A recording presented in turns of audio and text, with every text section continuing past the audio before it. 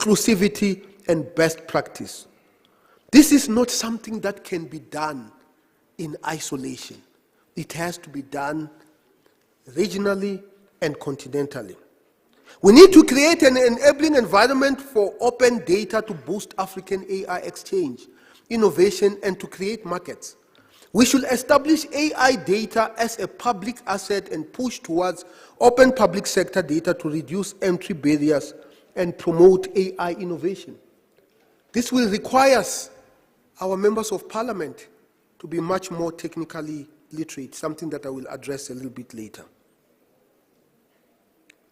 We should form the Africa Data Institute, which should develop policies and laws for creating the Pan-African data sets and protecting these data sets from exploitation. As they say, data is the new oil, and Africa with 1.3 billion people, our data is indeed oil, and we have to monetize it to expand capital formation and decisively tackle the problems of unemployment, inequality, and poverty. And we know of big tech companies that are becoming even wealthier by mining the African database. We need to change that. There needs to be a greater investment into AI on the continent. This calls for a focus on AI centers and focus on localized applications of AI. Solid investment in facilities and spending for research to facilitate consolidation of researchers and professors is pivotal to creating an AI-driven economy. And these professors must be able to move from one country to another without any hindrance. And therefore, Minister, we need to lower the barriers of entry. I know in SADC it is much, much easier, but it is broader than SADC. We have to look beyond that. For example, in South Africa, we are launching the National Artificial Intelligence Institute that focuses on the application of AI to health, agriculture, finance, mining, manufacturing, and government, as well as regulations. Why do we do this? Because we firmly believe that when you go forward, whether it is in the health sector, you are going to have many diagnostic tools that will be based on software that has not been developed in the African continent, and sometimes database that has not been collected in Africa. And that is simply dangerous for the effectiveness of such a system. Of course, this institute will also be responsible for keeping abreast of and support capacity building in neural networks, natural language processing, and computer vision, among others. This should naturally lead to the establishment of the continent-wide Africa AI Institute that should focus on the application of AI in Africa. That will necessarily mean developing AI that understands African languages with all their rich and diverse complexities. The Masakane project that currently collects African languages data sets is an excellent platform that we should support. This AI, if we are successful, would then be able to recognize African faces with the same efficiency it recognizes faces from other parts of the world. And this AI should bring down the cost of medical care in rural areas. Because instead of needing a doctor, and we have a project that is doing exactly that, you can be able to have an app that looks at X-ray images and make diagnoses. And now we are finding out that these diagnoses are even better than human doctors. And this AI should help us tackle interstate conflicts, as our work with Monica Lagatio show. It should help us monitor our aging infrastructure, as it is being done in many industries in Namibia and South Africa. It should help us tackle climate change. It should help us provide sustainable and secure energy and help us offer clean water and sanitation. We need to make our people more literate in the area of AI. At the University of Johannesburg, now we have an AI literacy course that is compulsory for all our 50,000 students. It is an online course that is now free for all who are interested to take it.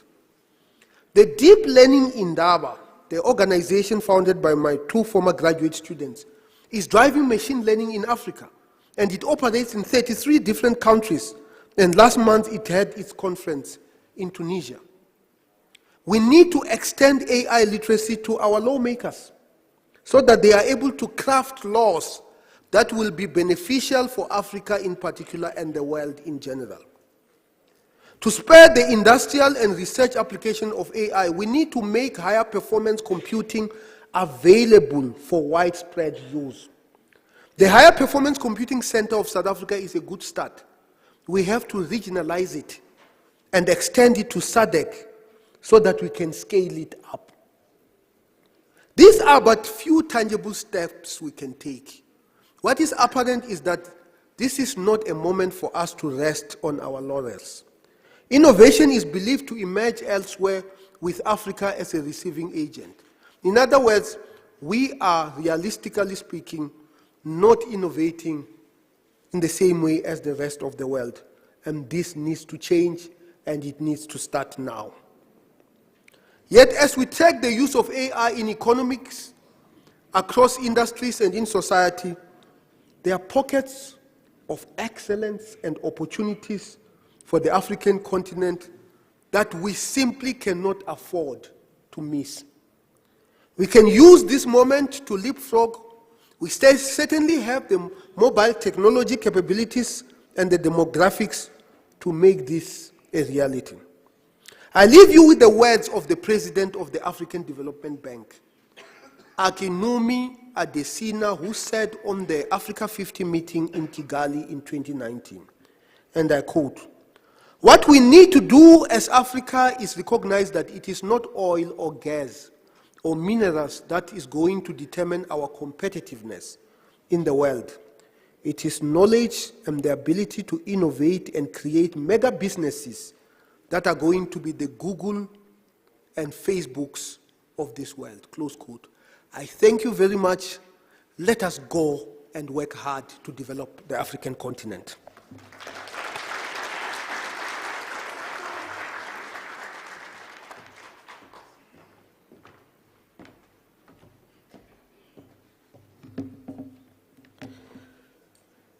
Thank you so much, Professor Marwala, for that very thought-provoking and creating deep sense of Pan-Africanism in your contribution. Let us give him a full round of applause once more.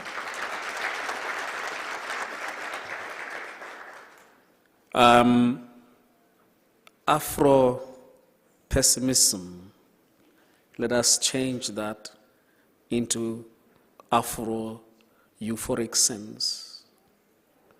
Africa is not hopeless. It's not me, it's what Prof is saying. Investment in tech would help to leverage and return Africa on the growth and development path. And the fourth IR, in particular artificial intelligence, can help us to leverage that. If we are to achieve this quality of education as articulated in the SDG 4, turning the demographic dividend into opportunities. And I'm looking at our distinguished Honorable Deputy Minister of Youth and Deputy Ministers here. I'm sure this resonates very well with you. Skills revolution is required, upskilling, retooling, relearning of the existing workforce, intra-African mobility. So absolutely, I agree with you, distinguished professor. By bus, if we could share that bus, we would, in return, have a bus load of students, 200 of them next time, going to South Africa from Namibia. Ladies and gentlemen, Why stop here when we have such wonderful, wonderful presentations? I know as per our program, we're supposed to have a cultural interlude, but I think to maintain the momentum, I would like us to go straight to the next presentation. The next presentation as per our program is, let me just get to it. The address by Honorable Dr. Kanji Murangi, Minister of Higher Education, Technology and Innovation. Let me just highlight the bio of our Honorable Minister, just a section that you find online on the website of the SAFRE 2022 conference.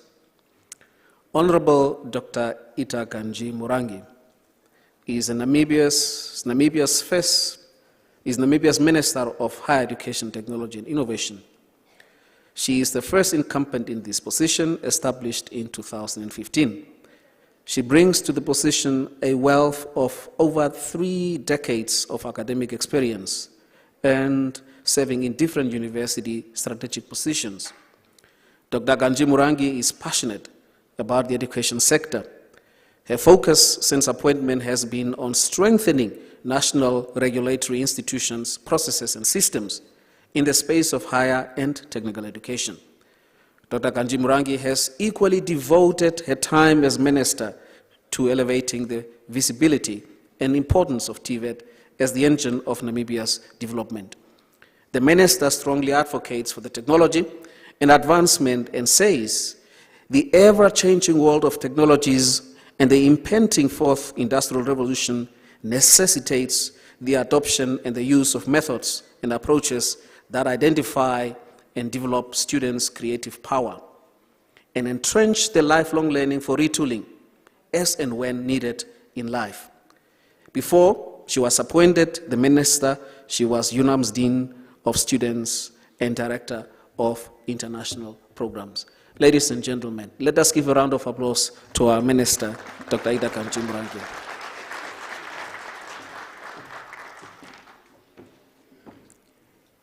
Thank you, moderator Dr. Errol Naumab, our Vice Chancellor for Namibia University of Science and Technology. Let me also recognize our Director of Ceremonies, Ms. Desiree Matthias, the Youth Advisor for His Excellency, our President. Honorable Minister in the Presidency, Honorable Christine Huebes, Honorable Deputy Ministers, Honorable Jenely Matundu, Honorable Emma Kantema Gaumas, generally for MIRCO, Ministry of International Relations and Cooperation, and Emma Kantema Gaumas for Youth, Sports, and National Service.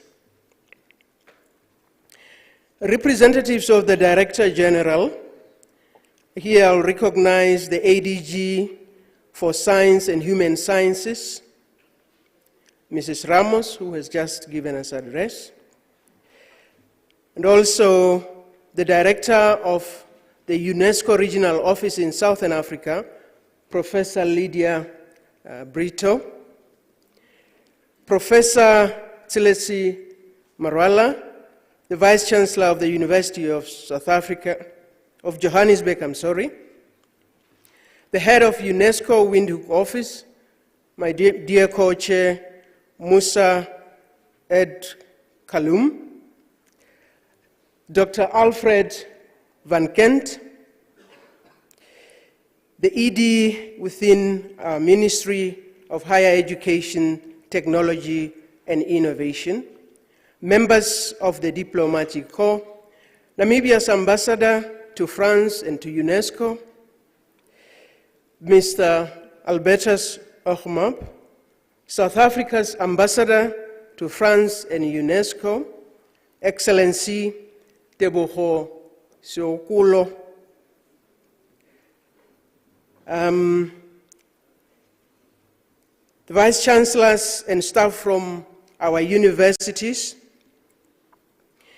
technical experts from across the world, representatives of different national commissions for UNESCO, heads of various public enterprises, senior government officials, our students and youth representatives, members of the media, distinguished invited guests, ladies and gentlemen. Good morning to you all. It is my singular honor to welcome you to Namibia for this momentous Southern African Artificial Intelligence Sub-Regional Forum, co-organized by UNESCO and the Government of the Republic of Namibia, represented by the Ministry of Higher Education, Technology and Innovation. We do not take lightly the responsibility bestowed upon Namibia to host this auspicious event. It is my fervent hope that deliberations from the well-thought program of this forum will yield actionable key takeaways which are going to digitally transform our economies, address societal challenges, as well as speak directly to our various national development agendas. For that, allow me to extend my gratitude to the various organizing committees for this forum, for your commitment and indeed hard work. For Namibia, this sub-regional AI forum is an important, timely, and welcome momentum booster to our country and government's efforts in building awareness towards harnessing the fourth industrial revolution benefits.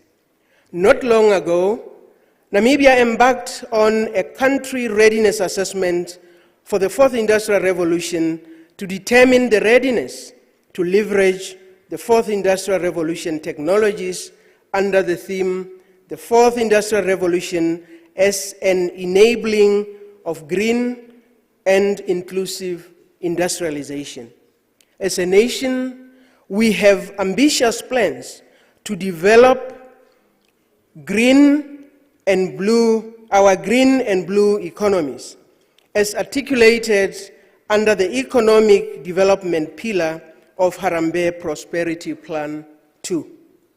It is therefore important that, as a nation, we strategize and optimize every opportunity that speaks to and embed best practices, knowledge transfer, convergence of minds, and thereby driving the thought leadership of our President, His Excellency, Dr.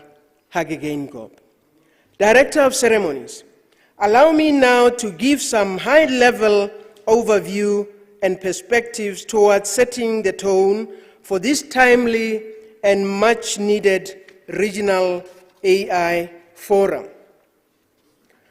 Notwithstanding the forum's program, I would like to highlight some key aspects, and I hope will be addressed by the end of these 3-day deliberations. The dynamic technical landscape across our societies is no longer an optional point for discussion, especially in this capricious future. With the fourth industrial revolution already being superseded by the fifth industrial revolution in other well-developed countries or nations, we continue to witness the creation of a cycle of digital imperatives. While playing catch-up, the global South countries are facing a dilemma of balancing between sustainable technological assumption and addressing technology development gaps. This continues to propagate ethical and value-based equations when considering emerging and converging technologies, especially AI and its brand of technologies. Directors of our proceedings, the biggest question among the technology development gaps is, how ethical are the solutions flooding the global South consumer market, yet still for Africa? Which data sets were used to train the AI models guiding some of our critical thinking tools? A close case is when decisions for lockdowns were being made during the COVID-19 pandemic. Are we having the right technological solutions for the developmental challenges on the ground, spanning from green energy, healthcare, food shortages, climate change, youth unemployment, to digital exclusion? As we inch towards a reality check on progress towards Agenda 2030, how aligned are we when we consider the promising potential of AI among critical emerging technologies? I may sound like I'm opening a barrage of questions, but the main point here is that it is high time we ask the right questions to validate AI solutions that we feel will also help to advocate for economic growth as well as societal relevancy. A reality check is now indeed on whether we have AI for development or we are missing some key ingredients to harvest the full potential of AI in the name of playing catch-up. Are we using AI that embeds untoward biases and iniquities? Should SADC or local governments have AI-tested systems to give the green light before adverse AI applications are used by regional governments? Without the necessary evidence-based measuring instruments, such as national and regional AI regulatory frameworks and enabling structures, we will have a heavy responsibility. We should also not forget that in this digital era, no policy in the world would have changed anything if technology were unavailable. I hope this forum will digest some of these questions and provide fit practical solutions. Director of Ceremonies, allow me to recommend that this forum consider and deliver some concrete action items for Africa, and in particular for the SADC region. Let me invoke some angle for this forum dialogue. For example, does the role of research networks and collaborations really serve us well in the sub-region? To what extent can we employ the quadruple Halifax model for innovation, where science, policy, industry, and society are major actors to guide the crafting of contextual AI solutions towards addressing quality education, climate change, food security, social inequalities, youth challenges, and the quality of life? Let me extend a direct call to our national and regional institutions of higher learning, research institutes, private organizations, and civil society to be active key players during and after this forum towards providing relevant inputs and policy guiding pointers for consideration. We need a core design, inter- and transdisciplinary approach and embrace our African epistemology as AI is best handled as a socio-technical phenomenon if we are to address some of the standing ethical and data security issues around it. This forum should avail policy-relevant inputs on how the fourth industrial revolution enabling technologies such as AI can be leveraged responsibly to address some of the development challenges that I already highlighted. Director of Ceremonies, my other expectation from this forum is to have clear multi-stakeholder partnerships that should inform on how to implement effective continuing education programs, how to create an enabling environment for industry and community involvement throughout the EI development life cycle, and last but not least, identify possible areas for cooperation towards technology resource mobilization, from the development of AI centers of excellence to industry-driven AI learning factories for Africa. Such factories could be primarily predicated on technical vocational education and training.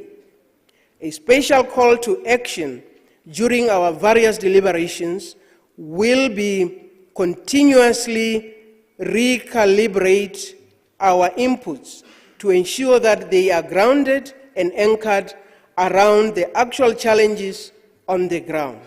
For example, how can AI power the blue, green, and gray economy technologies to address the increasing youth unemployment challenge, food security issues in the region, and many other challenges that we face in the sub-region, as well as broadly continentally. Our societies will only embrace the promises and potential of AI if they can avail tangible solutions. As I am concluding, let me echo the theme of the forum: towards a development-oriented, sustainable, and ethical use of artificial intelligence. As commonly presented on various discussion platforms on the topic of AI and related emerging technologies powering the fourth industrial revolution, data is at the core of AI-driven solutions. How we handle data is where unanswered questions about ownership, privacy, ethics, and systemic biases arise. We can only conclude to have development-oriented AI if it does not violate any cultural values where it is supposed to benefit the concerned citizens. Director of Ceremonies, creating such a balance is no easy feat. The theme of this forum will help our deliberations to build on the groundwork already laid by UNESCO from the Global Conference on the Principles for AI. And the theme of that conference was towards a humanistic approach. It was held in March 2019. And UNESCO series of forums on AI and education for the last 3 years. In concluding, I look forward to real fruitful deliberations where we shall walk away with detailed, practical to-do list and partnership engagements that will be prepared to hit the ground running in implementing and funding the relevant solutions from this forum. Equally important, I look forward to visiting each of the site-planned events, which are perfect complements to the proceedings of this forum. With that, I thank you all.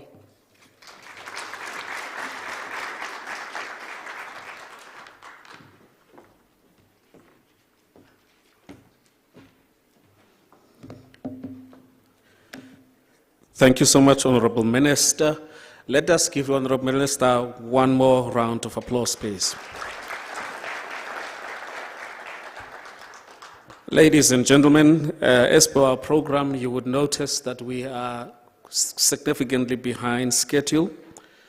At this juncture, I would like to sign off by saying it has been an immense honor and privilege for me to moderate this opening segment of the technical segment of this forum. I will hand over the proceedings to the Director of Proceedings, Ms. Desiree Matthias. It is my understanding that there would be a cultural interlude followed by a photo session. The rest of the program aspects will be dealt with by Ms. Desiree Matthias. Thank you so much. I trust that you've had a wonderful and informed engagement. Thank you.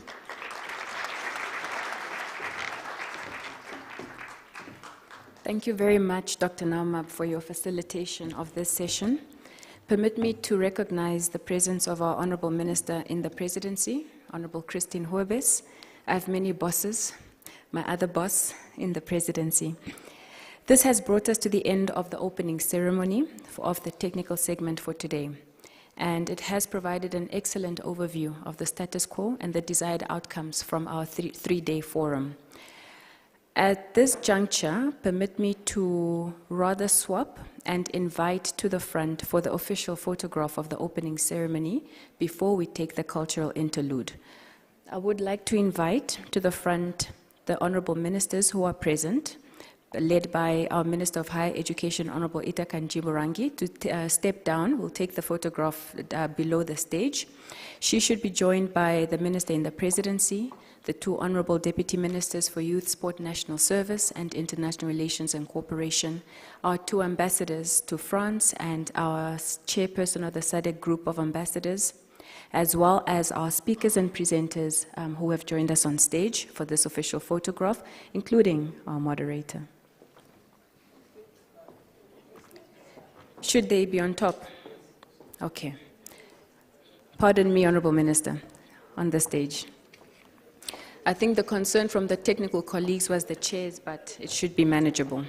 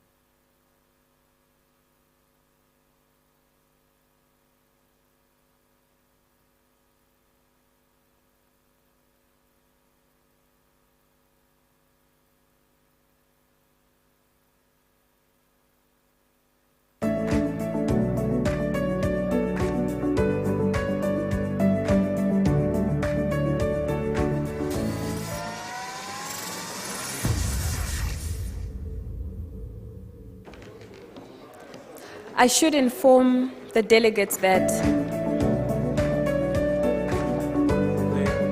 there's somebody outside. And now we're in a small break. it's okay, it's coming.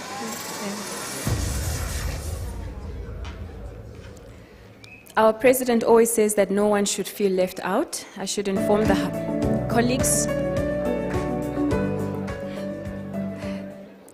I cannot compete with the music. Thank you very much for assisting me. Our president always says that no one should feel left out.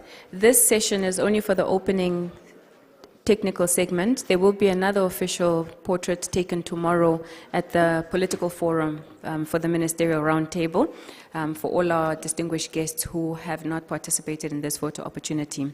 Before I invite the cultural troupe to give us some relief from the formalities, I would like to make the following announcements just in terms of the proceedings going forward.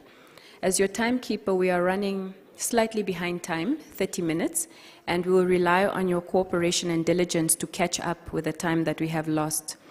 After this session has broken, we will take a 30-minute break from 11:30 until 12 o'clock noon.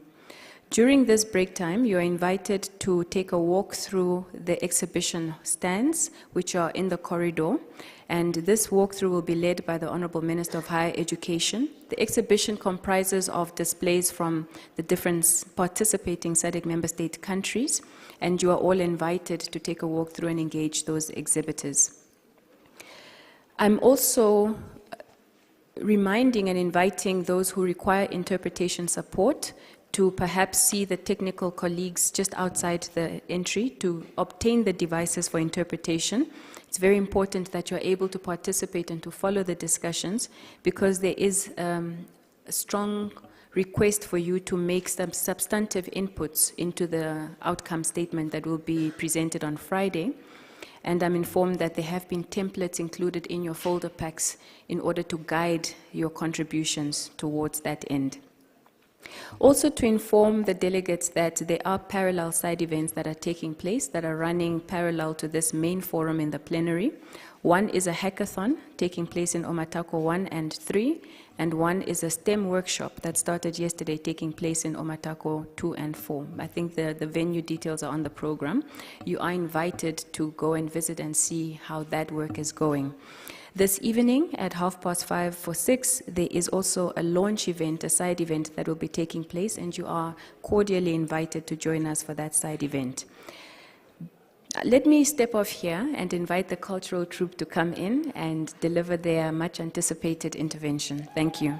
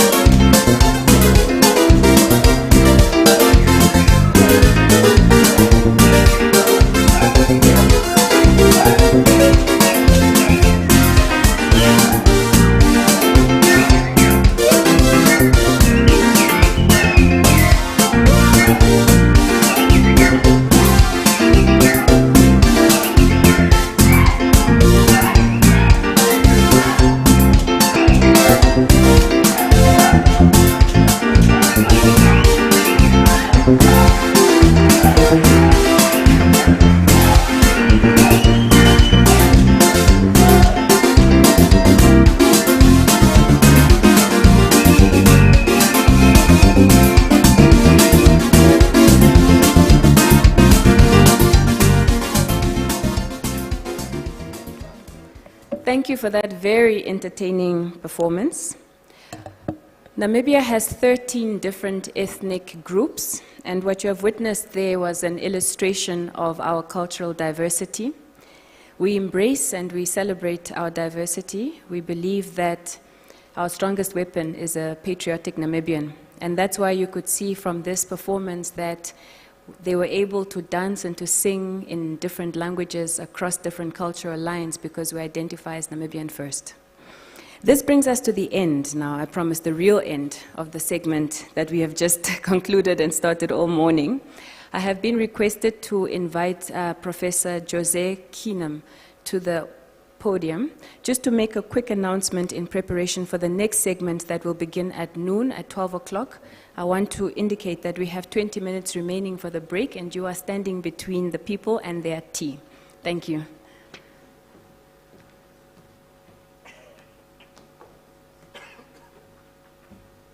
Thank you, Director of Ceremonies, and good morning, everyone. Just to remind all the speakers for the first session to quickly regroup here during the break so we can touch base and organize the session. Thank you. Now that was very efficient. Thank you, Professor. Honorable Minister, may I invite you please to lead us through to the walkthrough of the expo and the coffee break. This session is adjourned.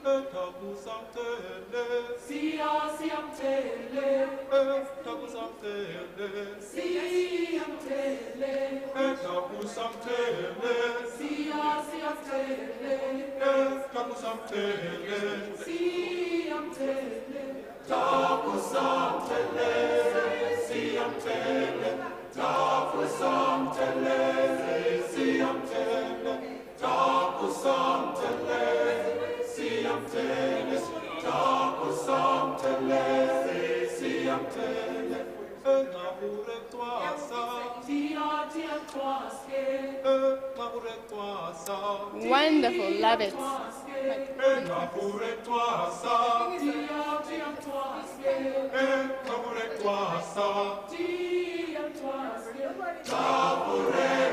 what? I don't know, there's a light there. Yeah, it's behind, so it's fine. It's okay.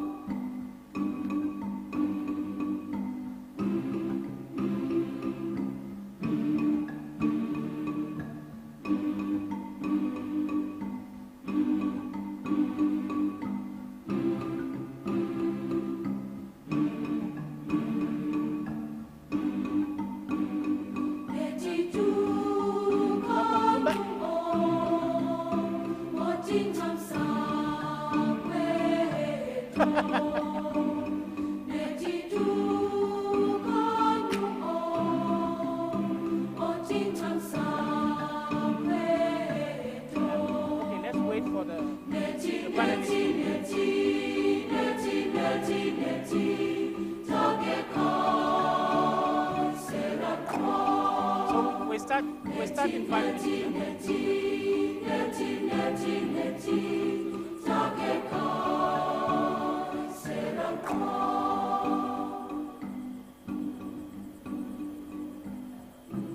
Hello, hello. Hello, hello. Is it? I want to make an announcement.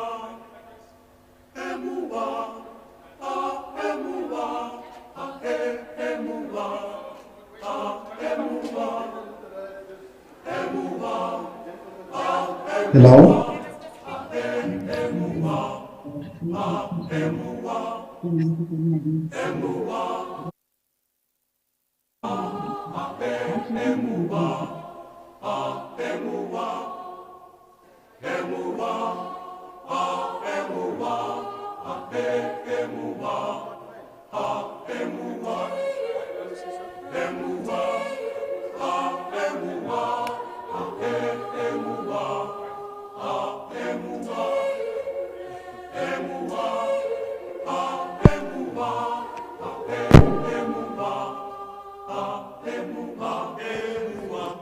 Tutu.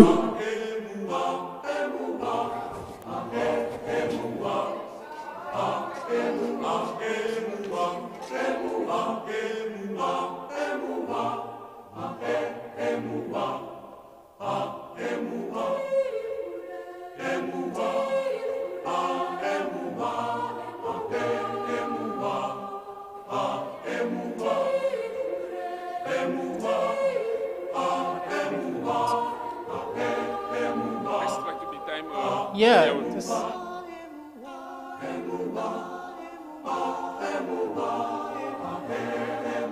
Thing is. Hello. Just a quick announcement.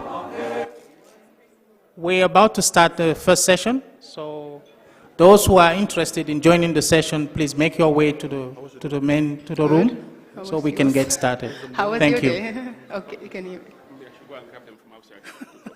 Maybe. Yeah. Thank you.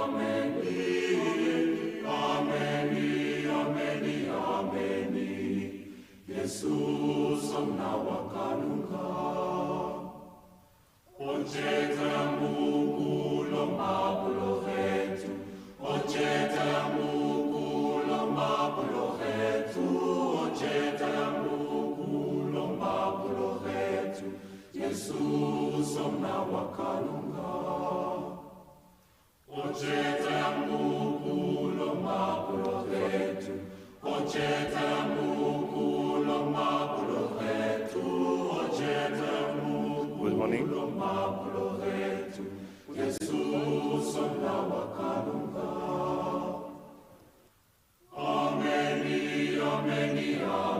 How's Namibia? How's the weather? How?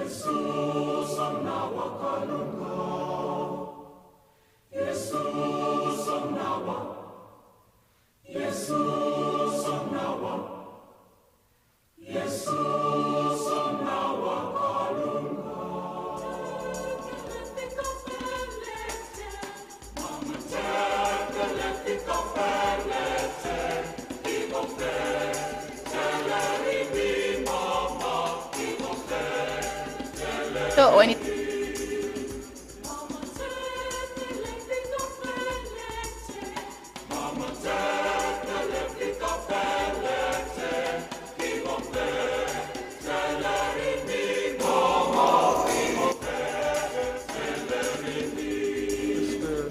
Say something. We can adjust your volumes. Hello, hello. So is it? Yes, it's perfect.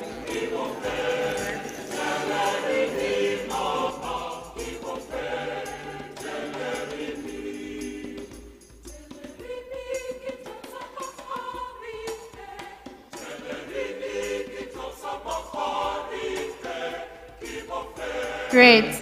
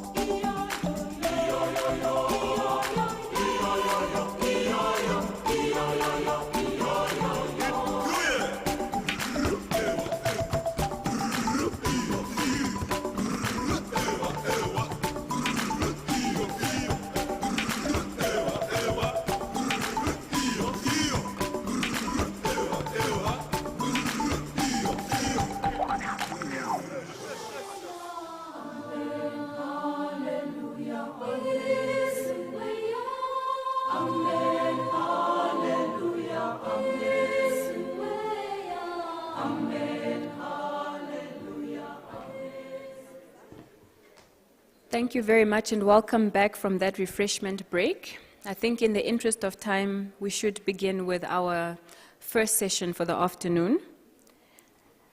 Allow me to warmly welcome to the land of the brave Professor Tagwira, who is the Permanent Secretary in the Ministry of Higher and Tertiary Education and Science and Technology in the Republic of Zimbabwe. Welcome, sir. We appreciate your attendance. We are now moving into the substance of discussions, and we take a deep dive focus on thematic areas within the broad discussion on AI. The first theme of focus is exploring the artificial intelligence landscape in Southern Africa. And we have got one session under this theme, which is essentially to set the stage, looking at the status of artificial intelligence development and utilization in the region. A little bit of an introductory overview is that while new and emerging technologies such as artificial intelligence have yet to be fully democratized, they are already impacting our daily lives and will continue to do so. So this session will provide a mapping of the development and uses of AI in Southern Africa, providing concrete examples from startups from the region, highlighting potential ethical risks and challenges if legislation and governance systems are not created. To moderate this session, I invite to the podium Professor Jose Keenum, who is the Associate Professor in the Department of Computer Science at the University of Science and Technology, Namibia. Professor, the floor is yours. Thank you. Thank you very much. Good afternoon, everyone, and thanks for joining this session. Before I get started, I'd just like to reiterate that the interpretation is available in 3 languages, English, French, and Portuguese. And if you're joining us virtually, you're encouraged to actually download the latest version of Zoom. If you have questions, then just write your questions in the chat, and we'll be able to access it and invite you and discuss it. So in the interest of time, I will not dwell. You've heard the very general overview of what the session is about. I'm Jose Quenom. I have together with me several panel members. First of all, Christofina Shilongo. She is a researcher at Research ICT Africa. I have Dr. Eric Amel Ndumba, who is the Director of African Research Center on Artificial Intelligence. We have Mr. Odes Nyonkuru, who is the CEO of Digital Umuganda. We have Ms. Nomsa Ngabenyana, who is the founder and CEO of Seriti Insight.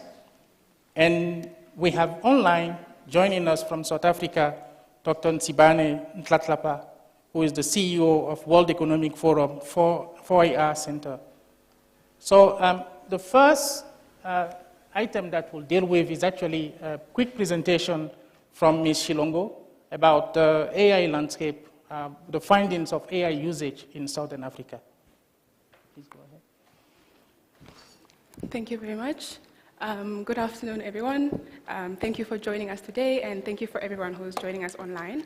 As I was introduced, my name is Christofina Shilongo. I am a researcher at Research ICT Africa, which is a Pan-African think tank working on digital policy across the continent.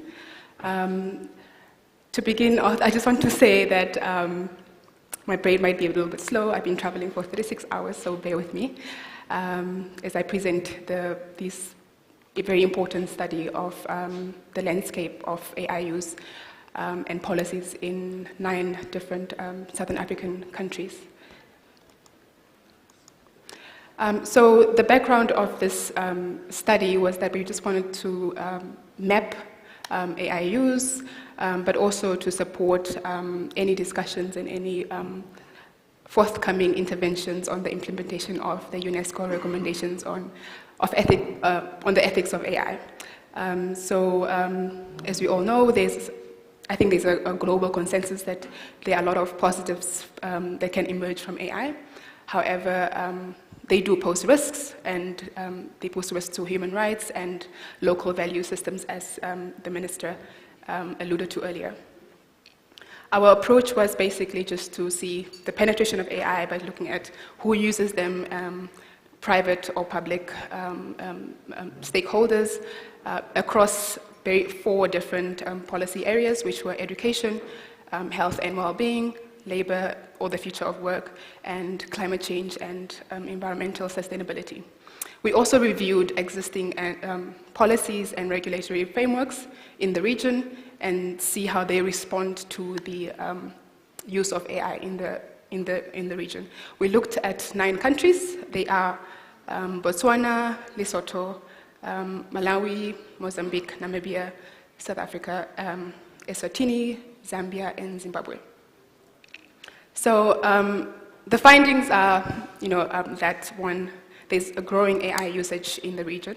However, they're not, the majority of them are not reflexive with existing frameworks, and they're not the existing frameworks are not well equipped to respond to AI producers and users with guardrails to prevent against potential harms. There's significant knowledge and data gaps in the region, and this may hinder the ethical development of AI in the region. And many of the countries have good legislative basis for ethical use and emerging policy frameworks. However, as critical thinkers say, there's always room for improvement. Some of the findings are, across those. So the study we found about 110 use cases across the region, and we zoomed into about 44 of them. And from those, we came up with this analysis that we have here. And so we wanted to look at how they work. And understanding how they work, I think we'll be able, from the understanding of how they work, we'll be able to map out ethical challenges or risks that emerged from there, and we identified about 5 categories which are interactive AI, and that is basically using data to, when, for instance, like a smart personal assistant, that's an interactive AI, and there's functional AI, which is more, using data analysis, recognizing patterns, and, performing an action. And then there's analytical, which is the same as functional, but it gives recommendations. So there's no action, it's just a recommendation for a certain action to be made. There was no use cases that used text AI. However, there were some that used visual AI, which is using computer vision analysis and so forth. So we also looked at the use of AI across who are the people using AI. A majority of them, unsurprisingly, are from the private sector. However, there are a significant amount in the public sector. We can see in South Africa there's a large amount of use cases in the private sector, and Mozambique is leading with the public sector. Zooming into those policy areas that we identified, we found that for the health and social well-being policy area, there's increasingly there's the use of AI for disease surveillance, monitoring and access to healthcare in rural areas. We identified an application called Corona AI, which uses AI software to test methods for discovering anti-cancer properties in existing drugs and food, which can be used to treat viruses. For the climate change and environmental sustainability, we found applications which respond to environmental preservation, conservation management, natural disaster responsiveness, and for the education, I think this is a very critical area. We found quite a number of use cases which are providing educational services to address educational digital divides in Southern Africa and providing access to learners in rural areas, safeguards, and as we know, the safeguards are needed to ensure that the protection of children is children's privacy and personal data is protected online as these educational services are provided. In terms of labor, we saw that AI adoption has the potential for both job loss and job creation. Constraints in digital infrastructure potentially limit market share for new entrants in the region. We found quite a number of organizations who have automated labor relations of all sorts in the region. For instance, we've seen central banks in Botswana, Namibia. Was recently the central bank announced that they have adopted AI in their operations. Malawi, South Africa, as well as Zambia are using AI chatbots to provide financial intelligence monitoring. In our findings, we identified some risks and challenges.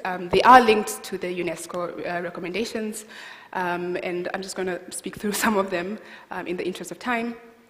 I think that an important one is proportionality and do no harm. In terms of proportionality, which is basically looking at in terms of whether the service or the application being used does not cause more harm and is in the interest of the public. Those concerns are very much sector dependent. So, for instance, in terms of like labor and job loss, what is the balance between the two? And it tips in favor of, although there's potential for job loss, there's also a lot of potential for job creation across the different sectors. High-risk technologies such as AI-driven facial recognition are being used without adequate safeguards. For instance, they're very much used in sectors such as environmental climate change, although the possibilities or the positives of that are endless. I think we should think about creating frameworks to protect or safeguard against facial recognition technologies. In terms of right to privacy and data protection, there's limited privacy and data protection measures in place. About 50% of the case studies have addressed that, despite the wide data protection legislation in place in all of the countries that we did our study in.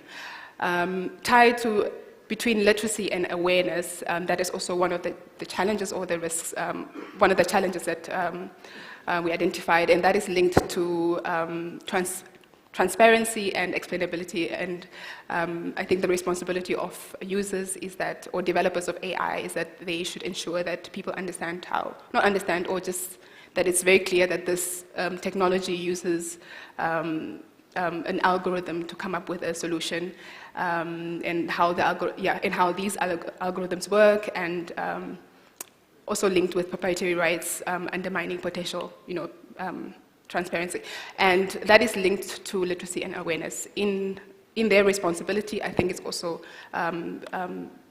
there should be the responsibility of the public to be able to respond to any challenges that these technologies may face, and that can only be ensured if we increase literacy and awareness of AI in the day-to-day use of public services or any services in society. Another risk is safety and security. That's there's limited evidence of data quality and standards. The minister mentioned, that data is brought from somewhere else and then tested on systems that are then implemented in the region. How does that, how does that respond to how our societies are set up and our different values that we have? And also, the robust AI development being, in terms of sustainability, research is needed to fully understand the environment, and not only the environment, but also the cultural impacts of AI throughout the life cycle. And by life cycle, we mean not only from the development of the technology, but from the conceptualization, the research that is done, to the development, and then again implementation in the society, and also afterwards, like where does the e-waste dumpage go to? Because technology too has waste. There's also consideration to the high energy requirements of AI amidst ongoing energy crisis. We have an energy crisis I live in South Africa, and I think in Namibia as well. There's significant energy challenges. How will the adoption of AI respond to that, and how can it meet that? How can we ensure that there is sustainability in it? Responsibility and accountability as well. This is in terms of regulatory mechanisms that create accountability in the development and the use of AI that has been, must be developed, including ascribing legal liability for harms caused throughout the different stages of the AI lifecycle. And last but not least, I think it's one of the challenges could be in ensuring that a multi-stakeholder and adaptive governance and collaboration approach is taken in developing regulatory and legislation frameworks for the adoption of AI in the region. So user groups must be consulted in AI design and review. Civil society actors are very important as well in the region, and they have to be adapted as well and or included into the development of AI and as well the legislative policies. In terms of AI regulation and policy mapping, we found that there are regulations and there are policies, and on a foundational level, foundational laws for AI, such as intellectual property, electronic communication, cybersecurity, and cybercrime. Most of the countries have these legislation. It's a matter of how they adapt to AI. In terms of key policy areas for AI, only one country has a national AI strategy, and that is South Africa. Other policies like digital and ICT and 4IR strategies are also, found across the region. We've seen Namibia, for instance, has adapted, or the president has appointed the task force on the fourth industrial revolution. There are several e-learning and e-government policies as well as e-health. So across the region, there's no really like pattern, but I think countries are adapting policies as fitting to their contexts and capacities. We just wanted to highlight some policy innovations across the region in the different countries, because there are some countries where, although not all the countries have these different legislation or policy frameworks, there are some that have adapted them in a way that is very innovative and other countries could do benchmarking from that. In Botswana, for instance, they have the Electronic Communications and Transactions Act, which is a good example of accountability and transparency in electronic transactions. In Eswatini, there's the 2016 Consumer Credit Act, which addresses non-discrimination in data processing, including in credit profiling. So it talks about how there should be no discrimination related to financial services, and this can be relevant to the use of AI.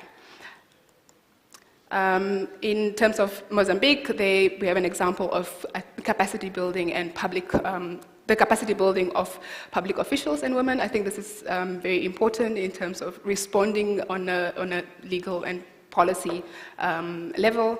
So the Digital Governance and Economy Projects Plan focuses on capacity building for initiatives and businesses led by women to increase gender representation in the ICT sector. So this is a good example of that. It's not only potential AI developers who need to be capacitated, also those who develop frameworks and policymakers should also be the focus of capacity building initiatives. In Namibia, there's the e-government strategic action plan, which is a good example of data frameworks in e-government planning. As we've seen, there's quite a number of AI adoption in the public sector as well. South Africa has, very important for AI, has an ethical AI research. So the Department of Science and Innovation's white paper on science and technology and innovation indicates a strong interest in AI, in both facilitating investment into core technology research, but also for addressing potential exclusions in relation to innovation activities. That's a good example of, already from research and development stage framing, or having these ethical issues framed at that moment, at that stage. Zimbabwe has a Customer Rights Protection Act, which makes provisions for electronic transactions, including transparency regarding supplier information, cooling off period, and restrictions on unsolicited communication. So after these risks and challenges that we identified, we came up with some key opportunities and recommendations for the region. In terms of policy, there's an urgent need to revisit ICT policy in relation to AI. Both multiple, and transdisciplinary research can inform responsible AI policy approaches, as was previously said by the speakers, and not only that, but also how technology and data incentive research can adapt responsible AI practices. In terms of legislation, there's a need to prioritize the enactment of rights-based data protection legislation. There's also a need to consider legislative tools to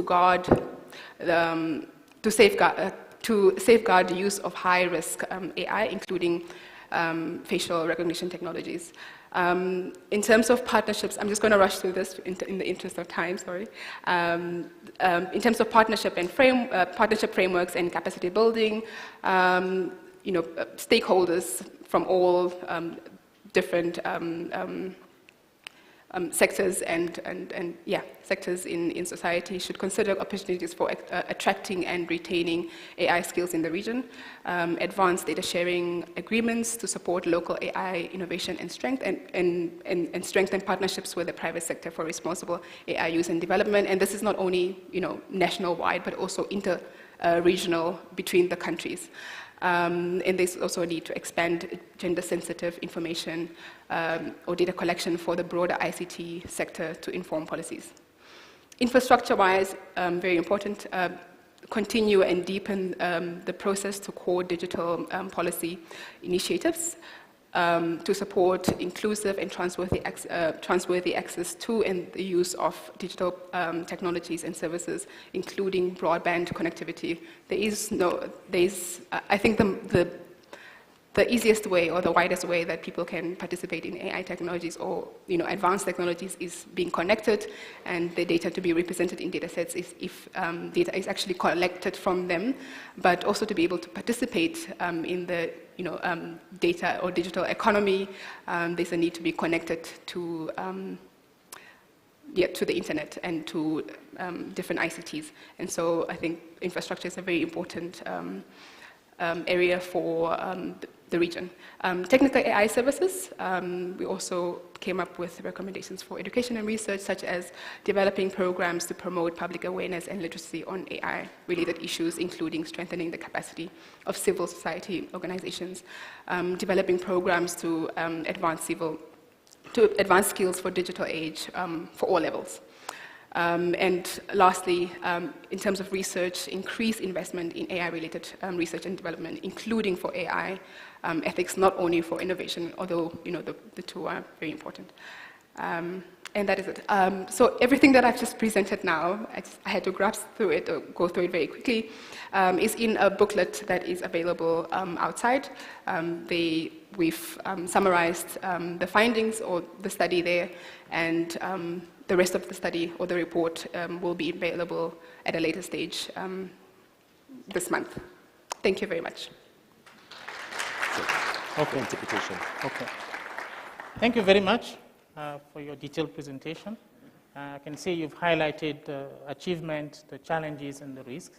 I'd like to invite the panel members. We can start from the tail end. Would you like to make a comment on the presentation? Yeah, thank you. Quite an interesting report. I think what we are seeing on the continent is basically that there's a growing ecosystem of researchers and innovators. I think Professor Vice Chancellor of University of Johannesburg said earlier, initiatives such as Masakane that are growing and that are growing the usage of AI and the AI adoption on the continent. The good thing also is that part of the challenges that were identified are also being solved, including the availability of a talent pool. If you see universities such as Carnegie Mellon or African Institute of Mathematical Sciences giving masters in machine learning, this will provide a pool of talent for African innovators to be able to produce good quality AI models. I think one of the things that we also noting is that the conversations around ethics, as it has been mentioned, are not coming as an afterthought, but are embedded in all the processes of building models, including first creating the data sets that are not biased. For example, if you look at language data sets, over 7,000 languages in the world, but 50%, almost 50% of the internet is in English. You can imagine the amount of data that's lacking in native African languages. To give a perspective, if you look at a language like Swahili, spoken in East Africa with over 200 million speakers, it has a smaller data set than languages like Danish in Denmark with over 6 million speakers. So we need to do more into making sure that there's access to data, that there's conducive regulatory frameworks, but there's also, I'd say, collaboration, especially industry and academia collaboration, as well as ethical consideration to promote the adoption of AI at scale on the continent. Thank you very much. Would you like to? Yeah, I'm very pleased with the presentation. There's a lot that I found out that I actually didn't know. For me, I would like to see and imagine a world where we can actually map out, the correlation between AI adoption or AI take-up in a particular economy versus those that don't perform very well, right? So I saw that South Africa is obviously the leader. and Botswana isn't, and I'm from Botswana, so I'm very curious for us to get in, or at some point, I'm not saying that's what you should do, I'm just saying, I'm curious to know at some point, what is the effect of that on economic growth, on creation of jobs in terms of, as it relates to AI, right? So for me, my curiosity also stems in the fact that I saw the number for Botswana was very low, and I'm wondering, did it take into consideration startups, or was it taking into consideration your big corporates? I'm very curious about that, but hopefully we'll get into that, and I'll discover that more as we read the report. Yeah. Thank you. Dr. Ndumba, before I hand over to you, I'd like to invite the other panelists who is joining us virtually. In the meantime, the headset will be distributed because he will be speaking in French, so in the meantime, the headset will be distributed so that you guys can follow. Dr. Ntlatlapa, please. Yeah, thanks, Chair. Maybe the first thing is just my apology for not being able to make it to Namibia. And I'm glad to be able to join you virtually. Yeah, the report, I'm quite interested in looking at the report because it had highlighted a few things that some of which I was not aware of.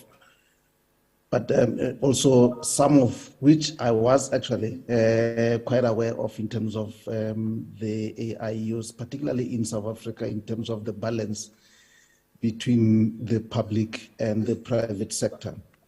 And I think a good complement to this particular study would be the one that was launched recently by AI Media, which is another think tank that is Pan-African, which looked at the private sector, specific private sector use of AI. And in that particular case, it does highlight a very strong ecosystems of startups on the African continent and led strongly by South Africa, but with quite a lot of many other countries having strong ecosystem startups that really highlight AI as their area.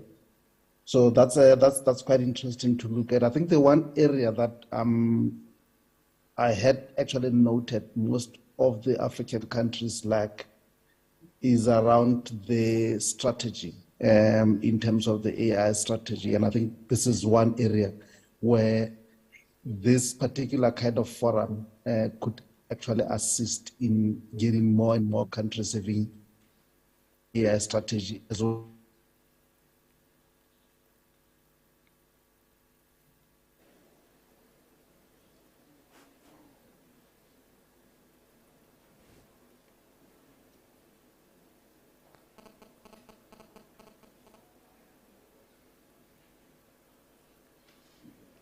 Okay. There's a Zoom break. So.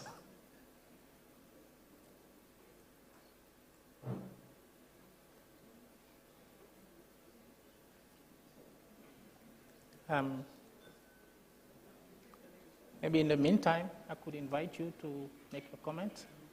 Then when he's back, he can then add on to what he said.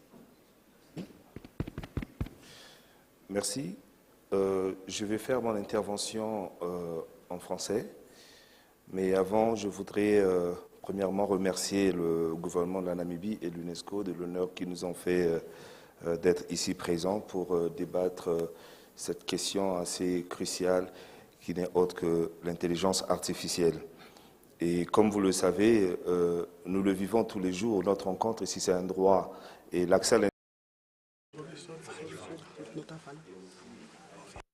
Mais ce droit doit être recadré, doit être réglementé parce que les effets de l'intelligence artificielle positifs et comme négatifs, je pense que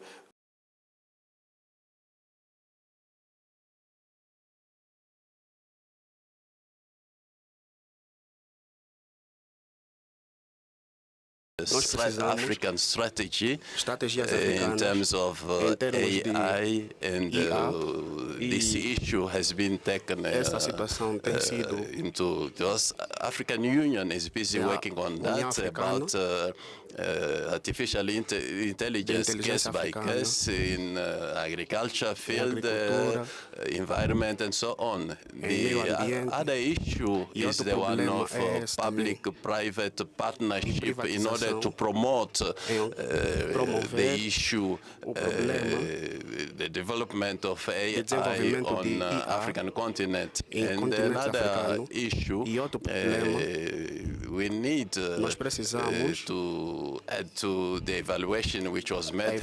We need to create a mechanism in which African states need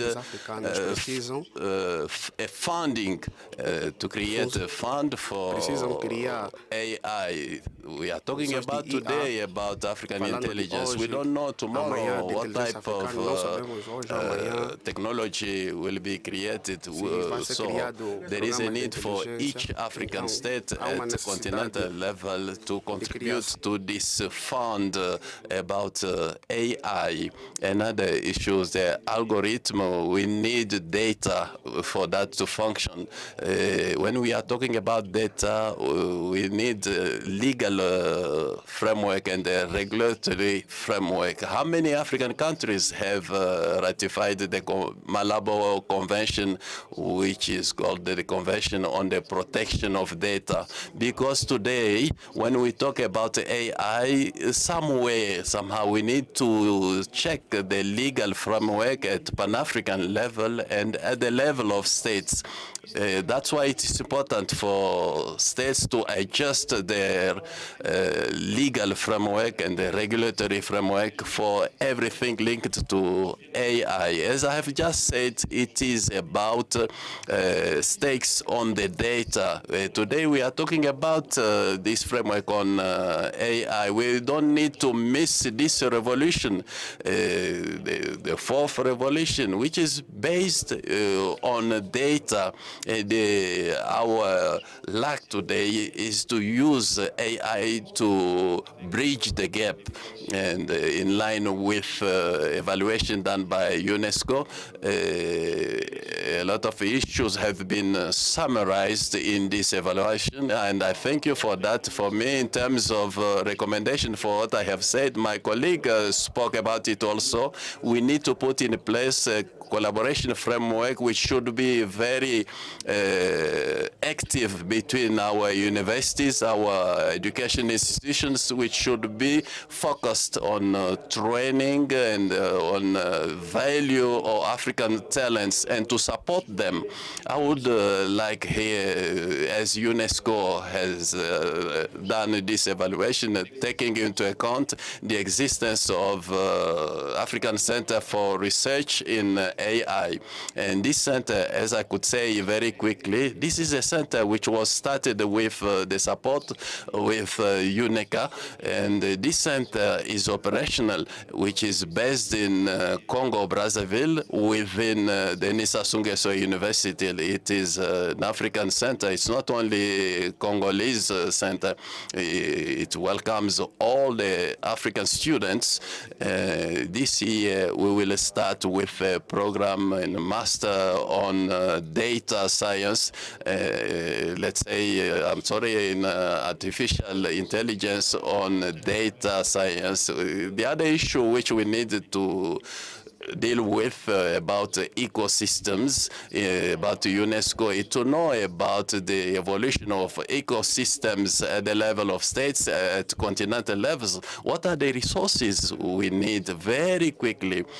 Which resources do we need to bridge the gaps which are in place so that AI can become this technology to accelerate digital development of Africa? We are still busy discussing, debating about digitalization. We are having it every day. We need to talk about the acceleration of digital transmission. Now, what is the technology which will assist us to accelerate that? I think it should be AI, which means that in terms of resources, there was a study which was conducted at the level of the African Center for Research in AI. We came to the conclusion that to have a balance of whatever is changing from time to time, we need a balance for ecosystems at African level, we need at least 30% of engineers for digital transformation and to modernize different systems. We need at least 60% of engineers for different machines, for architecture, science, and analysis of data. This is briefly the way to give you some elements we need to develop the evaluation which was made. I thank you for your kind attention.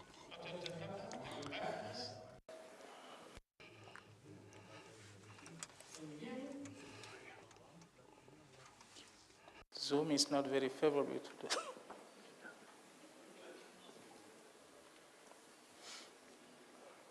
Hello, can you hear me? Dr. Nzakata? Yes, I can hear you. I'll give you about a minute to just wrap up what you were making so we can proceed with the discussion. Yeah, no, sorry about that. I'm not quite sure where I was when the network cut off. But what I just wanted to highlight, maybe as a last point, is the fact that most of the African countries score quite low around the strategy. So that's one area that this particular platform could focus on in terms of how do we coordinate the area of the strategy and the regulation of AI. It's one thing to just highlight that there are issues around there are issues and risks around the fairness and around whether the data that we use is the correct one. And then there's another one to make sure that we can be able to regulate the type of AI systems that we deploy and be able to certify the ones particularly for high risk areas, like in the use of the facial recognition, which can be actually a powerful AI application, even for security purposes. But that's one of those that you need to regulate properly to ensure that it doesn't actually get misused by those that have access to it. So the area of regulation should actually be high on the agenda and form partnerships to make sure that we can have regulations on AI that are also interoperable across different areas of across different countries in Southern Africa. Thank you, Chair. We're a bit behind time, so I'm not trying to be harsh on the speakers, but we have to get to the point. There's been I can see you guys have very much summarized your understanding from the presentation. There's been a couple of questions that we're supposed to go through. I'm going to put package two of them together and put it to you guys. And it has to do with the role of startups, the hurdles that they're facing in the region, the solutions that are in place, and how the funding of those startups is being organized. Who wants to go first? Start again. I was hoping to start last so that I can copy the other panelists. But I think for startups in the region, I think one of I can summarize first the hurdles and then go into the opportunities that are there. I think one of the key things that might be lacking or that's being worked on is a lack of available data, especially that's localized. So if you look, for example, in language data that's of African languages, or imagery data that's images of Africans, for example, or that of people living in the African continent, that's one thing that needs to be worked on by availing access to data. And the other thing is availing a talent pool for training data sets. I think Dr. Eric just mentioned that there are available programs that are starting to flourish, where you see masters in in machine learning that's coming up, and where this means that the availability of a talent pool will increase, and startups will have access to, I would say, also a cheap talent pool that's not very expensive. And one other thing that maybe I would touch on, and then I'll dive deeply into your question, is stable and conducive regulatory frameworks into data sharing, into creation of data sets, but also into making sure that there, as you said, ethical consideration when training these data sets and building them. In terms of funding, I say that one of the key things that needs to be looked at in terms of funding is to fund research, and especially collaborations between industry and academia. So we've seen, pardon me, Professor, but one of the things that academia is not really good at is commercialization. However, if industry and academia come together with expertise and research coming from the academia and the commercialization aspects of industry and funding being pulled towards such collaboration, then we can see flourishing collaboration on the continent. I'm from Rwanda, so one of the things that's being done by National Council of Science and Technology is there are grants for industry-academia collaboration on especially emerging technologies and that are geared towards commercialization. So I think this type of funding can boost first the research that we're seeing on the continent, but also the commercialization of the research, of the products that come out of it. Yeah. Thank you. I'm going to piggyback off of what you said in terms of, first of all, funding, right? In Africa and the African landscape, AI business or not, startup or not, I think there's been a tradition or a trajectory where it's the big three. You have to come from the big three countries or big four countries, so Nigeria, Rwanda, Kenya, and South Africa, to be eligible for, big ticket funding that's going to help you to scale up whatever products that you have. So from my experience, we've developed a SaaS and we found product market fit, but we have a tough time raising the funding that we need because we're not from the big five or the big four, if you want to put it, depending on how you look at it. So that's the first issue in terms of challenges. The second challenge and how it correlates with the funding issue is talent. So in Botswana, what we're experiencing right now is we are in a position and in a place to train, the right talent that we want to have, right? So we don't have the talent that we need in the market, but we're in a position to say, okay, we'll hire entry-level graduate recruits, and we'll train them in the space of AI and developing the products and solutions that we develop. However, we're not able to pay them at market value. So what happens is they come in for about, literally with our machine learning guys, they come in for about 4 weeks, sometimes 8 weeks, and then they're gone to a big ticket company where they have their pay 5 times what we can afford as a startup. So the funding and talent thing is kind of cyclical, and it creates a little bit of a tautology that I think we need to look at in terms of what's going on in the African landscape and AI development, right, for startups, that is. The other thing I think that we need to get into is, what you said about academia and monetizing and turning whatever products or solutions that we develop in academia into, commercial tools or commercial solutions that can scale in the continent, is the fact that we, first of all, need to get to the point where we train or use hubs or whatever the instrument is, train our young people who are developing these brilliant solutions, and there's many of them, to train them into the business of AI. So not just developing, the machinery, the robotics, not just developing, the app that can do and solve, amazing problems on the continent, but what is the business behind that? What is the business model? Is it B2C? Is it B2B? Is it B2G? Very difficult. B2G is one of my worst nightmares.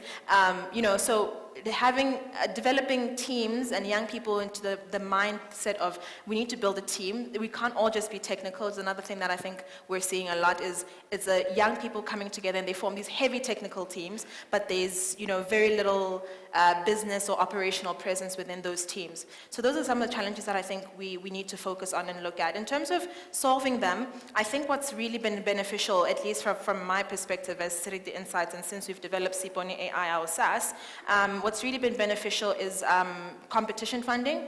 I think what I've seen is that it's a bit more flexible, less rules and regulations and red tape to accessing that kind of funding. And also they're more impact focused, right? So the concern here becomes more on what impact is whatever it is that you're developing, that organization is funding, going to have on the African continent. So we get a double whammy in terms of commercial development and developing the tools and the infrastructure, AI infrastructure that we need to develop, capitalizing off of startups, but also we have the impact that it is that we're trying to see on the African continent. So it works both ways. So in terms of talent, I think talent is really related to funding. I would like to see, and I think the solution for that is, especially for countries like Botswana, is for those who are responsible for marketing the country to market themselves and market the country as, a place that is viable for VC funding, and the policies and, the way that relationships are formed with VC funding within the country to be established in a much better environment. Yeah. Now that the headsets are here, I think we can just continue. Merci. Thank you. This is a very important issue. I said it when I made my presentation that states should have a support funding for artificial intelligence and for startups. Without this funding, it will be difficult to develop. Today, when you can observe ecosystem for all the countries in Africa, we are having banks which are doing that. We have mining industry, those who are dealing with petrol. These industries cannot be in African countries without contributing to African talent. The aim here to create the funding, the companies I have just mentioned, there should be some taxation to support and to feed this fund of African intelligence for startups, for research centers, and for other players who are interested. This fund is very important. Today, as I'm saying, if you can check all these industries, banks, the telecom companies and so on, but what do they pay to the government in return as contribution? That's why it's important to put this funding in place to feed our talents. For this African Center for the Research for AI, there is legislation in Congo which established these funds to contribute to the development of African intelligence. I thank you. Thank you.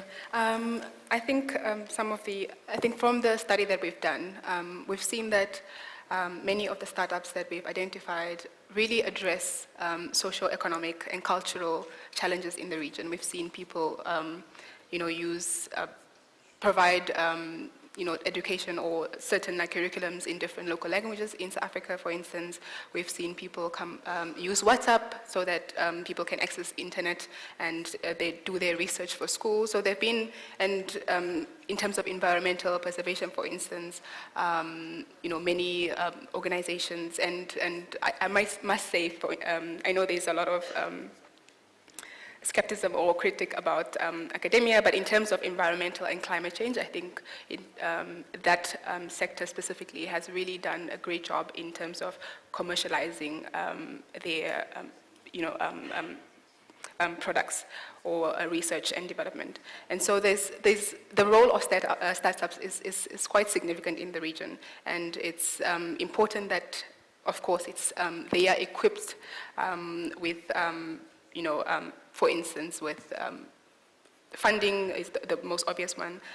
Also skills, as everyone has mentioned, internet and infrastructure, broadband. It's no use that they understand, and they understand the challenges in the region. They understand the social, economic context, and they are able to come up with context-fitting solutions. And that draws to the challenges, which is if there's no explainability, if there's no literacy and awareness, there's no feedback from the users to say that, hey, this doesn't work for me in this way, or this impacts a certain group of people, women, vulnerable people, marginalized groups in this way. And so coming up with those regulations, those legislations and policies that address those specific values and principles that are outlined in the UNESCO recommendations, I think is very important for developing technology that is suiting to the region. I think as well as, in terms of data quality as well, assuring that the data is not negatively impacting other people, certain groups of people. Research and development is very important. People having access to the internet and so forth. Thank you very much. Dr. Ntatapa, just briefly. Yes. Yes, no, thank you. I just want to highlight on what my colleague from Botswana was just highlighting in terms of the big 3 or 4 countries that actually do get a lot of funding. Just to support that is that I recently was part of the judging panel for the innovations on the African continent, and a greater majority of those that had already got the funding were from those 3 countries, from Kenya, Nigeria, and from South Africa. So in terms of funding, there is no problem on that particular side. I think what is the key issue that we need to highlight is that the greater majority of those innovations go into the fintech. So in fact, in some cases, you would find that this fintech is being synonymous with the AI development. What we are looking at as a Center for the 4IR in South Africa is to be able to create the demand in other sectors. And you'd find that in other sectors, there are 4 key areas that are affecting those sectors. You have the lack of awareness. You then have lack of expert skills, which has been highlighted, and this is much worse in other sectors than in the fintech sector. As well as the financial incentives, particularly for those that are in other sectors like in manufacturing and in agriculture, to be able to uptake the solutions that may be coming up from these innovators in the AI. So that's one of the areas that we are focusing on, and that's in the case of South Africa. But as you look at the continent in general, and understanding that we will not have the same level of development in terms of the number of startups. For South African startups going outside the country, one of the key things would be the cross-border data flow, for them to access the data that will then train the models to actually work better in those particular countries. So that's one of the things that, again, if we look at the data policies and harmonizing the data policies so that we can be also able to enable the cross-border data flow. That's one of the biggest opportunities that we can then work on. Thank you. I'd like to invite the audience in, but before I do that, I have one last question to put to you guys, which is, you guys have talked about the importance of research, the importance of education, and one thing I was hoping from the previous question was to actually contrast the donor funding from the typical way of for a company to go and raise funds. And if we tie that to the idea that we have research centers, and in order to tap into the talent, we need to come up with a strategy for them to retain the best students, right, and transform them into entrepreneurs. What are your thoughts? Maybe to touch on that, I think that's a very pertinent question because one of the things that's very crucial is first to retain the skills as you just mentioned, but also to move from a donor-funded model towards a commercial model, more like a recurring revenue model, which most of the venture capitalists are interested in to start with. So I think it has to do with the maturity of the ecosystems and the maturity of the ventures that we're seeing. I think now that a lot of AI is still at the research phase, so if you talk about, for example, speech recognition in African languages, you'll see it's at a very, I'd say, research level and building the data sets and infrastructure for this. So this still needs donor funding. But it needs to mature to a point where it reaches a commercially viable level that attains attraction of the venture capitalists, where it becomes, commercially viable for either a VC or an angel investor to see that this is of interest. And I think this will in return also incentivize governments because at the end of the day, one of the keywords to encourage governments is when they see economic growth and job creation. So yeah, I think in the interest of time, maybe I just leave it to. Very, very briefly.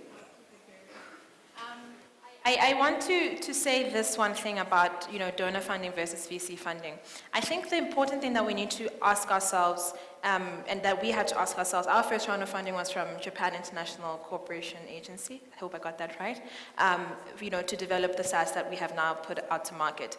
And it had its benefits because of the stage that we were in, right? We were developing a prototype that was still yet to be tested in terms of product market fit, right? In terms of can it generate revenue and will people want to buy it? I think when you get to a later stage in startups, what we also need to think about is what do we need to achieve then? What does that funding come with? So the inclination towards VC funding, I think from my part and what my colleague has said is that it comes with certain things, right? It comes with the mentorship. Usually they take board seats and they're willing to guide you to open up the market and access the networks that you need to access to be able to close those sales and close those deals and make sure that the product is generating the revenue that it needs to for a VC, because that's their main aim. So I don't think it's an either-or situation. I think it's very specific to the context of that startup, what it is building, what product it's building, and what product it's put out there, and the stage that it's at. So I think both of them have a role in terms of how they're going to alleviate the issue of funding amongst the startup economy in Africa, especially with AI products. It just really depends on where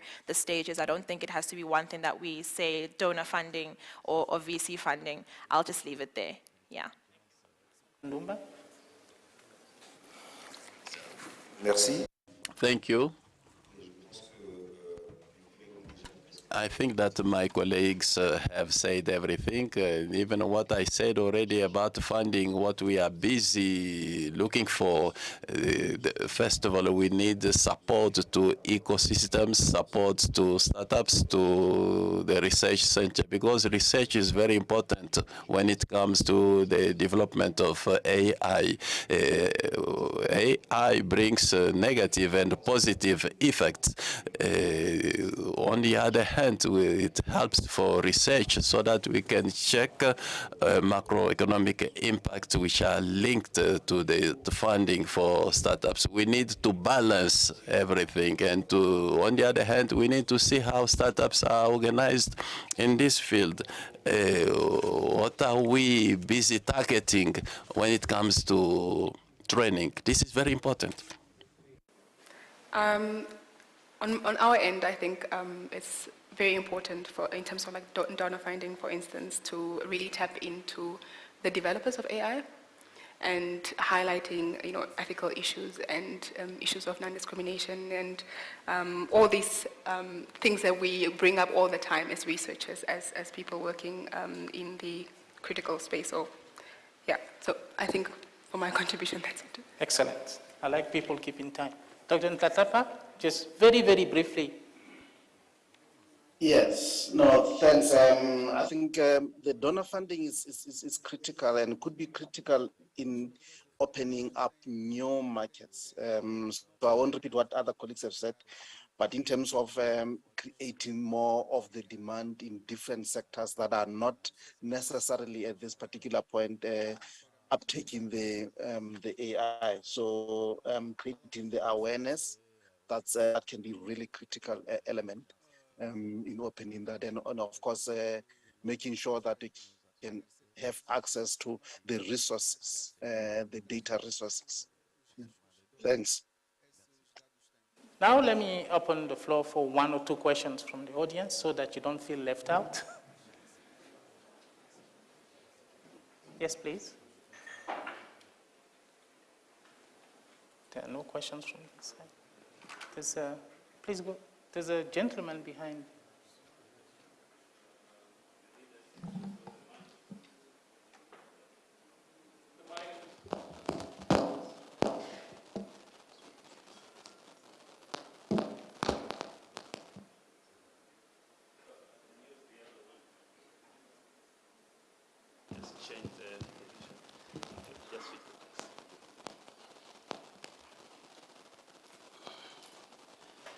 would like to greatly appreciate the panelists, both virtual and physical.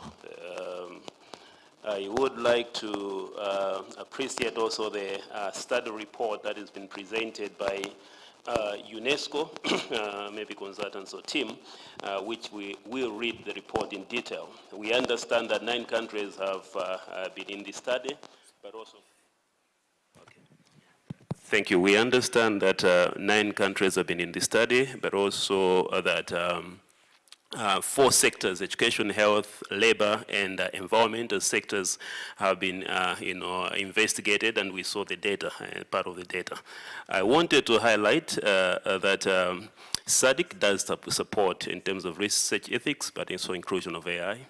But also the recently concluded African Union Specialized Technical Committee on Science, Technology, including education, also do realize and recognize that education in Africa has to look at beyond the future requirements and existing gaps, but also that emerging technologies and artificial intelligence will play a critical role for workforce and creating jobs, which has been highlighted by the keynote speakers. What I would like, and which I've not seen in the presentation, was defragmentation or disaggregation of the recommendations that the report has made, so that they are sector specific. For example, what are the recommendations aligned to, based on the risks seen to education, to health, environment, but also the other segment which has been highlighted in there already, including labor. If we do that, we will realize, for example, in the health sector, that the potential of AI in healthcare has major ethical issues which must be addressed. And I wanted to see those ones. Maybe they will be in detail in the report. For example, informed consent to use data, safety and transparency, but also algorithmic fairness and biases. And lastly, data privacy. On the data privacy, I remember Tsibane, my friend from the Council for Scientific Industrial Research, presenting virtually, did pledge and pray for open data pipes across the region. This is indeed a good prayer, but we need to ensure also that there is data-free flow with trust, which we call DFFT, which G7 and G20 are using. But also, as we are embracing AI in all those critical sectors, we need to remember one thing, Society 5.0, which is looking at the convergence of the digital emerging technologies and the safety of the human being, which also we have seen, for example, in face recognition and related aspects. These have not seen them coming out very clear from the study that has been presented. What are the real critical issues, and mapping them to specific sectors so that the sector by sector addresses those ones. That's what we look at in terms of government approach. Thank you. I submit. Thank you. Second question, and package them together so that I put it back to the panel members. Yes, please.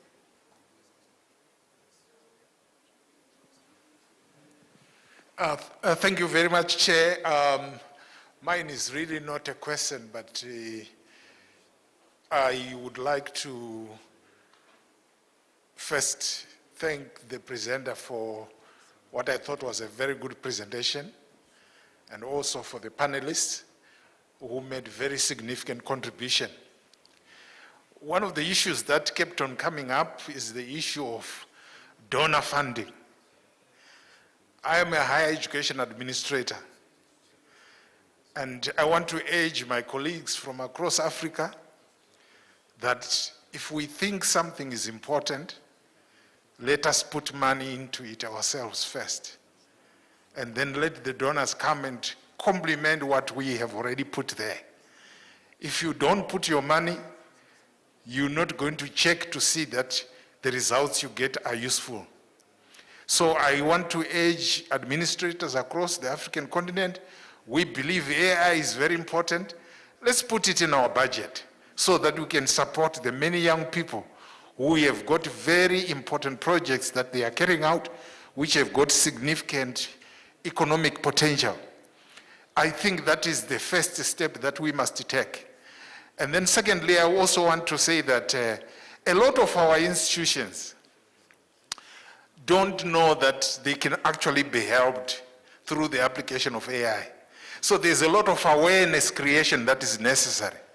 so that people can know, part of what you want to do can actually be done using technology. And this is how our institutions can help you to achieve it. So we have industry, we have governments who can benefit immensely from AI, but they are not aware of how and what kind of benefit they can get. So there's a lot of awareness creation again that is very critical. But my major point here is to say, let's put our money into this so that when donors come, they can complement that which we have already put ourselves. I thank you. Thank you very much. We've heard your plea. I'm very sorry. We're really, really behind time. So I really have to end it here now.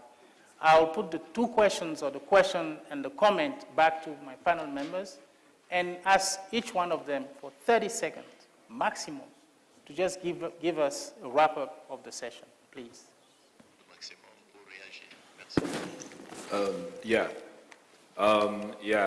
So it's been an interesting conversation, but what I would like to highlight maybe is the 5 key things that need to be worked on. 1, access to funding. 2, access to a bigger talent pool. 3, access to data, open data. And 4, access to regulatory frameworks that produce conducive environment for AI to flourish. I think for me, that's the 4 key takeaways. Okay. From my perspective, I think the song that's being sung in unison is, and the one that's really important to me is, that issue of funding. And I really appreciate your comment about, putting our money where our mouth is. I think it's very formidable that startup founders themselves have to put their own money into the businesses that they're building, especially if it's an AI startup. It's such a risky environment in Africa because you're not really sure what the adoption is going to be going forward. And if founders can do it, I'm sure that other people can see the efforts that they're putting into it and backing the products and solutions that serve our continent and serve our people, and most importantly, that serve our businesses, because that's how jobs are created at the end of the day. So I think that's what I want to just say is just more money. We need more money and stop poaching our talent. That's it. Thank you. Merci. Thank you. I think that the funding issue is very important. I don't like to talk about donors. We need to develop resources locally. That's why we need this funding for AI. We need means so that the big companies which are in our countries should support through certain contribution AI.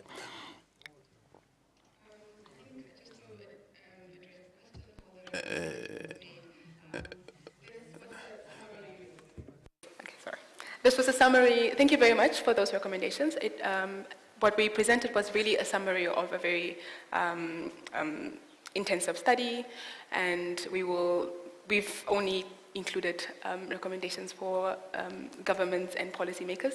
However, we will take your suggestion into consideration. In terms of closing off, I think this is a great opportunity for the region, bringing together different stakeholders, working on different things. And perhaps the one thing that I want everyone to know is that we're all working at AI from a different angle. And I think it's very important that we breach these silos that we've all live in or operate in, and have a unified approach to the adoption and penetration or adoption of AI in the region. Thank you. Dr. Nkatarpa, half a minute, please. Yes, no, thanks. Just 3 things from me. The first one is the song that has been sung by everyone around the funding. The funding for R&D, funding for commercialization, as well as funding for the awareness creation. And I think this goes to the second point around the awareness creation, particularly for uptakers like government and in other sectors, particularly outside the financial sector, in the other sector. And the final point after the awareness and the funding, it's creating the frameworks sharing the data and enabling the collaboration across the borders on the data sharing perspective. Thanks. Thank you very much. So there it is. We've reached the end of our session. We've talked about different aspects of issues and challenges and opportunities around AI in the region. We've talked about strategy, policy, and so forth. There are other issues that we're forced to leave out. The ethical considerations, I think they're quite important in the solutions that we end up developing in those AI startups. The partnership, public-private partnership, but also the crucial role of research in driving out innovation in those startups. And finally, the importance of infrastructure, because we keep talking about AI, but there's no way we can have AI without a reasonable infrastructure to deliver it. I thank you very much for joining the session, and we're closing now. Thank you.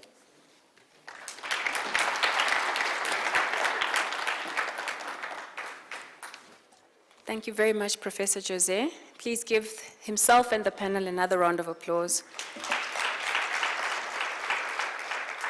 for those practical insights and recommendations. You tried your very best, Prof, to contain the session, but we're not doing very well on managing our time. It is 1:30, and we will now break for lunch. I would like to direct all our guests to the Safari Court, which is across the parking area. You'll receive a lunch voucher upon arrival at the court, and you can enjoy a break, and we'll resume in the plenary again at 2:30 for the next session. It is a bit of a domino effect. When you arrive late, we begin late and we finish late. And I'm sure we all want to have a restful evening, so let us try to mind our time. And also just to remind you, please, to make use of the templates that have been put into your folders so that you can make substantive recommendations to inform the outcome statement that will be presented back to the meeting on Friday afternoon. Thank you, and this session is adjourned.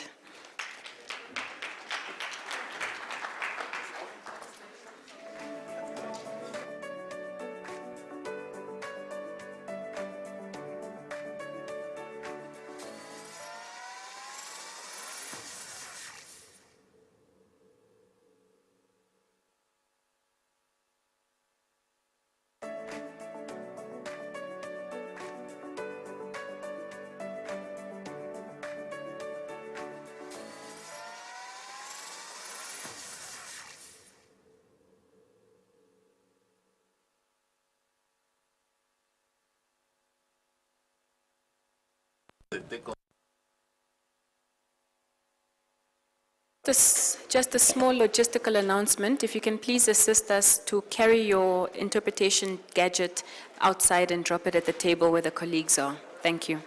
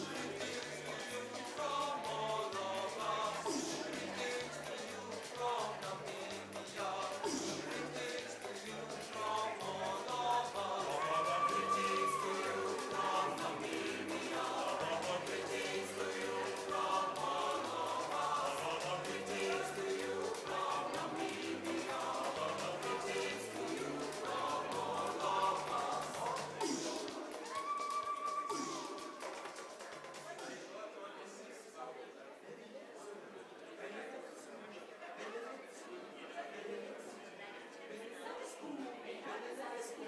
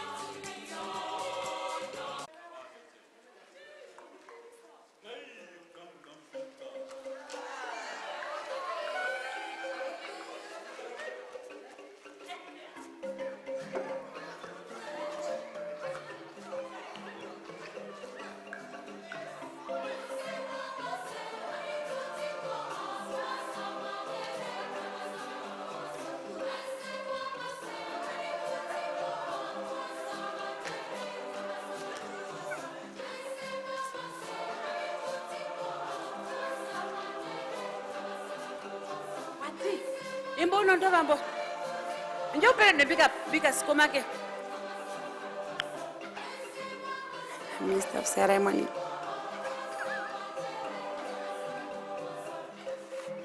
Monji pele no shida.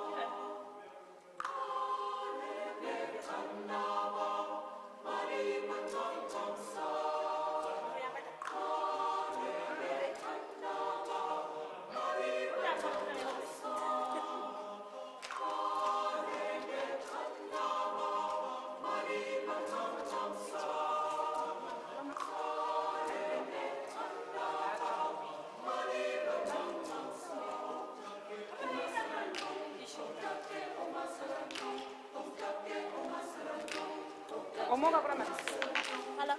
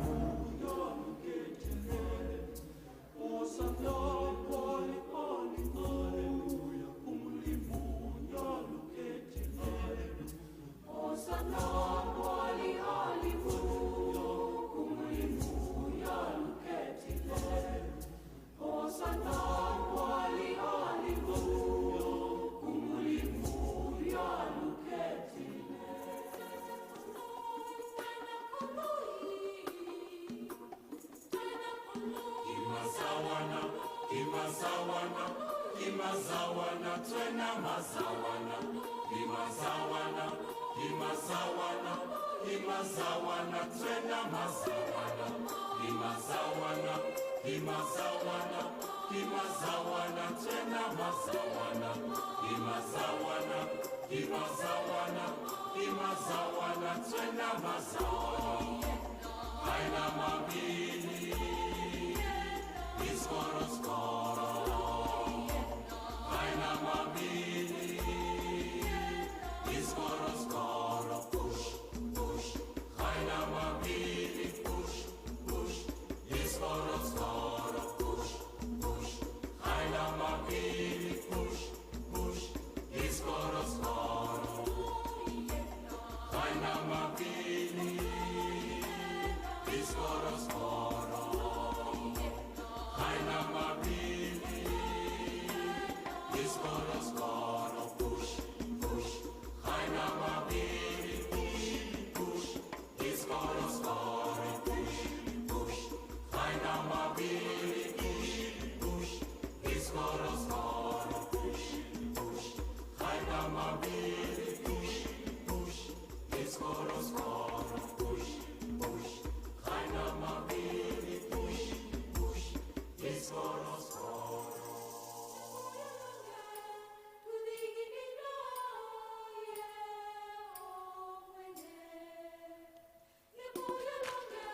Oh yeah, to the beginning now. Oh yeah, oh when it. Oh yeah, to the beginning now. Oh yeah, oh when it. Oh yeah, to the beginning now. Oh yeah, oh when it. Oh yeah, to the beginning now. Oh yeah, oh when it. Oh yeah, to the beginning now. Oh yeah, oh when it. Oh yeah, to the beginning now. Oh yeah, oh when it. Oh yeah, to the beginning now. Oh yeah, oh when it. Oh yeah, to the beginning now. Oh yeah, oh when it. Oh yeah, to the beginning now. Oh yeah, oh when it. Oh yeah, to the beginning now. Oh yeah, oh when it. Oh yeah, to the beginning now. Oh yeah, oh when it. Oh yeah, to the beginning now. Oh yeah, oh when it.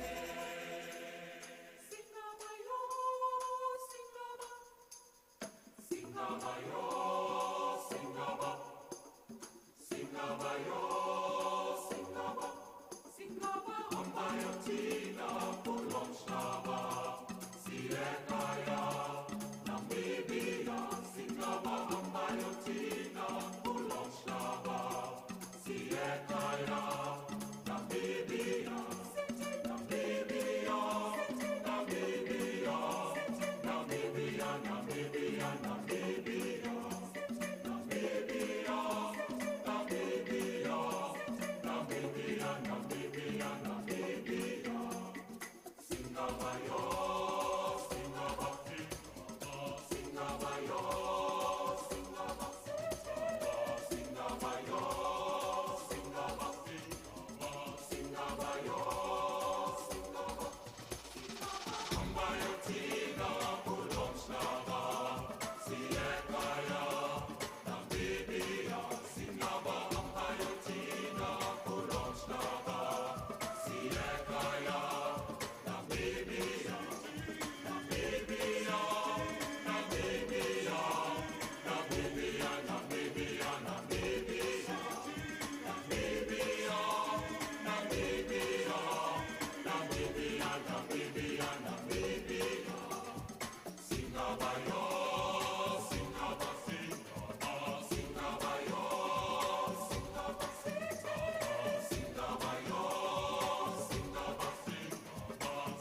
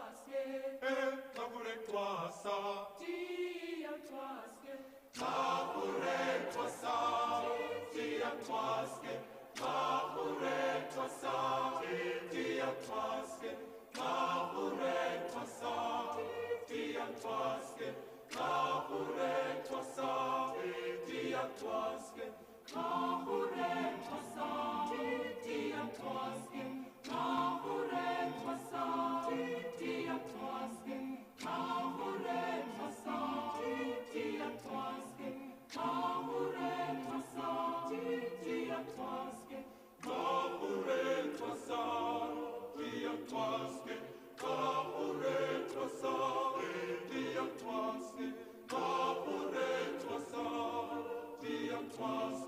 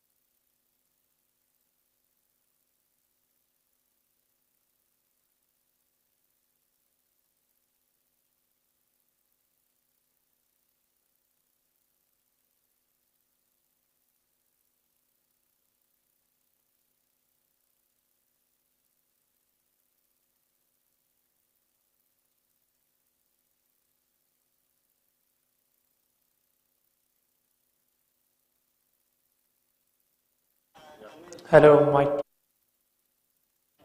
Hello, mic test. 1, 2, 3. So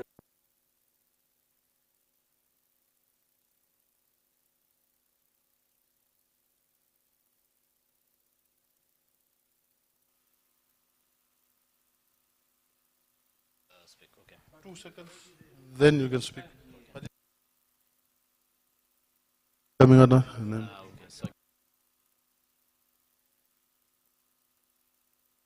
Thank you, moderator.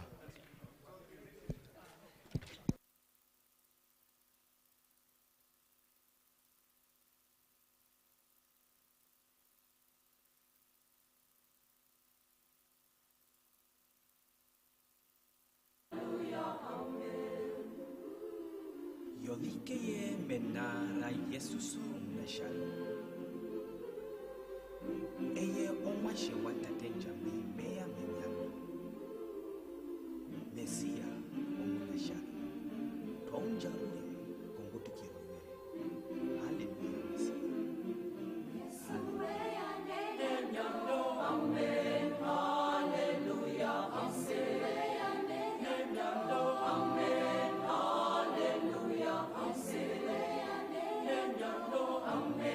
Hallelujah.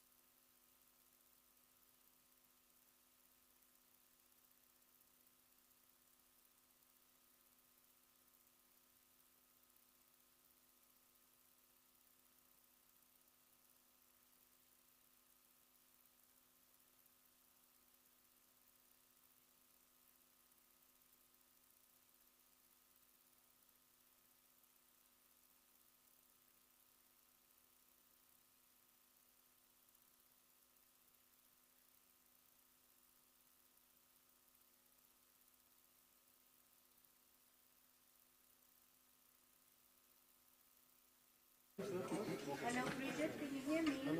Hi.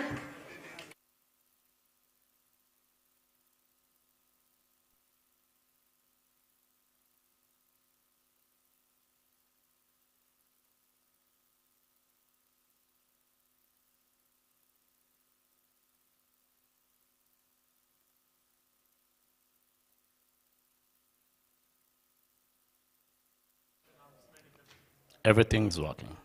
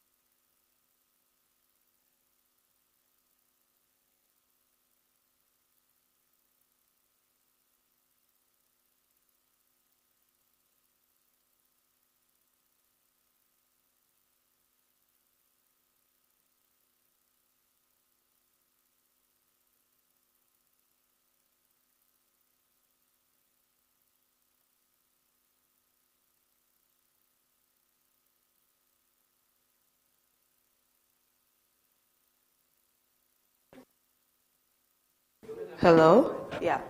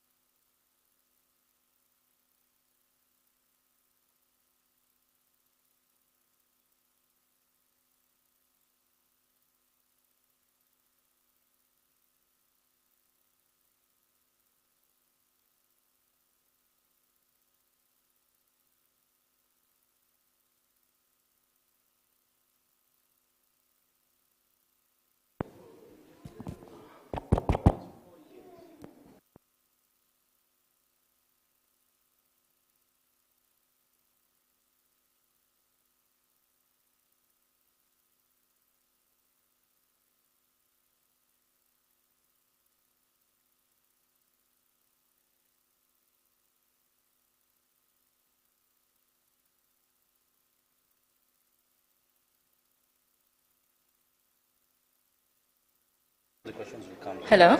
All right. Covered. Thank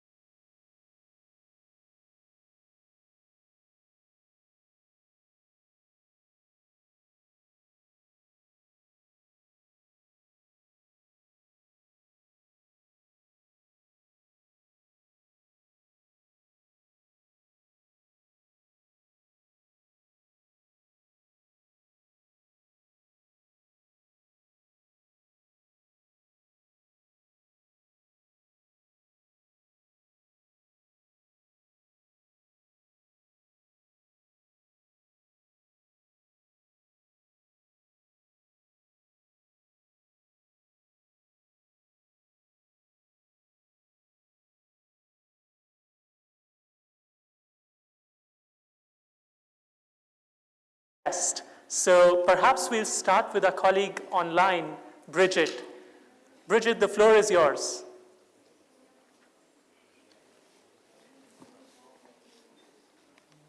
Yes, can you hear me? Very well. Very well. Thank you so much for this opportunity to speak on today's panel. I really appreciate it. So my 3 words to describe myself are resourceful, adaptable, and adventurous. Thanks for that, Bridget. So just to add, Bridget is the policy lead for AI at the Tony Blair Institute for Global Change and is joining us from Ghana today.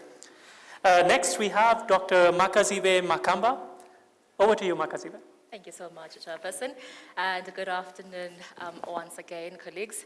I'm a very enthusiastic individual, fast talker, and a hiking lover. I love that because it connects me with nature, and then it brings a lot of security and also serenity to my soul.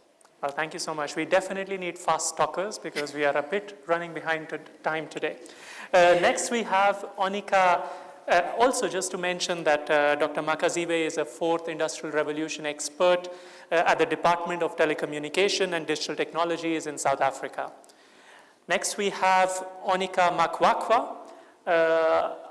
Before I give the floor to her, I must just add that she is the feminist inspiration in life that all of us want and deserve. Onika, the floor is yours.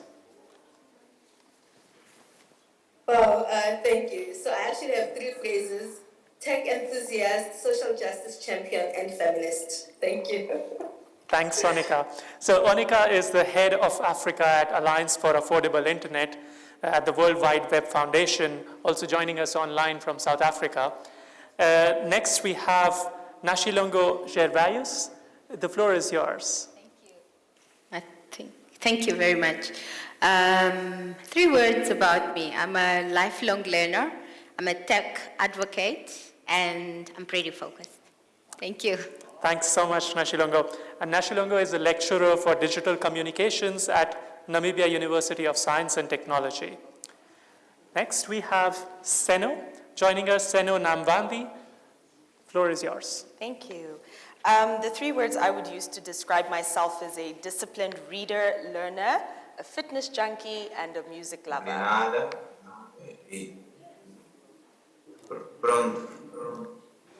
Well, we have some divine intervention, it seems. Thank you. Thank you, Nashilongo. Nashilongo is Director of Innovation at International University of Management, joining us from Namibia. And finally, we have Dr. John Shaw-Taylor. John, the floor is yours. Thanks, Pratik. Yeah, my 3 words are theoretical, adopted Slovenian, and a cyclist. Well, we have a lot of sports enthusiasts. I think we can have a WhatsApp group and we can go hiking and all that stuff after. Thanks, John. John is the director of the International Research Center on Artificial Intelligence, which is a Category 2 center on artificial intelligence, Category 2 center under the auspices of UNESCO, and it's the first one of that kind. He's also the chair, UNESCO chair in artificial intelligence. I believe that's also a first at the University College London. Well, we have a fantastic and enthusiastic panel, I must add. So we've covered a lot of issues this morning, and in this conversation, we really wanted to focus on 3 elements. First, we wanted to understand what are the priorities, not only at the national level, but also priorities that you see in your communities, because I think that element we've not talked about enough. And this makes a nice bridge from the survey that was presented this morning. I must also put in a plug. We have another UNESCO report, which is Artificial Intelligence Needs Assessment Survey in Africa, not only Southern Africa, where we ask governments what are their policy priorities and capacity building needs. Feel free to download it. It's online in English and French. The second segment would be really to understand the processes that can help transform national and regional priorities into policies and action plans in an inclusive and participatory manner. We heard the minister this morning talk about multi-stakeholder participation. We'd like to understand a bit more from the experience of our panelists, how does that work? And the third element today would be around capacity building. So we also heard Professor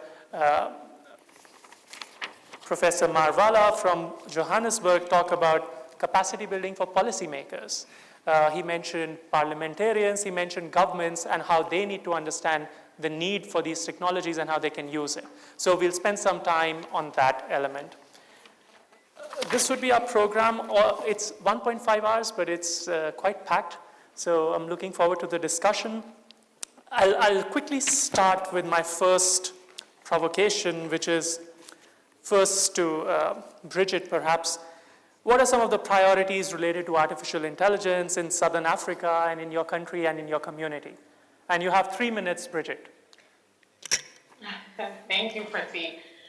So as you mentioned, I lead the AI policy work at the Tony Blair Institute for Global Change, and we have a particular interest in supporting governments with achieving their stated mandates.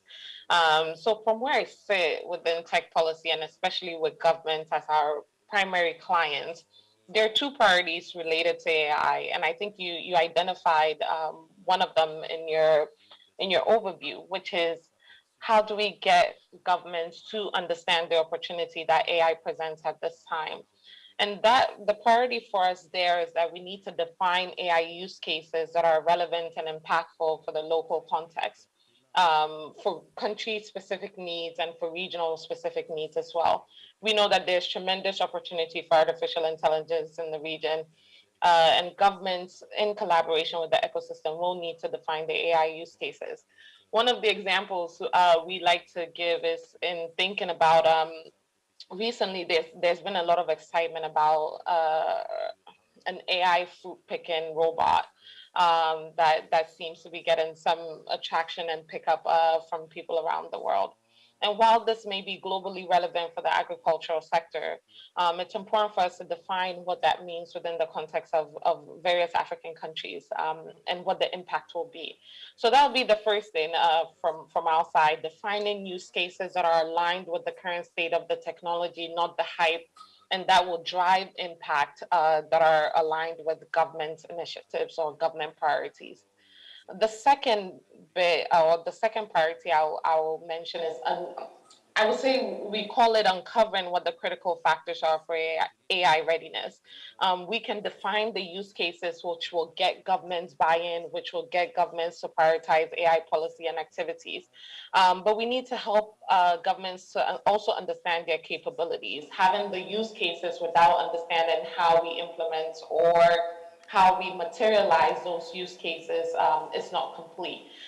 So what we've been developing is thinking about AI readiness holistically, from government vision, technology capacity, human capability, and thinking about what the low-hanging fruits are that can help countries drive meaningful adoption by building up their capabilities and by building up the critical components for AI readiness.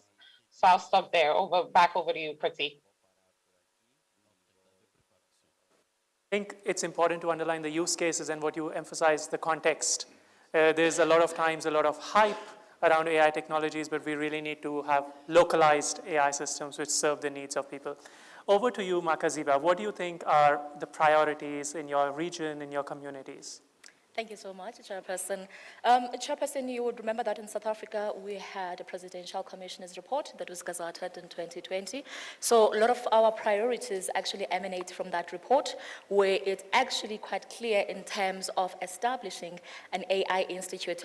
We've heard Professor Marola in the morning emanating on that as well, and deliberating more on that in terms of what's the purpose of that AI institute. We understand the challenges that we have in the country. The main purpose of that is also to create outstanding researchers that will not only be able to create solution, but only create a cutting-edge solution that will bring so much changes, not only in South Africa, but into the African continent. That's number one. The second one is that when it comes to AI, AI includes a lot of people. It really needs people to be involved. So the need of upskilling and reskilling of our people is very essential, and we take priority into that.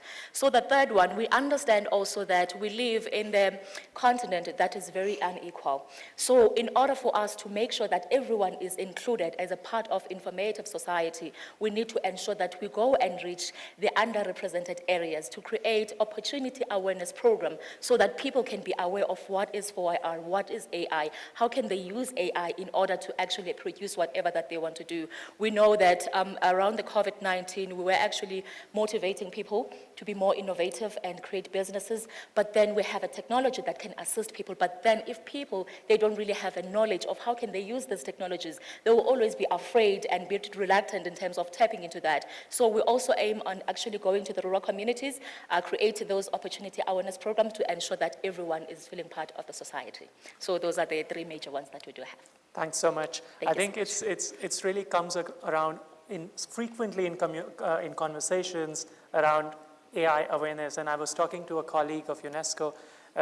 He works in Yaoundé, and we were talking about AI awareness. And he said, perhaps using community radios is a good start, because we have a network, we have a program, and let's start about reaching rural communities through that as a start.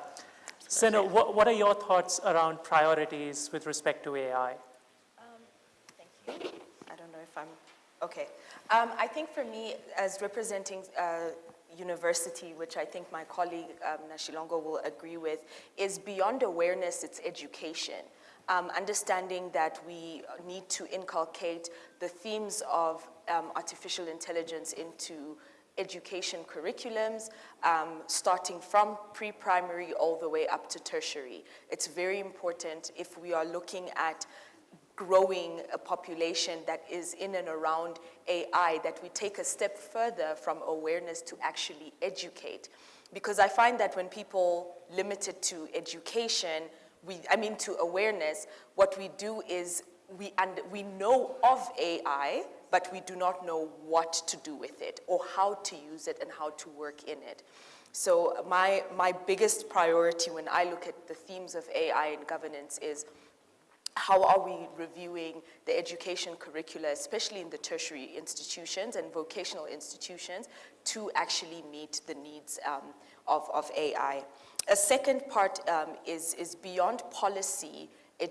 Beyond policy formation and governance, we also need implementation plans, and that's something that I'm really proud of the Namibian government, the current administration, that has really been very proactive about us having implementation plans that come alongside national policies. And those implementation plans need monitoring and evaluation.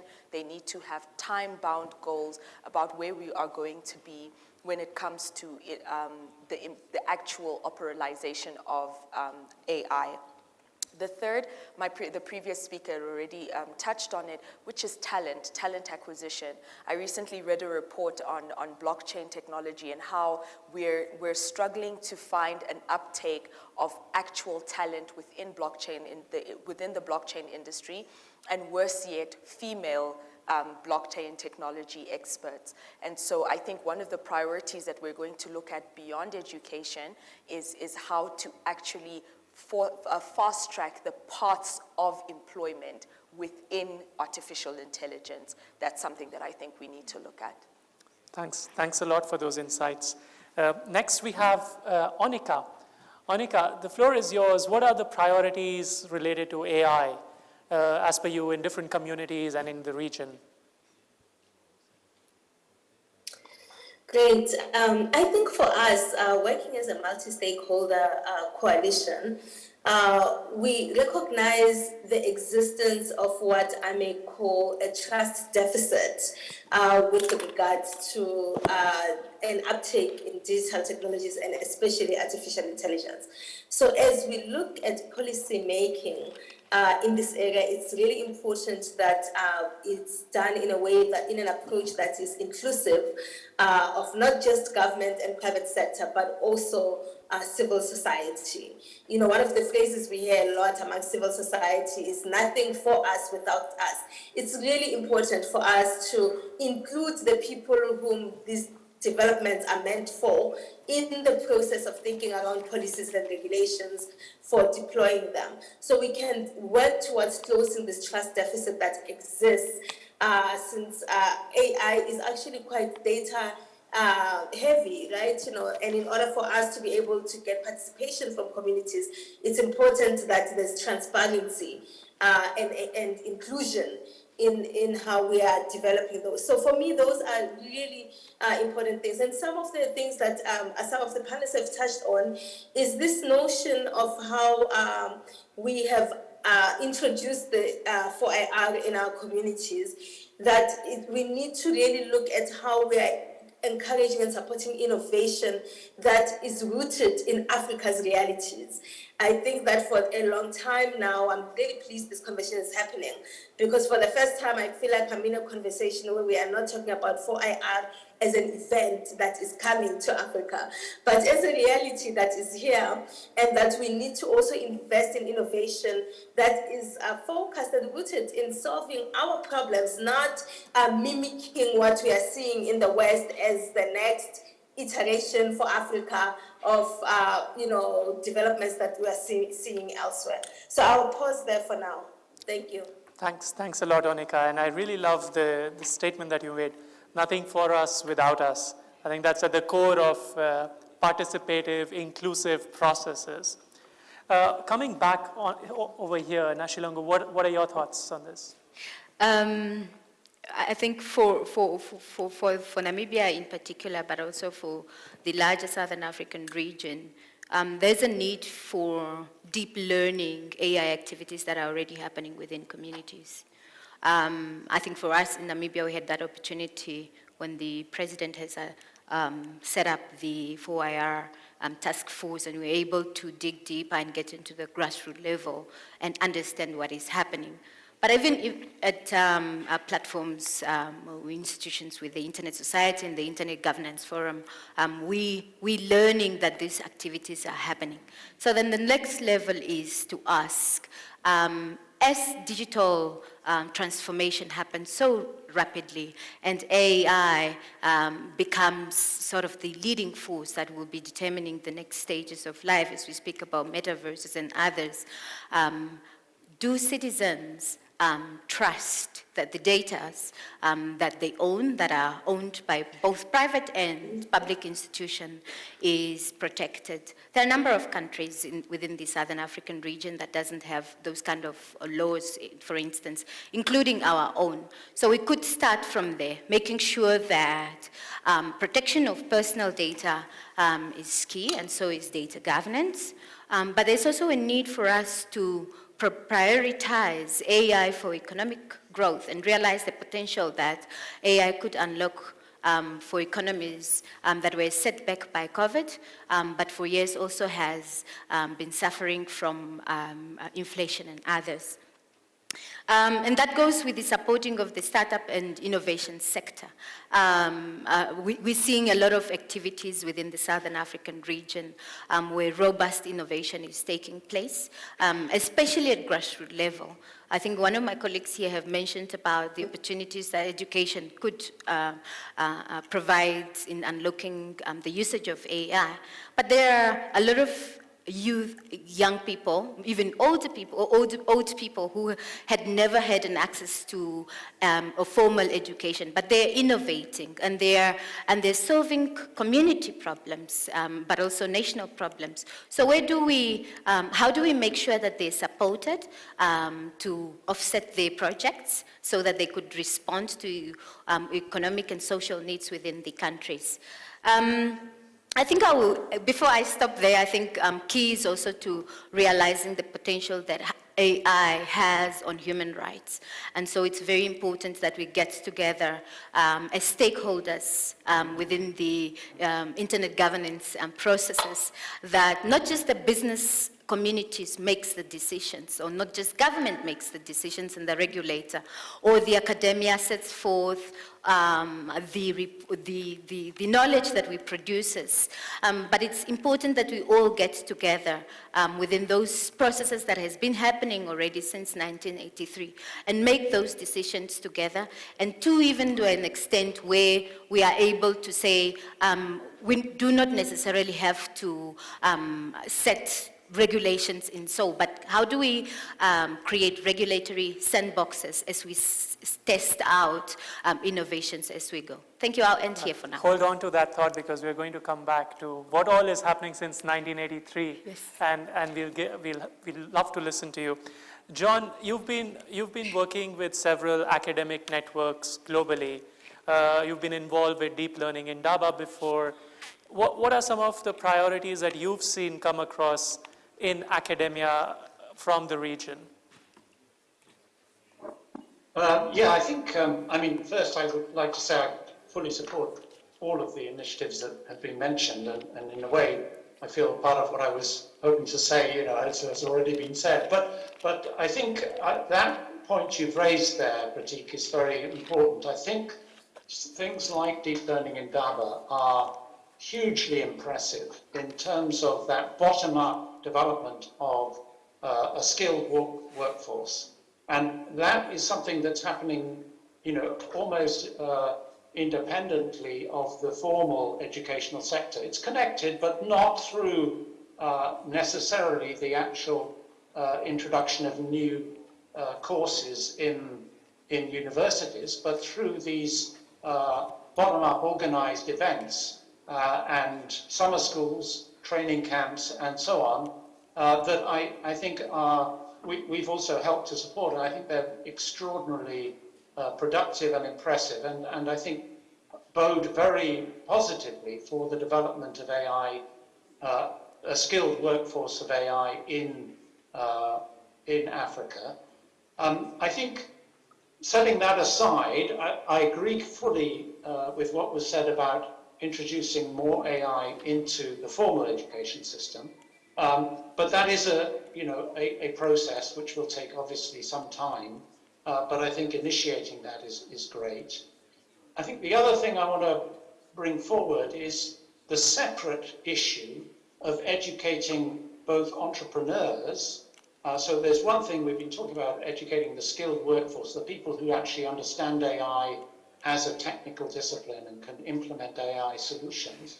But I think there is also a big piece to do in educating entrepreneurs about what AI is, what it can deliver, and what it can't, and informing, therefore, an understanding of how new business opportunities can leverage AI.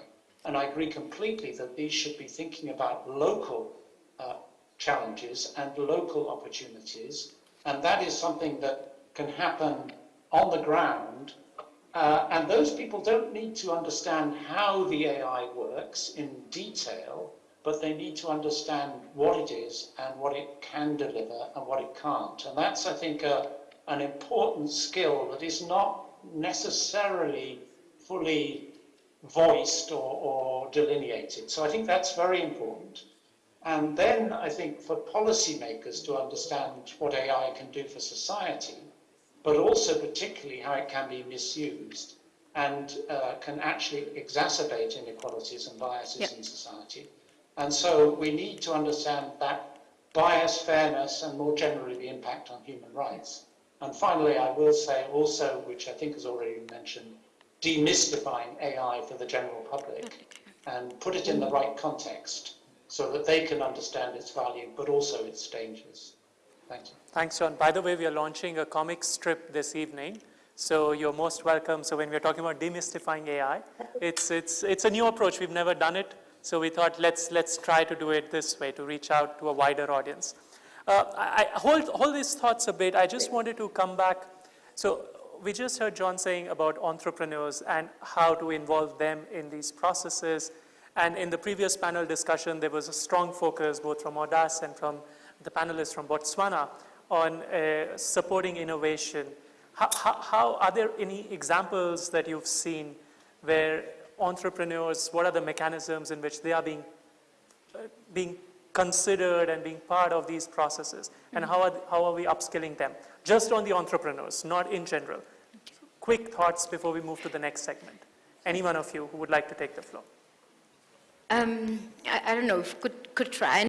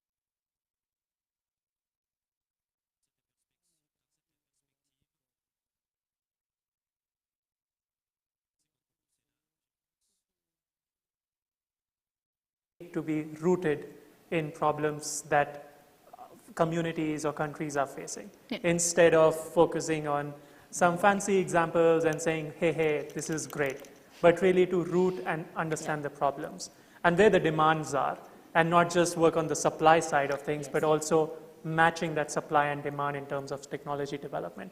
And the second, of course, is collaboration, which is absolutely key. Now, moving to the second segment, where we just wanted to talk a little bit more about what kind of processes are needed to transform SMEs and university making stage need to be put in place so that these become a reality. Because we heard this morning that not a lot of countries, I think barring South Africa, none has an AI policy, quoting the study and the panelists this morning. And a lot of countries would then be looking forward to move in this domain. So I think let's try to unpack a little bit more as to what these processes are. How can we involve more stakeholders? How can they lead to concrete actions? And perhaps also what you mentioned, having evaluation plans, M&Es, monitoring and evaluation, and so on. So the first question is to you, Onika. In your role at the Alliance for Affordable Internet, you lead the multi-stakeholder engagement segment across Africa, which is advancing some of the good practices in policy and regulatory framework development. What do you think works best in engaging stakeholders to develop policies in an inclusive manner? What works and what doesn't work also? I think that's important to learn. Yeah, so a lot works. There's definitely some things that we've found have not worked. But one of the things that we found work is being intentional about including everyone who is interested or is a stakeholder in that entire ecosystem. So, for example, a comment that John just made about demystifying AI would actually be a good starting point. You know, when we were working on connectivity, for example, we found that when we talk about spectrum, civil society just did not participate. Not because they didn't want to or they were not interested, but because we were sort of using these big terms around spectrum, and every time you put from private sector, they would say, oh, if only we have enough spectrum. It kind of became this magical thing that's out there that no one will do anything about. And until we actually invest in building the capacity of civil society members to understand what spectrum is and really be able to engage and understand its importance, then they are able to engage. And sometimes I think we use these big words and jargons as a way of keeping people out of the conversation. So I think that, you know, demystifying AI is a really great starting point. But most importantly, being intentional about the inclusion. And that also includes gender. You know, mainstreaming gender in our ICT policies and AI policies is not going to happen just because we think women deserve equality. Because the inequality that we see in the sector is very similar to the inequalities that exist in society.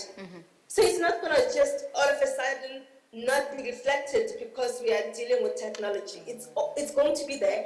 And therefore, it's going to require us being intentional about centering women, centering access for women, and engaging women in those processes. So for me, I think those are the two main things that have really happened successfully for us is, you know, making sure that everyone understands what the common goals are when we are together, but also not just paying lip service to gender inclusion, to closing the digital divide, but actually being intentional and setting specific targets. I think it's Richard earlier who mentioned something about having targets from it. We need to set specific targets that we want to reach this goal by such and such a period.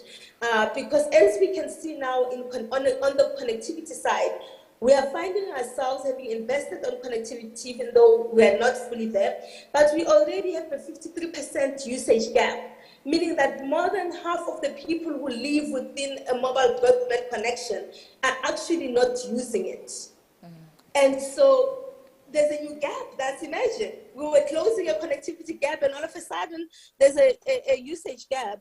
And so it's really important that we have a whole society approach towards AI in a way that we bring everyone along and we tackle all the inequalities from skills to device affordability to affordability of the connection, and you know, all of that, and changing mindsets and mentality as well.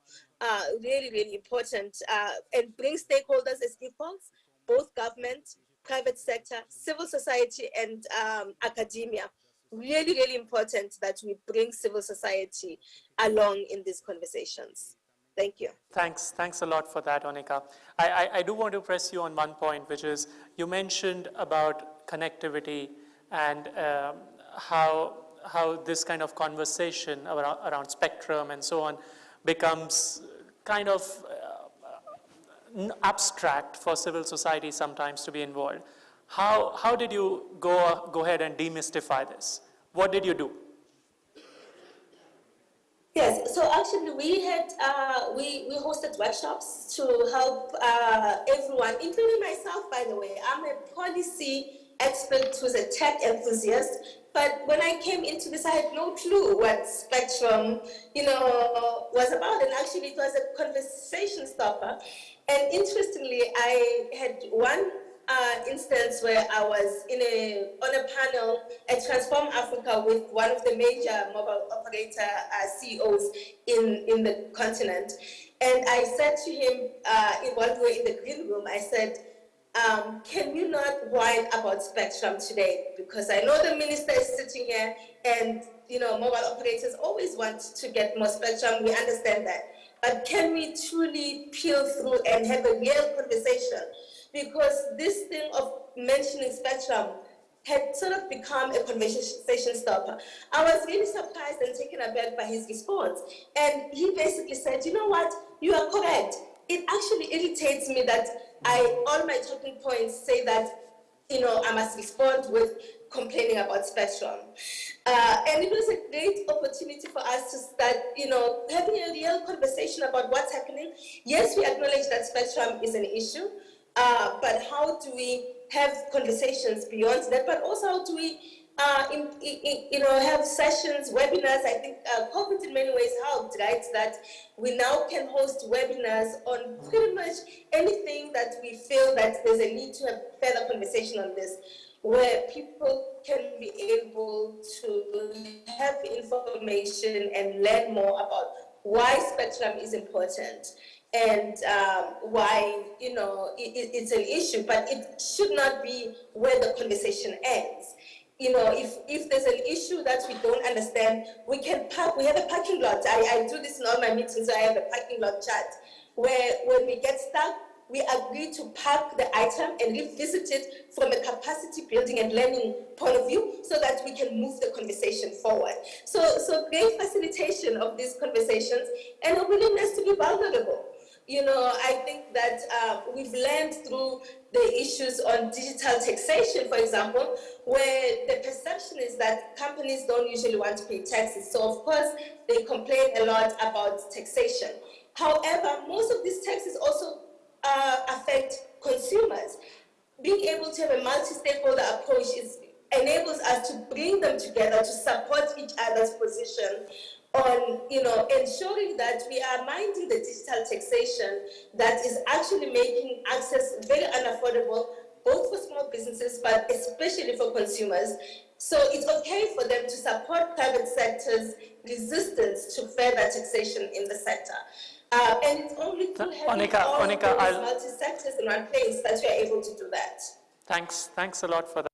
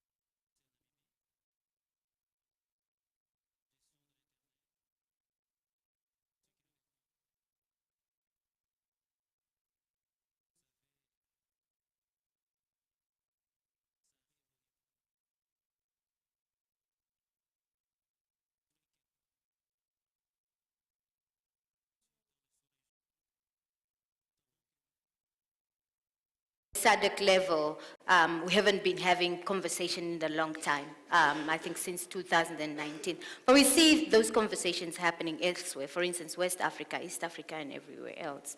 The challenges that we have with the multi-stakeholder process and getting together and engaging on policy issues and related to technologies and governance is again, intentionality is, and really being inclusive about it.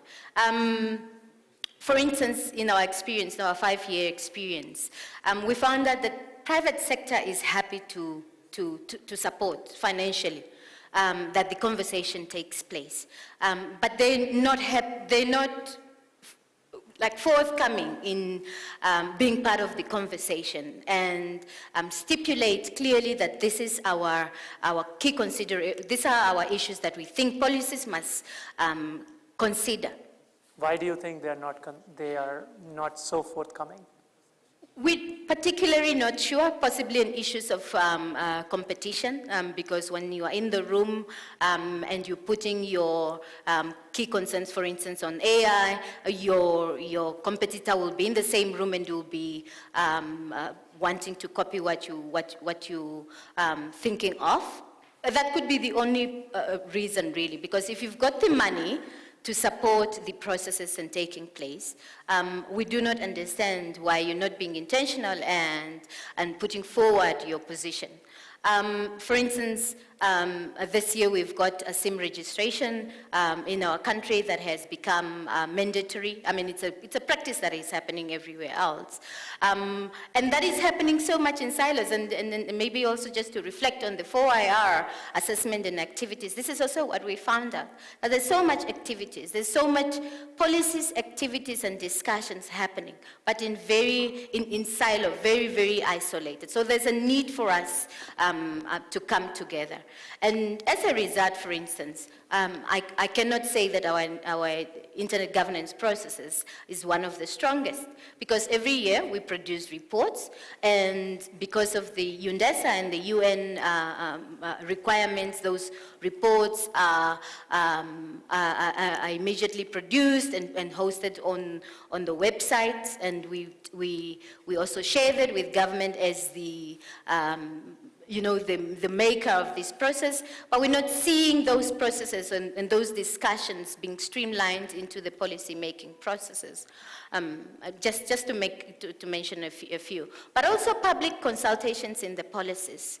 I know that is happening currently in Namibia and elsewhere, but we do not have a law that particularly compels the policy-making processes to make sure that every stakeholder that is regarded within a specific sector is consulted in the policy-making processes. Between last year and this year, I was doing the open data assessment for Namibia, for instance. And you really found out that sectors, even government agencies and ministries are really just responding to the policy-making processes, the consultation aspect, really as by virtue of doing that and without a policy in place. So there needs to be intentional. And only when we are intentional, like my colleague Onika was saying, then we can ensure inclusivity of all voices. Thanks a lot for the nuances there. I think it's important to unpack a little bit of these things. So one thing is, of course, a public consultation.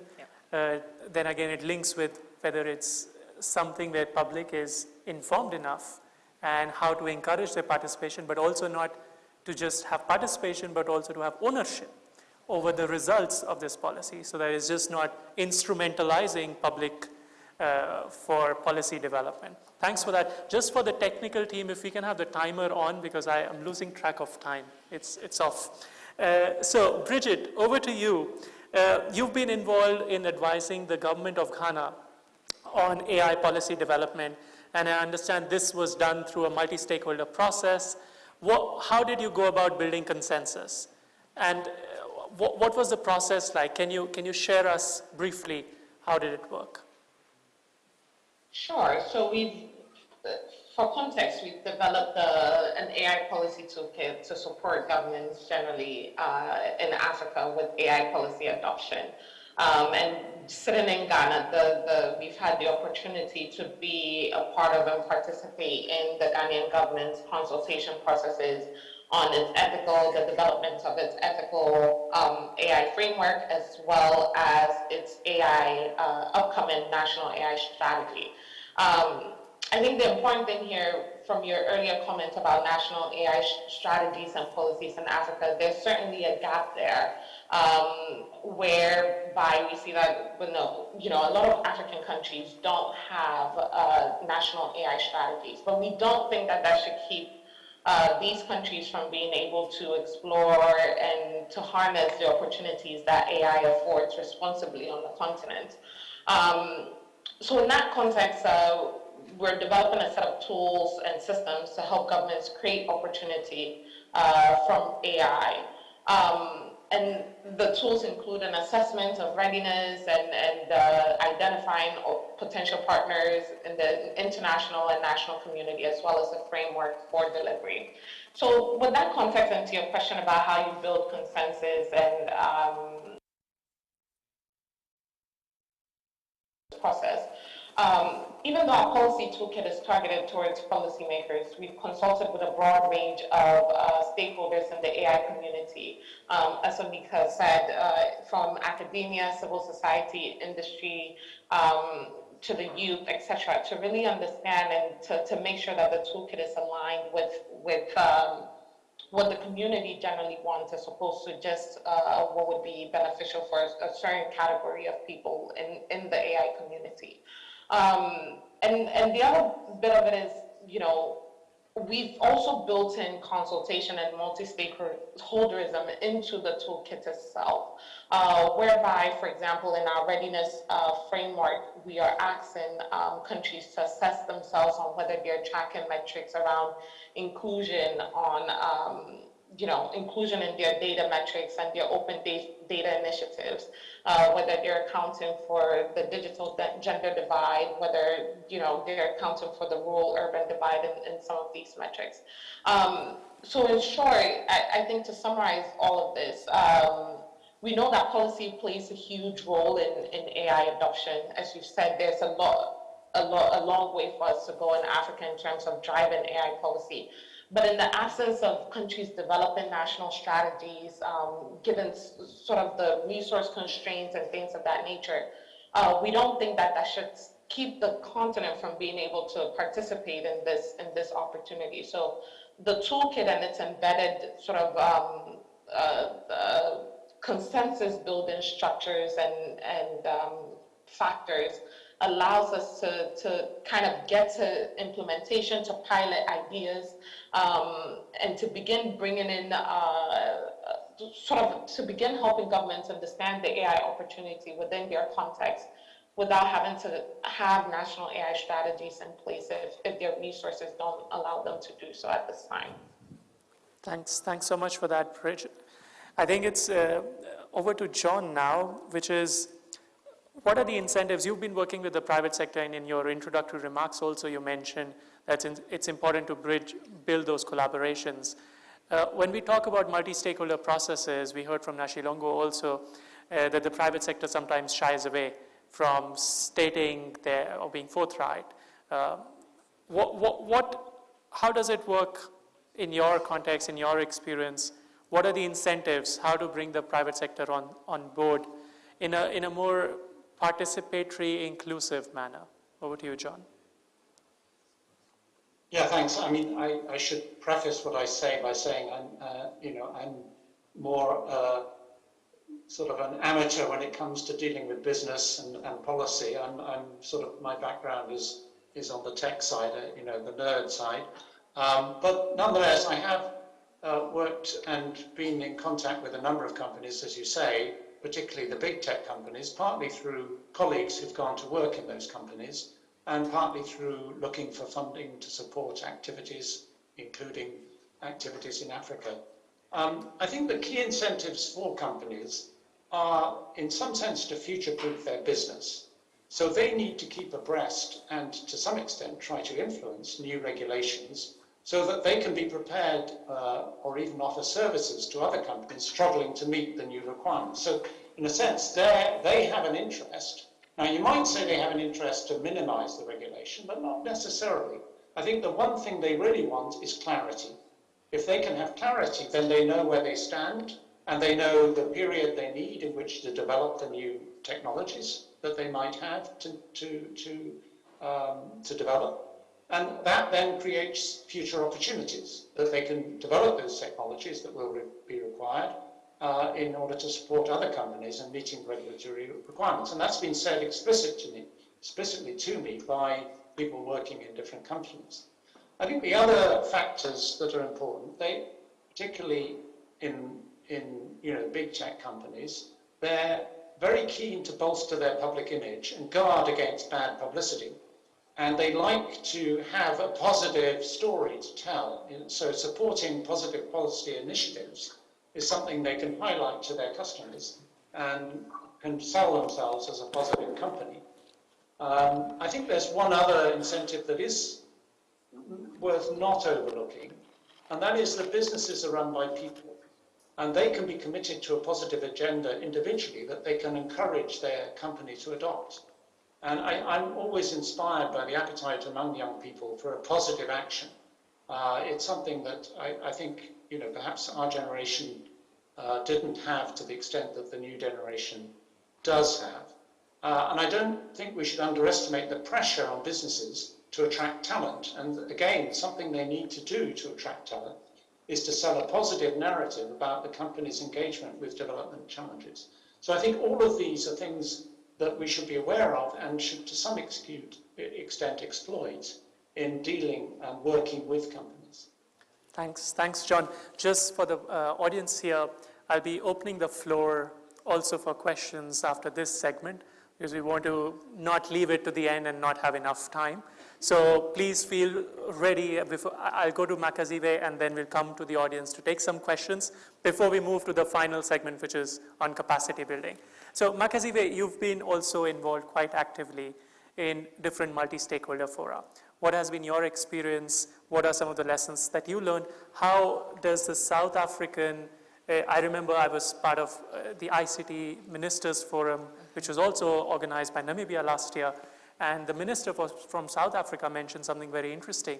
We were talking about multi-stakeholder engagement, and the minister mentioned, well, we should also involve religious group because in our communities, they are an important stakeholder. So what are some of the particularities in your context? Thank you so much. You are indeed quite correct that we don't only need to include only civil society, but also some people that are from academia as well, because they play a crucial role into the developing of innovative solutions, especially to the challenges that we have. In South Africa, we always preach about the importance of making sure that we collaborate and create a partnership with the private sector, public sector, and academia, so that when we actually try to dissect these problems and understand what are the solutions that are really necessary in order for us to go forward and create a 4IR-enabled country that will also provide solution to the African continent. We need to make sure that we come together, that also eliminates that issue of trustness between our people, to ensure that we don't really trust government that will actually implement that, because of now we are all involved, we are creating this together. So it creates that collaboration and the partnership. We know that as we proceed and go forward, we are in collaboration, and also learning from those that have already created the AI strategies and AI frameworks to understand what is it that is working and how can we leverage on what is existing, and also what is it that has not been working and what are the reasons behind that. Then as we go on, it's easy then to tap into the potential importance of those AI strategies and also the opportunities, because we understand the impact of AI in socio-economic development. So now, as we go to our community, we say, listen, we want you to be digital included. We want you to be aligned with the 4IR era. Now we understand what are the challenges that people are facing and how can they tap into 4IR. Also, checking in terms of the importance of skills. In South Africa, we've got a lot of organizations. We've got the NEMISA Coursera. They're also included and also involved in making sure that people are trained for 4IR. But if civil society is not really tapping into that space and making sure that they are actively involved in making sure that they learn about programming, they learn about AI, then as government, there's a bit of slack behind that we fall, that we don't really know how to really tap into that, but we need people to actually be actively involved. How does the government do that?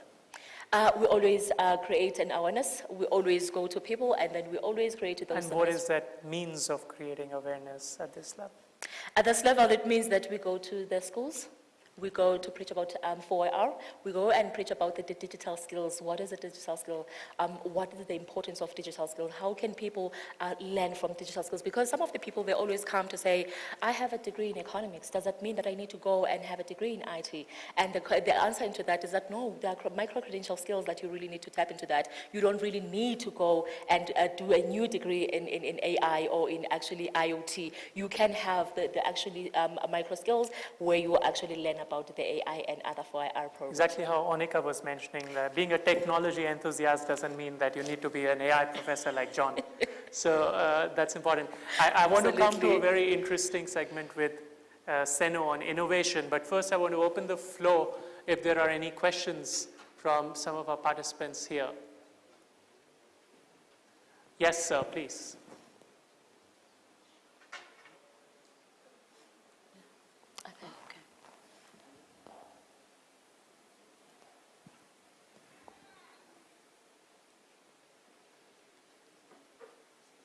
And after that, Victor was moderating online. Victor, if you have any questions online, we'll take them as well then. Thank you, moderator. I'll be asking from a country delegate as a senior technical expert. Can I proceed or not? Please go ahead. Absolutely. Okay, thank you. Now, I appreciate thank you for the panelists and the presentations just made. I have two questions. The first one is if we look at the governance aspect presented here, it is argued that the outcomes from this session would feed into the African Union continental strategy on artificial intelligence, which some of the member states already are contributing into there. Would you unpack how you see the continental strategy being domesticated to regional economic communities like SADC, ECOWAS, EAC, but also to national levels, and what are the timelines to this effect? Timelines because the same outcome which we are seeing here will also feed in terms of its scope and application to the 2023 SADC ministerial joint meeting of education, training, science, technology, and innovation. I'm sure that will be in DRC. What timings are we looking at so that at least we are prepared in terms of what we do in that regard? Lastly, is a question which is a bit political. It's a political question. So if we look at the template for SAFI outcome statement, it does in the preamble address the ministers responsible for digital technologies, science and innovation. But if we look at the explanatory note for the same, it addresses education, training, science, technology and innovation.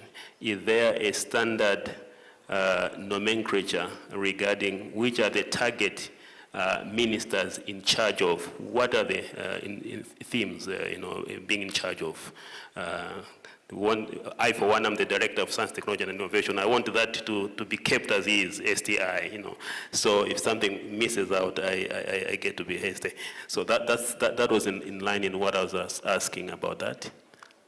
Lastly.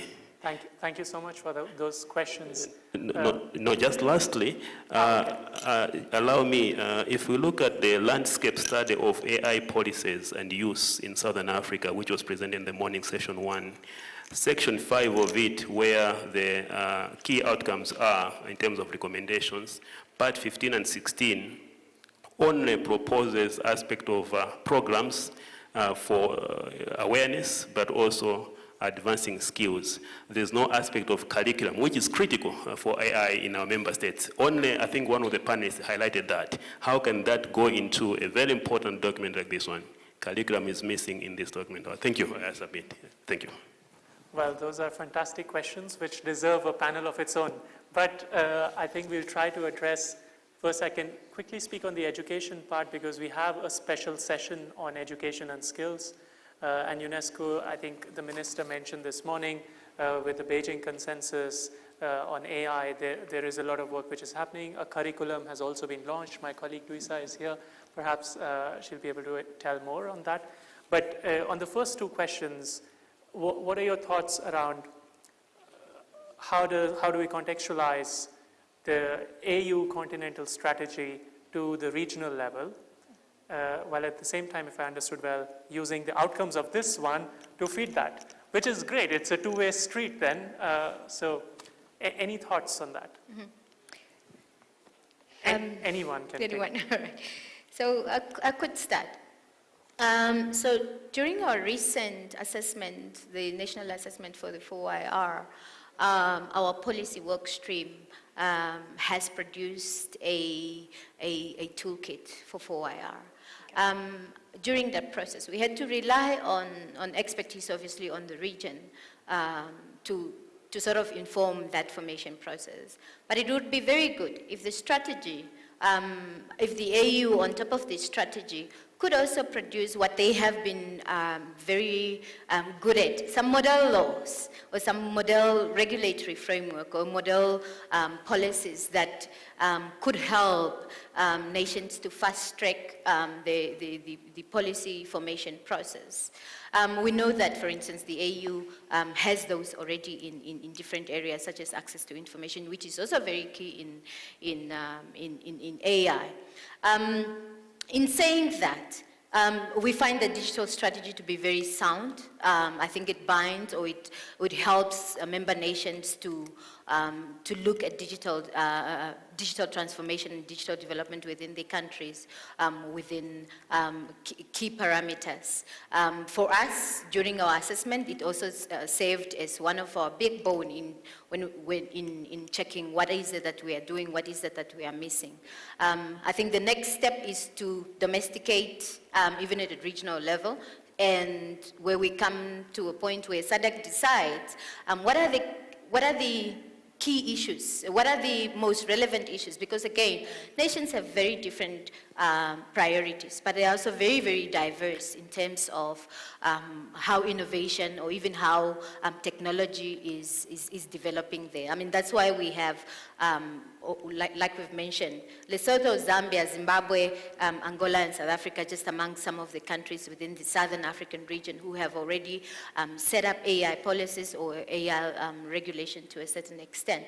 But even that, I think I was looking at the UNESCO report based on the study on the usage of policies, is that the ethical, for instance, the ethical guidelines is largely left out. That the policies are so diverse that they, for instance, prioritizing setting up AI Institute. But who holds accountable what technologies, the remnants of technology, for instance? Once again, I think a model law could help with the domestication, just as the starters. I think I will end then. My colleagues could. Thank you. Anyone else who wants to take this one or the second question? I can. You want to? No. No, absolutely, I can. I think the second question, it was more about the education and training and the ministers involved in that. I think because of in the umbrella of 4IR and the AI itself, it's a very broad one. It shouldn't focus only on certain ministers, but a very broad one. Of course, there should be a department that is mandated to facilitate the initiatives of 4IR in a specific country.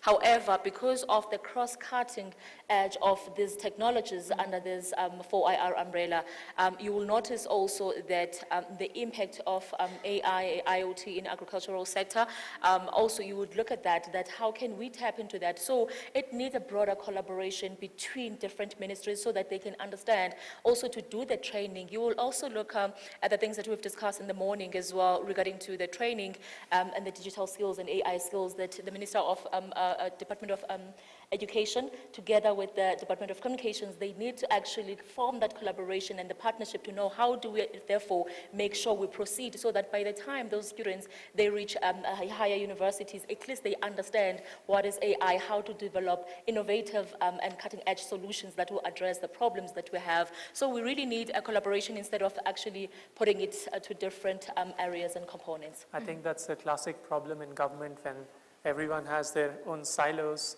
and then everyone tries to stick to their turf. Yeah. So that, how to address that, and some of the ways I think which are quite creative that governments, they create a presidential unit which is kind of coordinating across ministries so that not one particular ministry is responsible for everything. In other instances, it's the ICT ministry, which is then playing a coordinating role. So I guess there are different approaches which are being tried globally on how to do that coordination, which is always a challenge in all kinds of bureaucracies, including ours. So I think we will move now. Deshni has a question. Okay, there are many questions.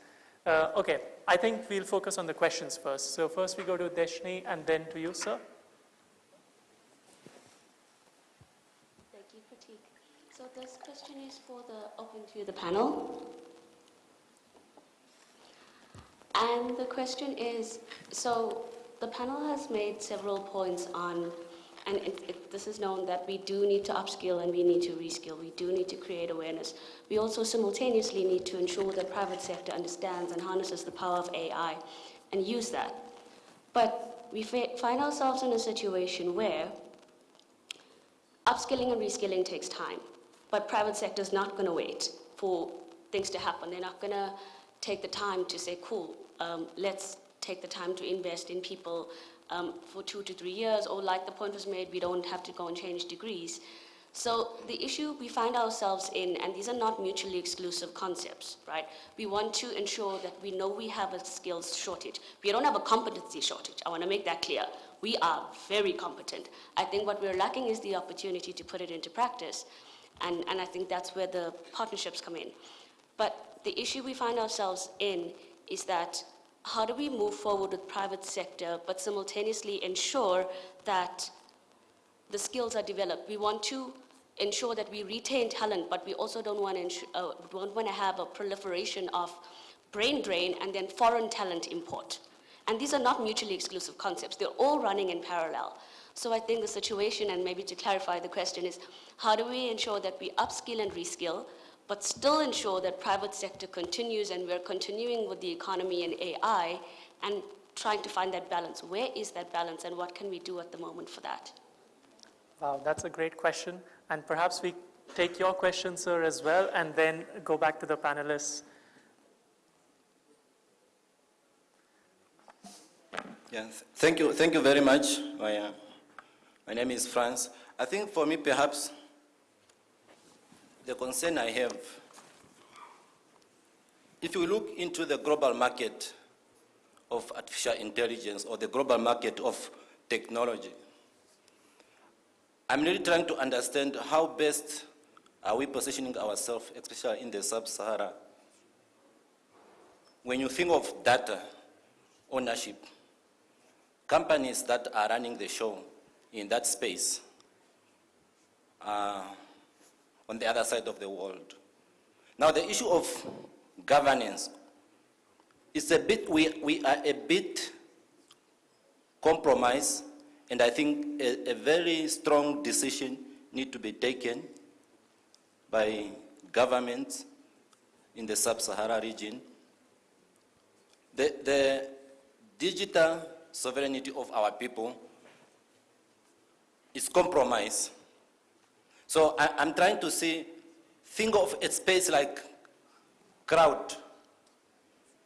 So to how best the issue of governance is featuring, even at the policy level, all the email that we have, all the channel that we communicate at that level.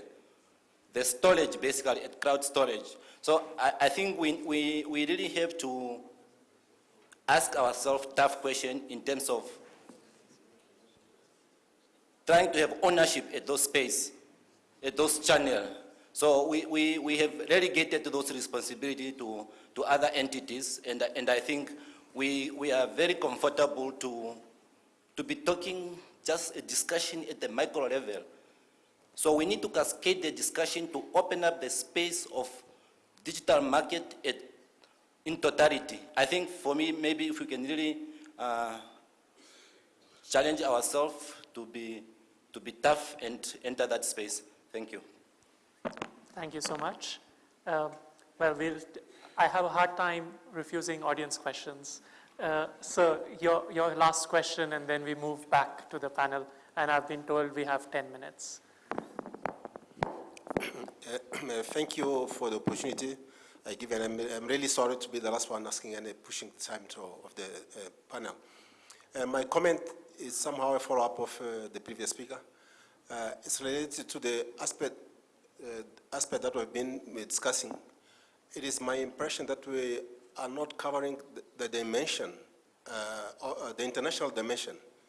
We've been talking about policies, assuming at national level, the regional level, or continental level. But the nature of the internet, AI, and the metaverse that's coming, the artificial intelligence and the virtual reality, some of the services are provided by global providers. I would like to know how are we positioning ourselves regarding the establishment of governance framework, policies, and even laws to address systems that are global, that we're trying to address at the national level. Today, for example, this week, there is a debate within the United Nations regarding the Global Convention on Cybercrime that is touching on AI, on its negative impact. Are we taking this into consideration, or are we thinking AI within the border of our countries, within our region? How will we be handling, for example, an AI-driven car in Namibia when the operator is sitting somewhere in other parts of the world, in Asia or in Africa? How will we be handling that from the legal point of view? Thank you. That's a fantastic question. Thank you so much for that. I think, yes, please go ahead, Seno.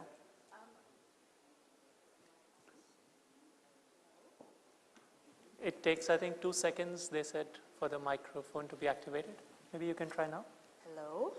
Okay, I actually really loved all the questions, especially the one from the lady here. I think that the challenge that we have with private sector is private sector's priority is to remain competitive.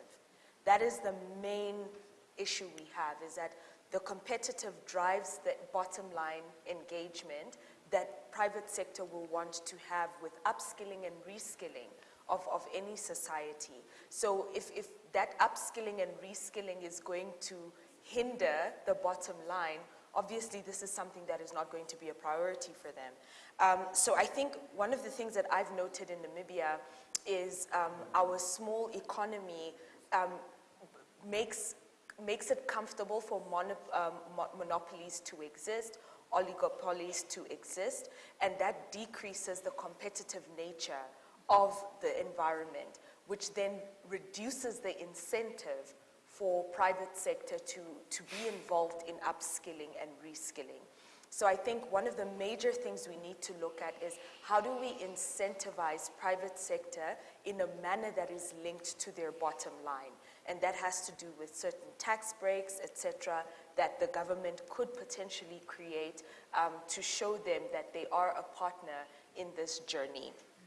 And then I just also wanted to touch on the last two questions, if I may, is that the issue of international dimension in this entire conversation comes again down to the issue of competitiveness. The companies that are in charge of the innovations that we are using right now are not part of Southern Africa. And so for us to be able to maintain a level of protection of our data, for example, and the way that we are utilizing big data in Namibia and in Southern Africa comes to the point of how are we ourselves investing in the same technologies to be able to localize that type of platform. So looking at cloud storage technologies and innovations that are local and regional, as opposed to us having the need to use international platforms for these things. So that comes down to the resources that we are using. If we as countries are not investing in national and regional innovation to create local and regional platforms of cloud storage, for example, then it means we're always going to be relying on the Google. We're always going to be relying on all these other types of platforms that are created in Europe and East Asia. So if we do not have the in-house and the local and regional experts and expertise being made, then we are always going to rely on them, and therefore then we lose our incentive in the conversation. The conversation, unfortunately, whether we like it or not, it follows the money. And so wherever the money goes, that's where the priority will be. And if we surrender our data, to international companies, we immediately lose our jurisdiction over it. I come from a background of intellectual property. We use intellectual property as an indicator of innovation, and it will not surprise you that Africa does rank on the lower side of patent filings, and the higher patent filing side are in Europe and the West, majority of the West, and now the East Asia is coming up. And there has been a 718% increase in AI patent filings over the last 5 years. And so those filings of patents in those countries then commands the control of the data that is going to be used. So if we do not go into an area of investment, local and regional investment, I'm afraid that we're going to forever be at the mercy of the international companies. Thanks so much. It was very insightful, and I think it's a long-term challenge that needs to be addressed. Also, I think to the gentleman who talked about SADC, perhaps it's also important to think more actively about regional integration so that there's a bigger market size and then companies can be more competitive. I've been prompted several times now. I know that you want to say something, perhaps 30 seconds, and then we try to wrap up. I'm a fast talker, Chairperson, so that will be less than that. I just want to deliberate more on the question that Dashnia has actually put on us regarding to the upskilling and reskilling, especially when it comes to the private sector. We had a privilege of meeting with various private sectors in South Africa while we were running the Opportunity Awareness Program, where they have indeed mentioned that funding is not really an issue, but the issue is actually creating a society that will be able to have skills that are necessary for them, where also they've mentioned the need of focusing into one aspect, that if we're focusing on developing at least to have each household to have a software developer, and then to look at the next 2035, how would it be, and also understand, do a research in terms of understanding what are these companies going to need in the next 10 years to come, and also their appetite in investing in those actually skills. And they've mentioned that most of them actually are different organization and industry partners. They have same issues where they need people that are specializing in AI, people that are specializing in blockchain. However, we have these trainings that are happening on the side, but people, they'll go and train for 3 months, but then they don't really even know how to do the programming. So they need people that are delving deeper into that and have a technical know-how of how to create innovative applications that will actually eradicate the issues that we have. So indeed, Dashni, I think the major issue is actually investing into the skills, and also understand what is it that the private companies they need, and also understand how do we tap onto that. Thank you so much. Thank you for that. Before my mic is cut. Thank you.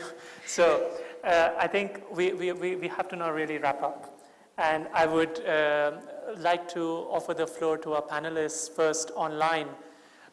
So If you were talking to the ICT minister, and perhaps let me phrase it broader now, not only to ICT minister, but anyone who's working in government on digital transformation and AI, what would be your 2 recommendations coming from our discussion today? Only 2 recommendations.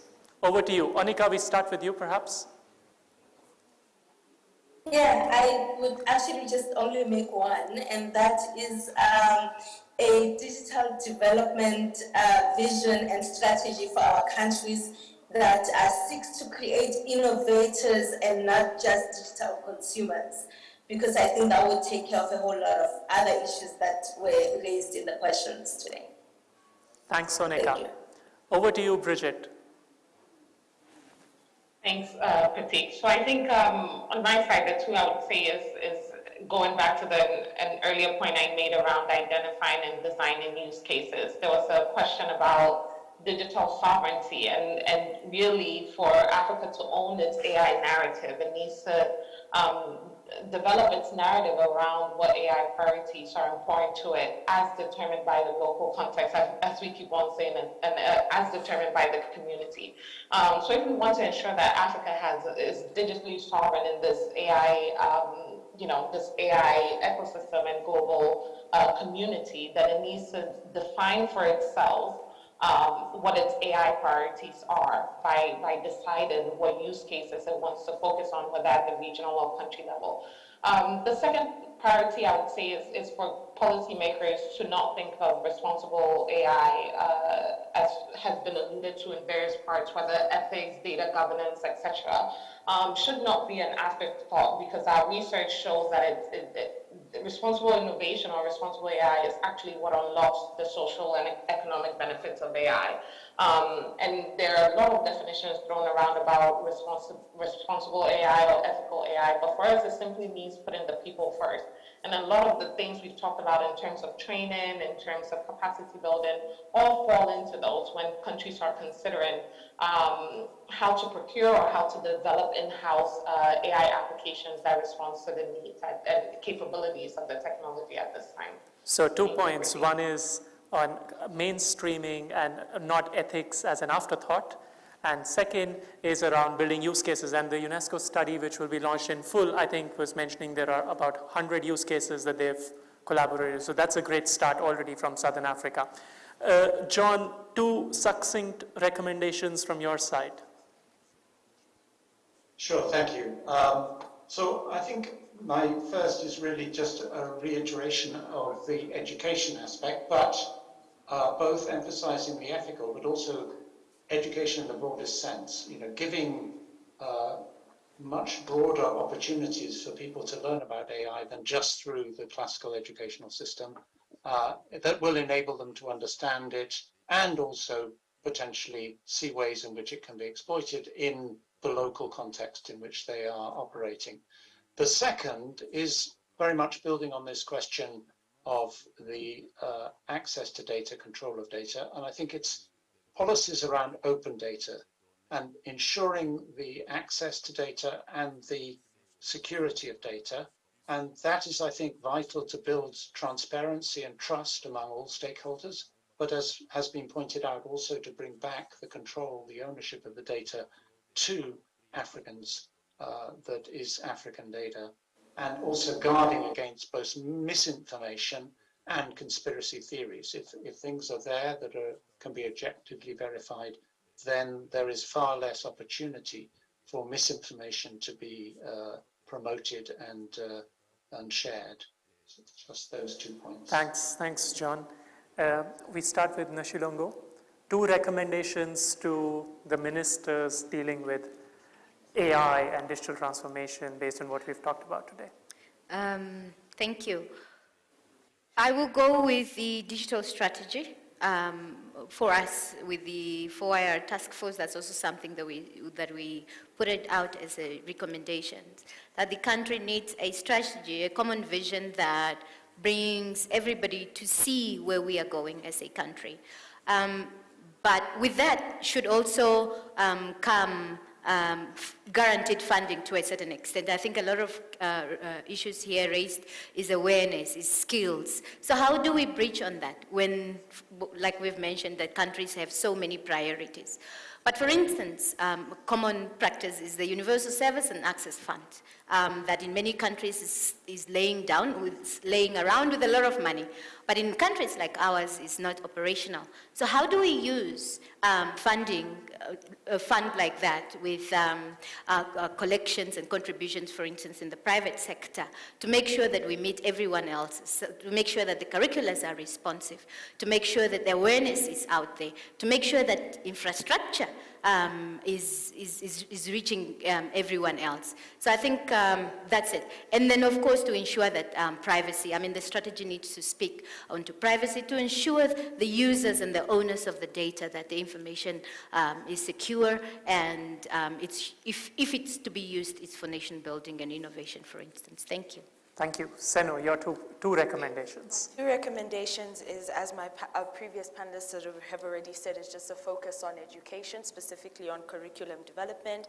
And then I wouldn't be doing my profession justice if I didn't make a recommendation regarding the increased use of intellectual property documents to forge forward innovation.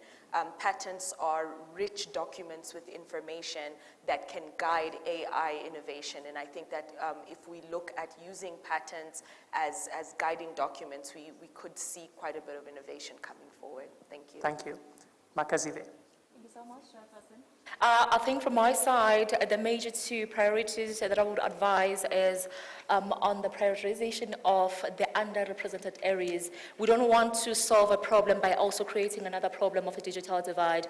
If we want to create a digital inclusive society, we need to make sure that those that are in rural areas, they are also catered for when it comes to this digital era so that they can form part of the information society. And also second one is the importance of training and learners, especially from the tender age when it comes to digital skills and AI skills. So as they proceed in their way forward, they would really understand what AI is all about and also what is 4IR all about. That would be my two recommendations. Thank you so much. Thank you so much.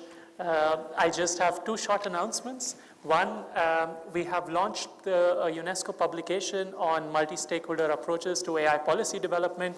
You'll see those red posters there. There is a QR code on that. You can download the report. It's very operational, guidance at what step, what needs to be done from use cases and so on. So please feel free to do that. The second, for capacity building, we are also launching a competency framework for civil servants. We didn't have the time to talk about it today, but we've identified what are the areas where they need to be skilled, reskilled to, one, implement digital transformation initiatives, including AI in government, but also to broadly enable digital governance. And one final announcement is that all the UNESCO-funded participants to please meet our colleagues at the Huab room for some administrative purposes. Well, it has been a pleasure talking to all of you. Thanks for your time, and I hope you enjoyed the discussion. Thank you.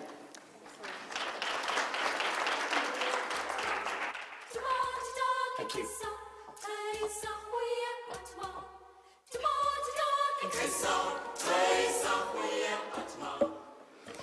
We did enjoy the discussion. Thank you very much to our able facilitators for their insights and lucid recommendations. Please, another round of applause for this session. This brings us to the end of our second session for the day. We have one more remaining, but before we take that thematic session on, sorry, Pratik, I have not released you yet. We need to take our group photo.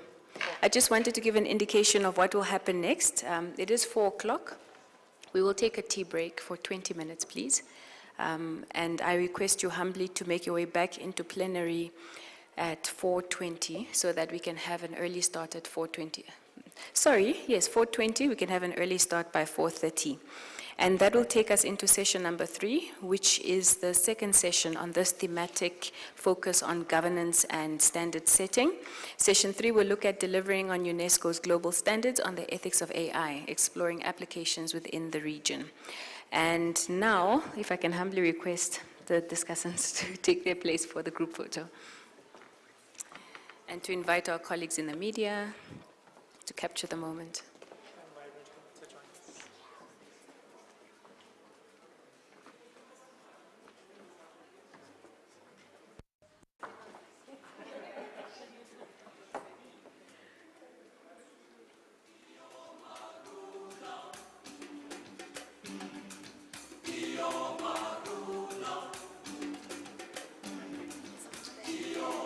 Thank you. See you at 4:30 start, taking your seats at 4:25. Thank you.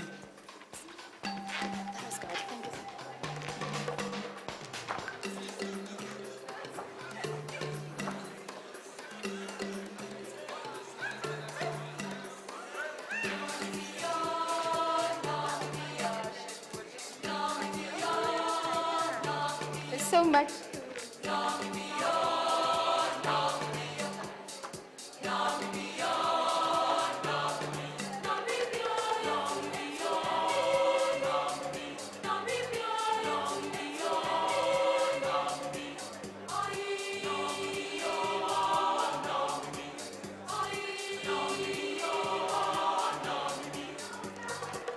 It's a land of pride and dignity.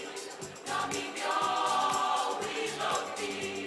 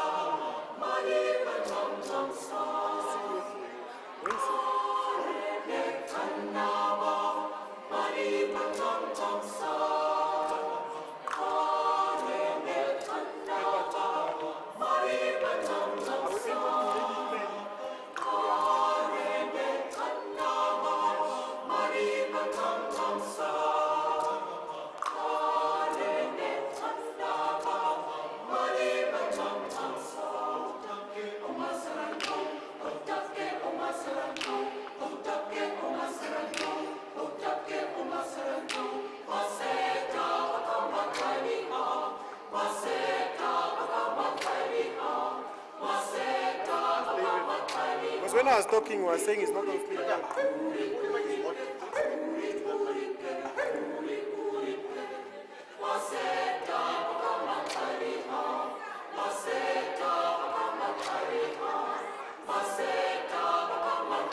You guys get the chair that was inside.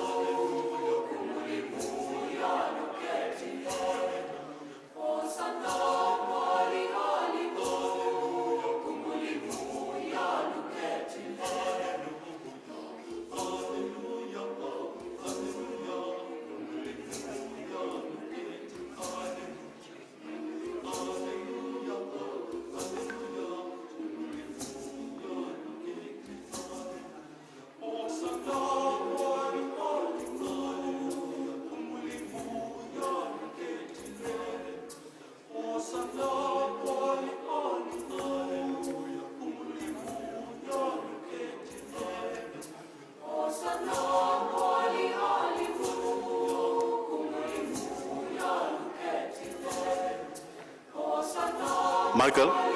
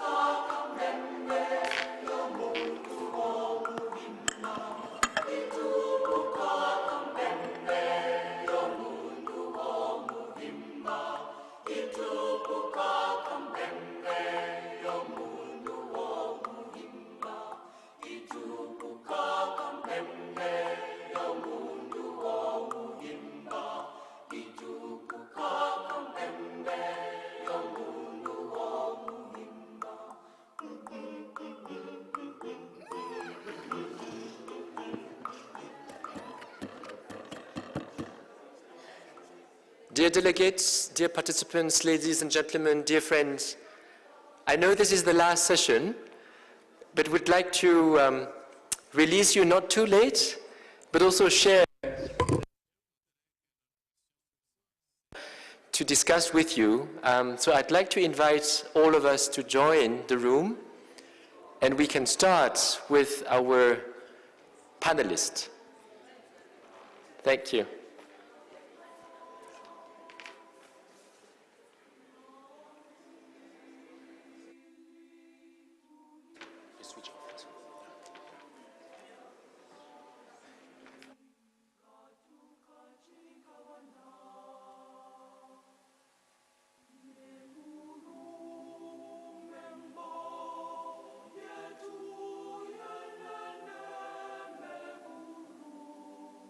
Membo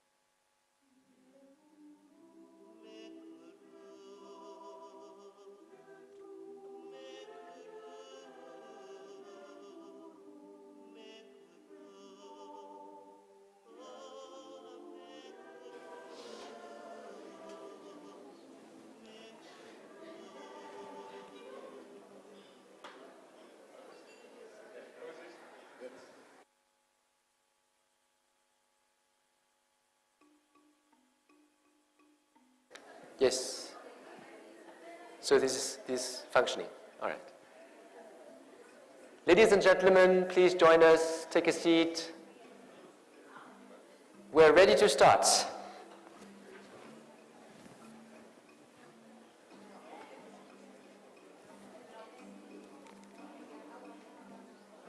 Nashilongo, take a seat. Join us in the conversation.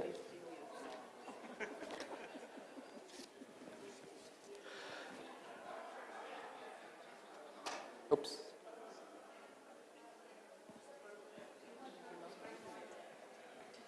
That one.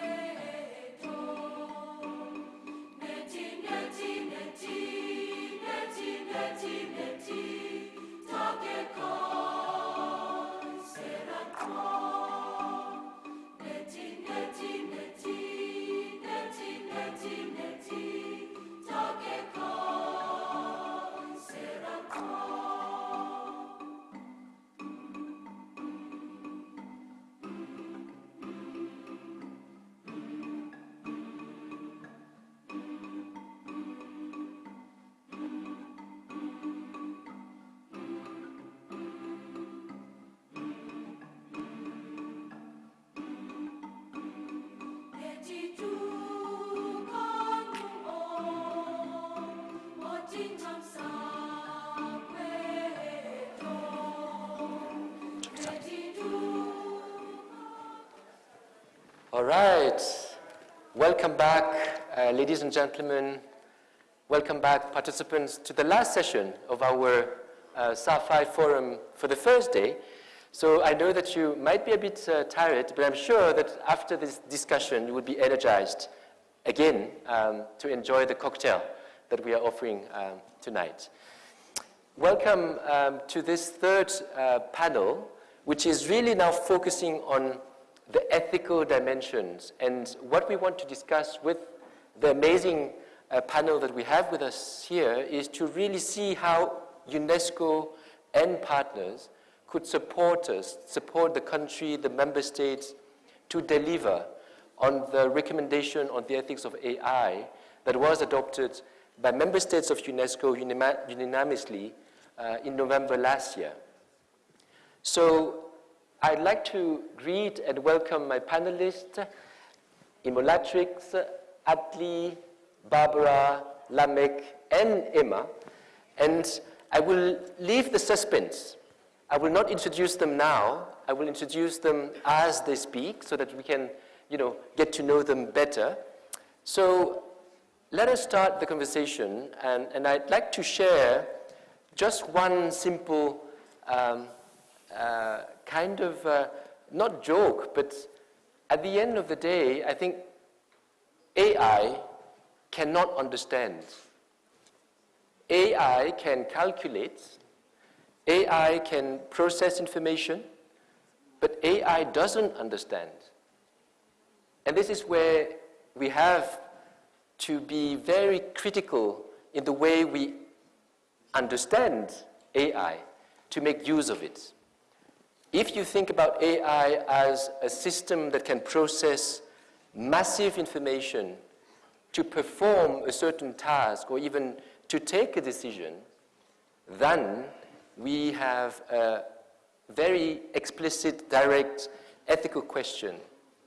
Can something or someone that doesn't understand, that cannot understand, but can calculate, can we trust that person or that system to take decision that could have a bearing on our life? So now let me start, with this word of understanding. I'd like to refer you to this UNESCO recommendation on the ethics of AI that reads, and let me quote it, AI has new role in human practices and society, as well as in their relationship with the environment and ecosystems, creating a new context for children and young people to grow up in, develop an understanding of the world and of themselves.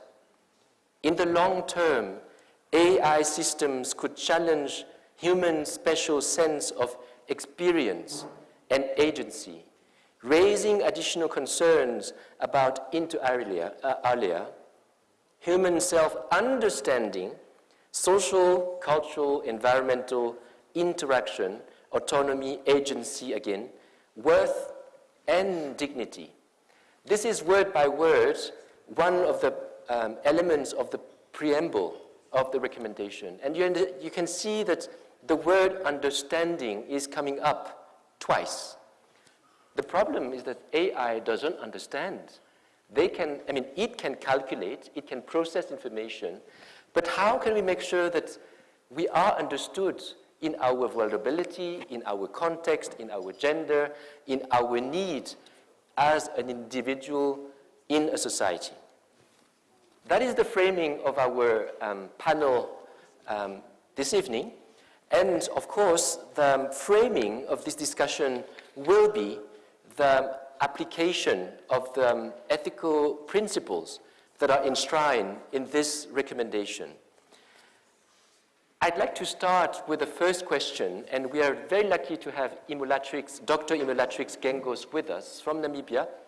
But more than Namibia, Dr. Gengos is also the chairperson of the UNESCO Intergovernmental Bioethics Committee, which is a global intergovernmental body that really focuses explicitly and intentionally on the questions of ethics of technologies applied to the living.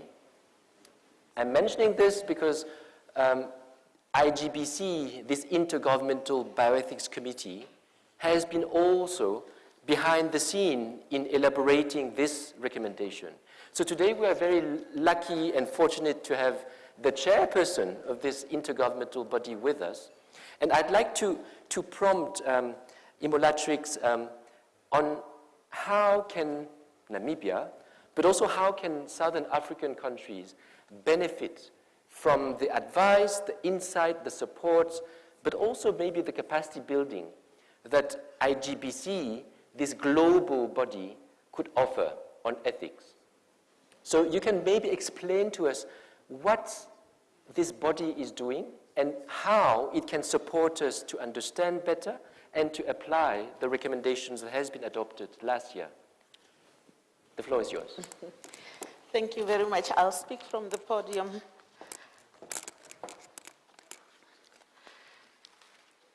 Good afternoon, everybody. Today, I'm going to be talking to you as the chair of the IGBC. That's the hat I'll be carrying this afternoon. And what I'm going to do is to give you a global picture of UNESCO's ethics mandate, and also perhaps to show you the interlinkages of how the AI ethics work links up with the broader mandate of UNESCO on the ethics of science and technology, scientific knowledge and technology, and also the work of the Bioethics Committee, of which Namibia is sharing the IGBC. I'm not promising UNESCO that I will keep to that hat, because I have a way of running fast and missing the plot, so I might deviate.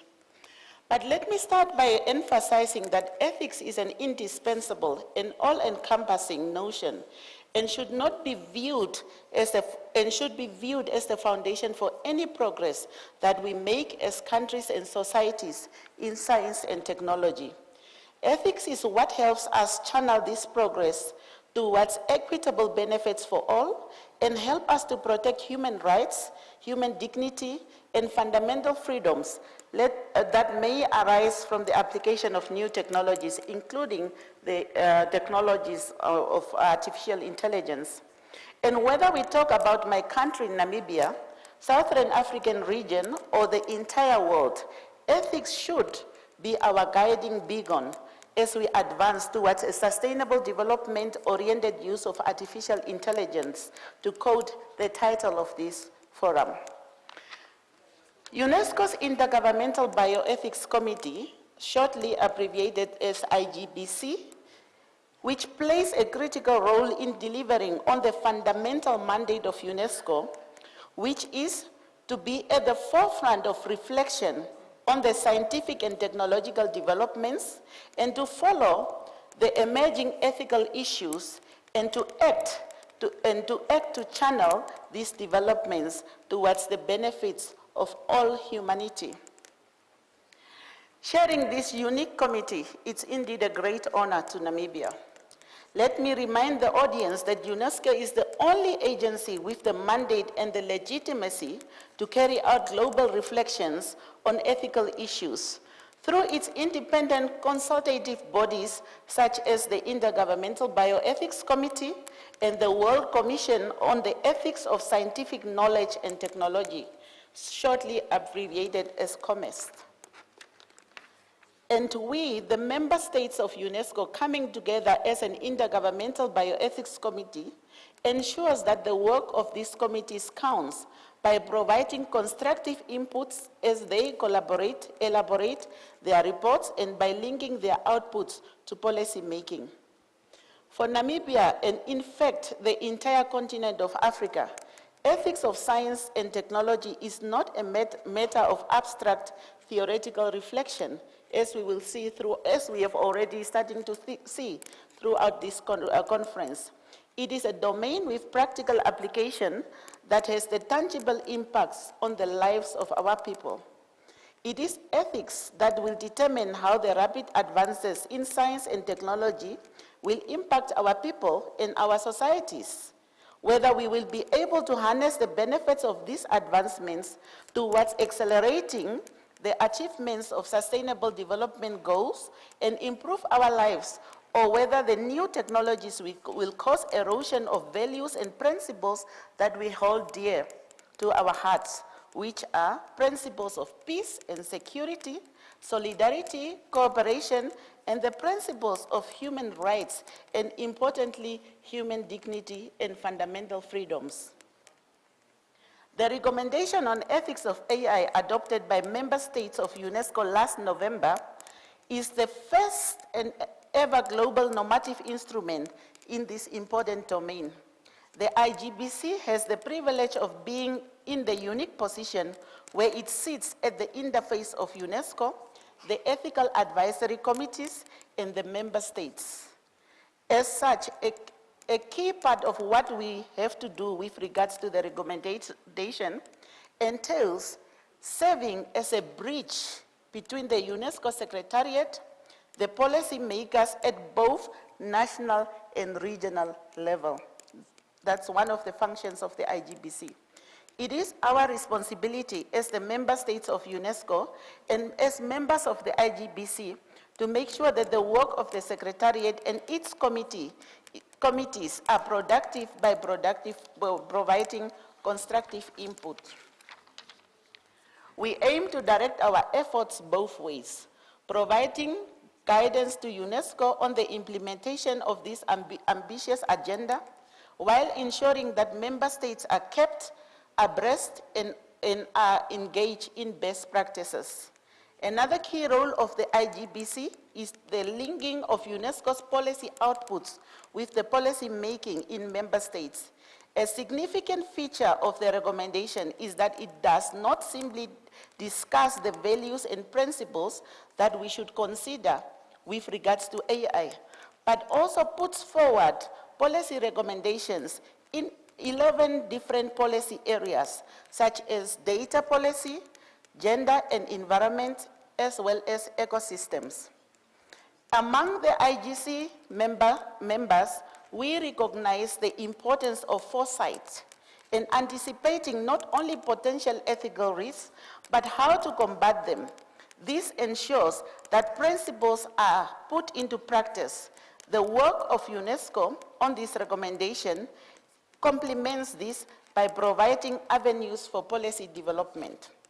And here, Mr. Moderator, I want to post because I want to demonstrate the practical relevance of UNESCO's work, especially as it relates to the foresight function, with a recent court case that we had in Namibia, which demonstrates how foresighting and anticipating and coming up with policy options before we are confronted by legal issues that as we have experienced.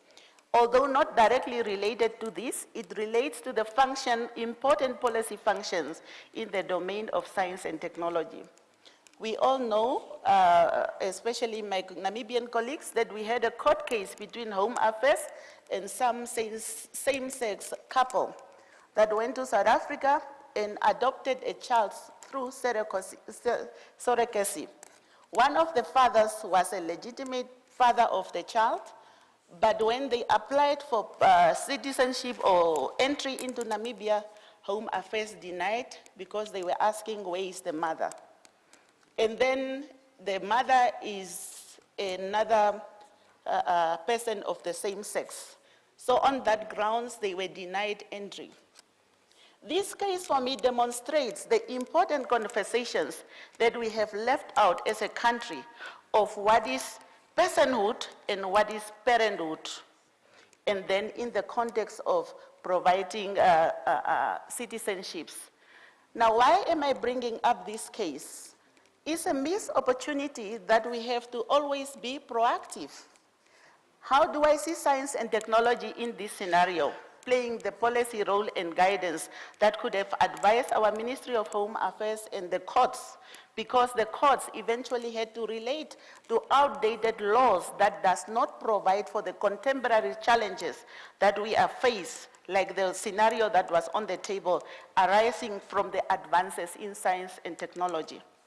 I hope that demonstrates that these conversations, before we are confronted with such issues, sets the important tone for policy options that will assist our institutions, including the judiciary, in advancing and making informed decisions, not disadvantaging a child that was then stranded in a foreign country.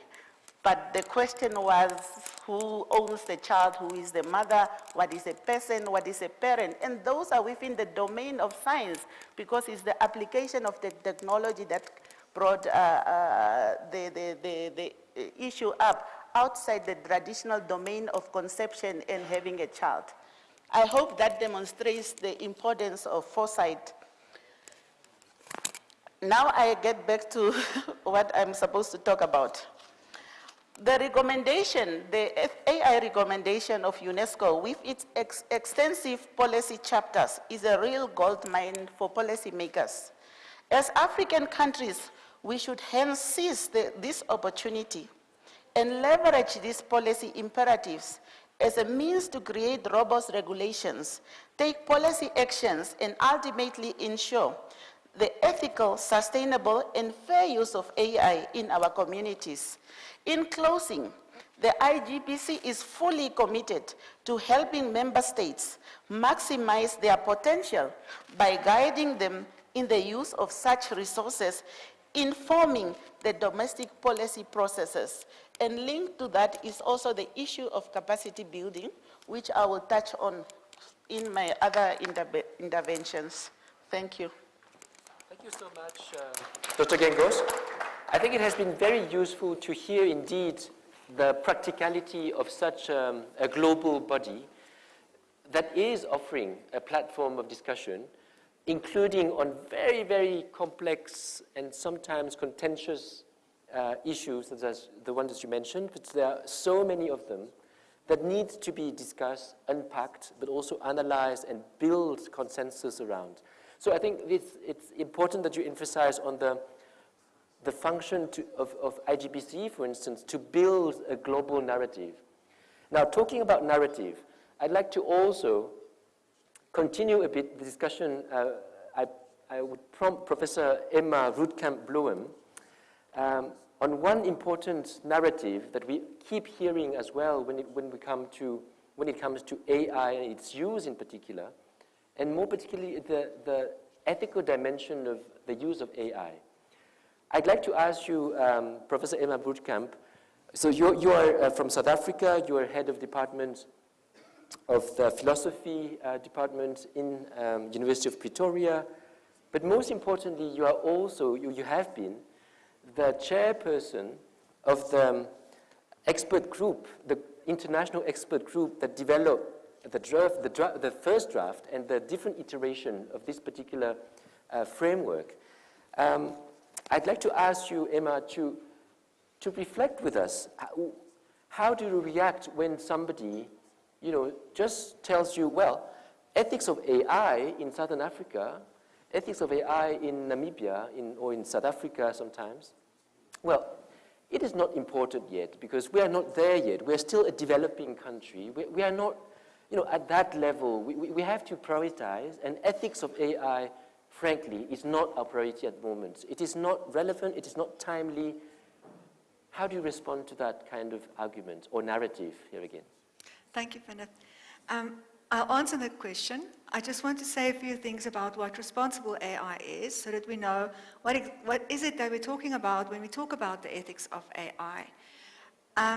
So there are many general concerns around AI technology, and these are concerns about unintended consequences. Nobody's saying that the members of the tech community sit and hustle together and think how they can threaten humanity the next day. Nobody is saying that. But this is because this technology is so wonderful and so beautiful and so powerful, it brings unintended consequences that we have to be aware of. So we are worried about losing control. We are worried about quality of human interaction degenerating. We are worried about quality of information being threatened, and we have seen many examples on this continent of what happens if that is the case. We are also worried about the environment, and we are very worried about inclusivity and diversity. And that brings me to specific concerns. One is concern for vulnerable groups. So here, this relates to what is called allocation harm, which is an immediate economic harm of allocating resources. Certain people get loans, certain people get mortgages, certain people get access to certain institutions. Amazon delivers in certain places and not in others. Secondly, we're worried about exacerbating discrimination. And this relates to what is called representation harm, which is a more underlying harm and more difficult to formalize. This relates to identity prejudice. So if the algorithm unintentionally does what it's supposed to do and latches onto a pattern in a data set that it's being trained on, it can amplify existing prejudice in that data set, in what is called echo chambers. And we don't want that because in the end it can imperil social stability and political stability if we are not careful. So these are the unintended harms, but unfortunately, there are some intended harms. And we call these ethics shirking, ethics blue washing, where AI technologies are held to be responsible and trustworthy, where in fact they're not. And people are lulled because a company has a set of principles on their website and they share their data freely because these people are trustworthy. And that is why awareness and literacy is one of the principles in the recommendation, because we want to make civil society our secret weapon. If ordinary people in the streets are aware of these concerns, they are the best gatekeepers. They can hold these companies accountable, and they can just not use the technology. But what is responsible AI? Okay, it's trustworthy. What is trustworthy AI? It's ethical, it's lawful, it's robust, which means it's safe and secure. But what does that mean? It means that AI technologies is used for good, only for good. It's used to establish global food security, to democratize healthcare, to enhance information sharing. But Emma, what do you say if AI should be used to generate profits? Well, then we need some checks and balances in place. Then we need to define what profit would be, who would be benefiting, and how does this technology work? Who benefits? When is the full benefit realized? When there is full adoption? When is there full adoption? When there's trust? So that's why we need responsible AI. So, okay, what we also should do is to think about proportionality when we are doing this AI, engaging in this AI for good. And proportionality simply means that, and there's also a principle in the recommendation, that we engage in a risk-based manner. We only engage with this kind of technology if there is legitimate purpose. And that means that it's not used to stoke civil unrest, it's not used to deceive and mislead, it's not used to manipulate, it's not used to influence resource allocation, it's not used to amplify discrimination and impact on human values. How do we do this? Through regulation. And not just through principles, but also through unpacking these principles into implementation tools, impact assessment tools, and all the rest of that. But this may sound very negative. It's not negative. It is in fact enabling, because the only sustainable AI technology coming to foresight is trustworthy and responsible AI governance. I'll give you two examples. Goldman Sachs is being sued because it is giving higher credit to men than to women. It's a big court case.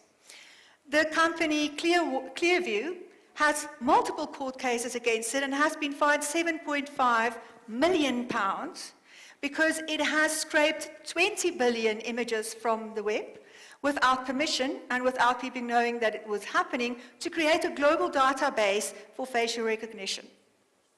So there are repercussions. So we want this wonderful technology to be sustainable, to do good, well then it has to be responsibly governed. Coming now to the question, and really I'll be now fast. Okay, so Africa, a lot is happening in Africa. I have to say that first. Professor Marwala referred to some of it, the Deep Learning Indaba, Masakani Natural Language Processing Group.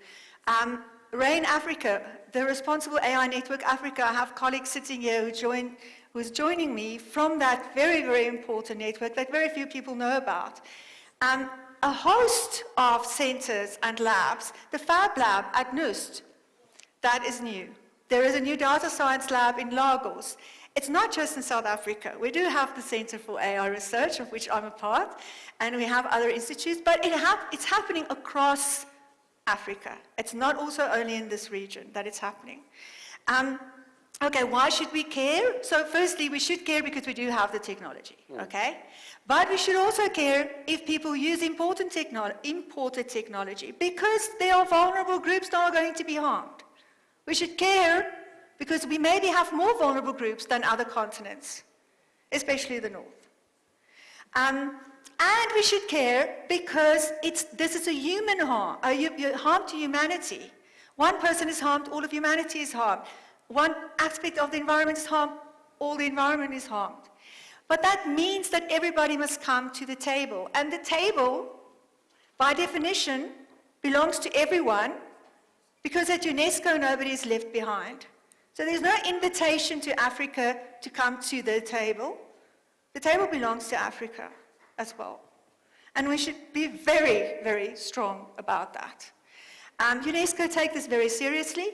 There were many African voices on the expert group that worked on the recommendation, many more in the group that was working on the implementation.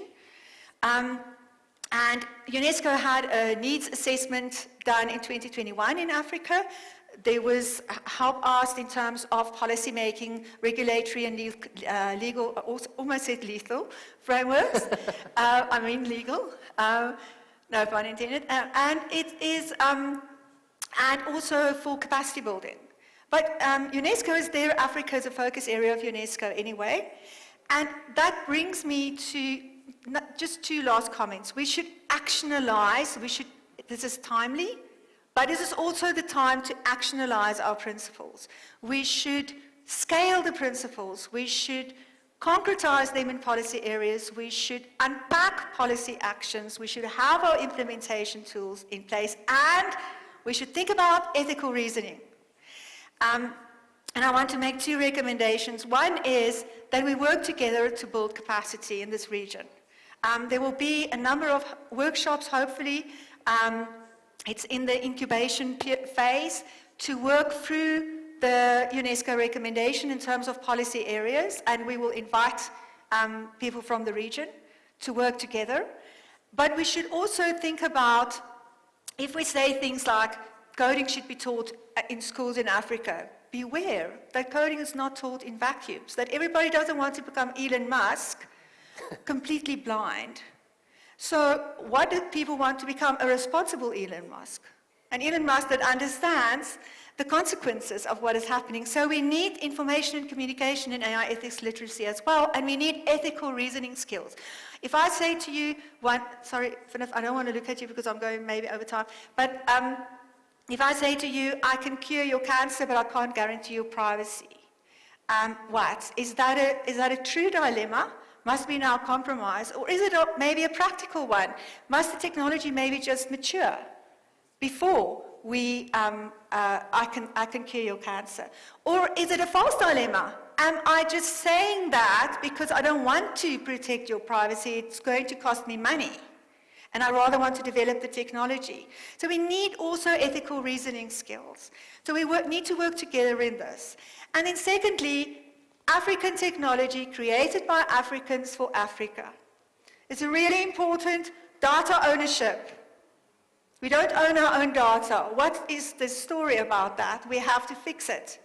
Communities whose data is being used must benefit from it. We must all become data activists. We are the continent with the lowest median age. We are the future, and we should own it. Thank you. Thank you so much, Emma. Very, very powerful, plea for us to care. And I think you have said it all. I mean, in terms of diversity, vulnerability of the population, the need to include everybody around the table, but also I like the invitation for us to stimulate this ethical reasoning skills. Because at the end of the day, we have to understand before we take action or we take a decision. And again, the system doesn't necessarily understand, even though they can calculate and they can propose or action even sometimes solutions that are not based on reasoning, but calculation. So is that acceptable? Can we improve that? Can we create regulations? So you've raised a lot of questions that probably will lead into concrete recommendations that you have also mentioned for some of them. Now, let me turn to the African continent with our next speaker, who is Barbara Glover. Barbara Glover is the program officer who is coordinating this AU high-level panel on emerging technologies, APET. It was created, I think, in 2016. Yeah. And this is yet another platform which is continental this time, and it is managed by NEPAD. And this particular high-level panel, you might know, is tasked by the member states to elaborate a continental strategy on AI. Well, how can we make sure that such a strategy takes care of all of the important principles, ethical principles that we have listed and also discussed a bit earlier? How can we make sure that this strategy, with your support as Secretariat, is going to be really ethical and really make sure that it is not only examining, economic positioning, ensuring financial gains, and make sure that, the market is serving Africa, but also make sure, and it is not contradictory, to make sure that it is inclusive and it is protecting the most vulnerable. How can we, with you, make sure that this happens? Because this is opening up a whole lot of hope, of course, to have a continental strategy on AI. But how can we make it ethical and inclusive? Thank you. Thank you for the good introduction. Speaking after two powerful speakers, I feel a bit intimidated, but I'm going to try and answer your questions. So, as you rightly said, I am from the African Union Development Agency. Usually when my family asks me, where do you work? I say, do you know the UN? They say yes. And I say, okay, we have one for Africa, which is AU. Then I say, do you know UNDP? They say yes. And I say, okay, we have one for Africa, which is AD and EPAD. So I work for AD and EPAD. The AU High-Level Panel on Emerging Technologies is a panel of 10 eminent experts that were appointed by AU heads of state and government through the African Union chair. Their role is to recommend to heads of states and government technologies that are worth harnessing on the continent. So the panel has been in existence since 2016, where their work has involved developing recommendations around various technologies.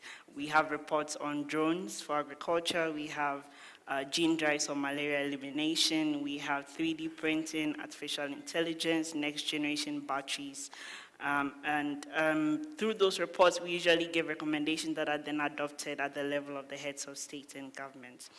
Now, we have an upcoming report, as earlier mentioned, on artificial intelligence, which will be launched at the World Science Forum in December. And one of the recommendations within, based on our stakeholder consultations, was the development of a continental strategy.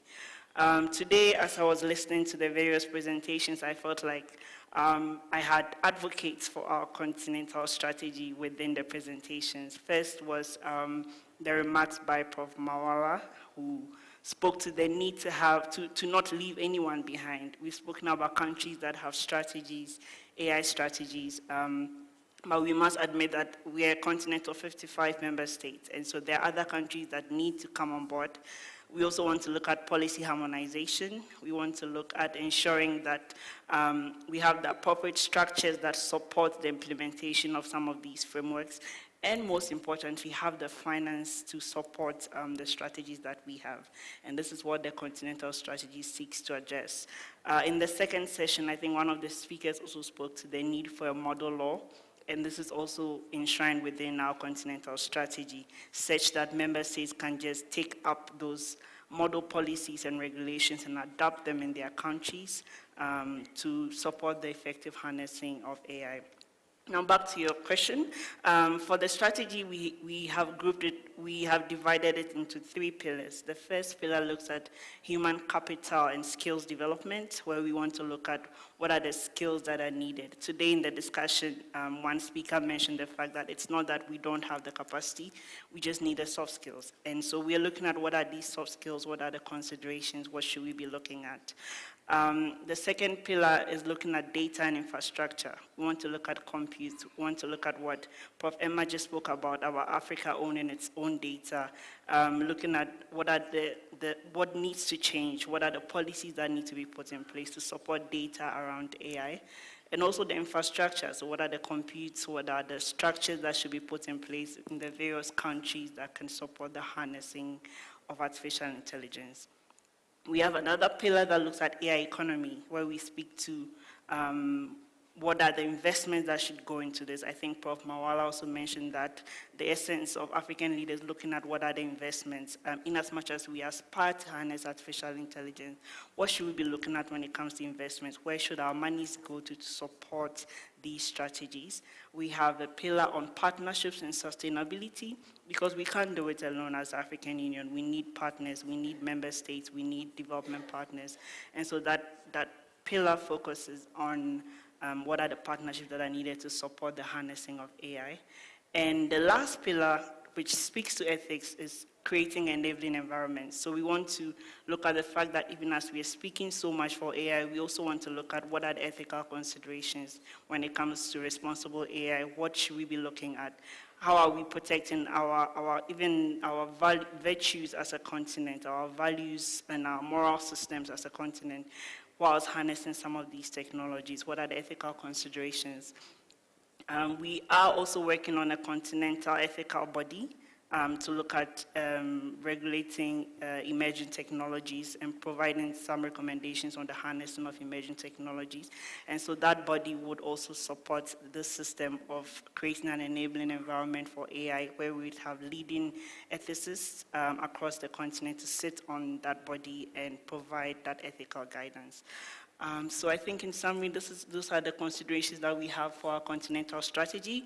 We want it to be as consultative as possible. So we have a series of stakeholder discussions. We've had some, and we are still ongoing having stakeholder discussions. For instance, in the next 3 weeks, we are having another one in Nairobi, bringing together some stakeholders to look at the various pillars and also what the current draft that we have for the strategy and what needs to be added and improved to ensure that it is representative of African voices and would help us to effectively harness the technology.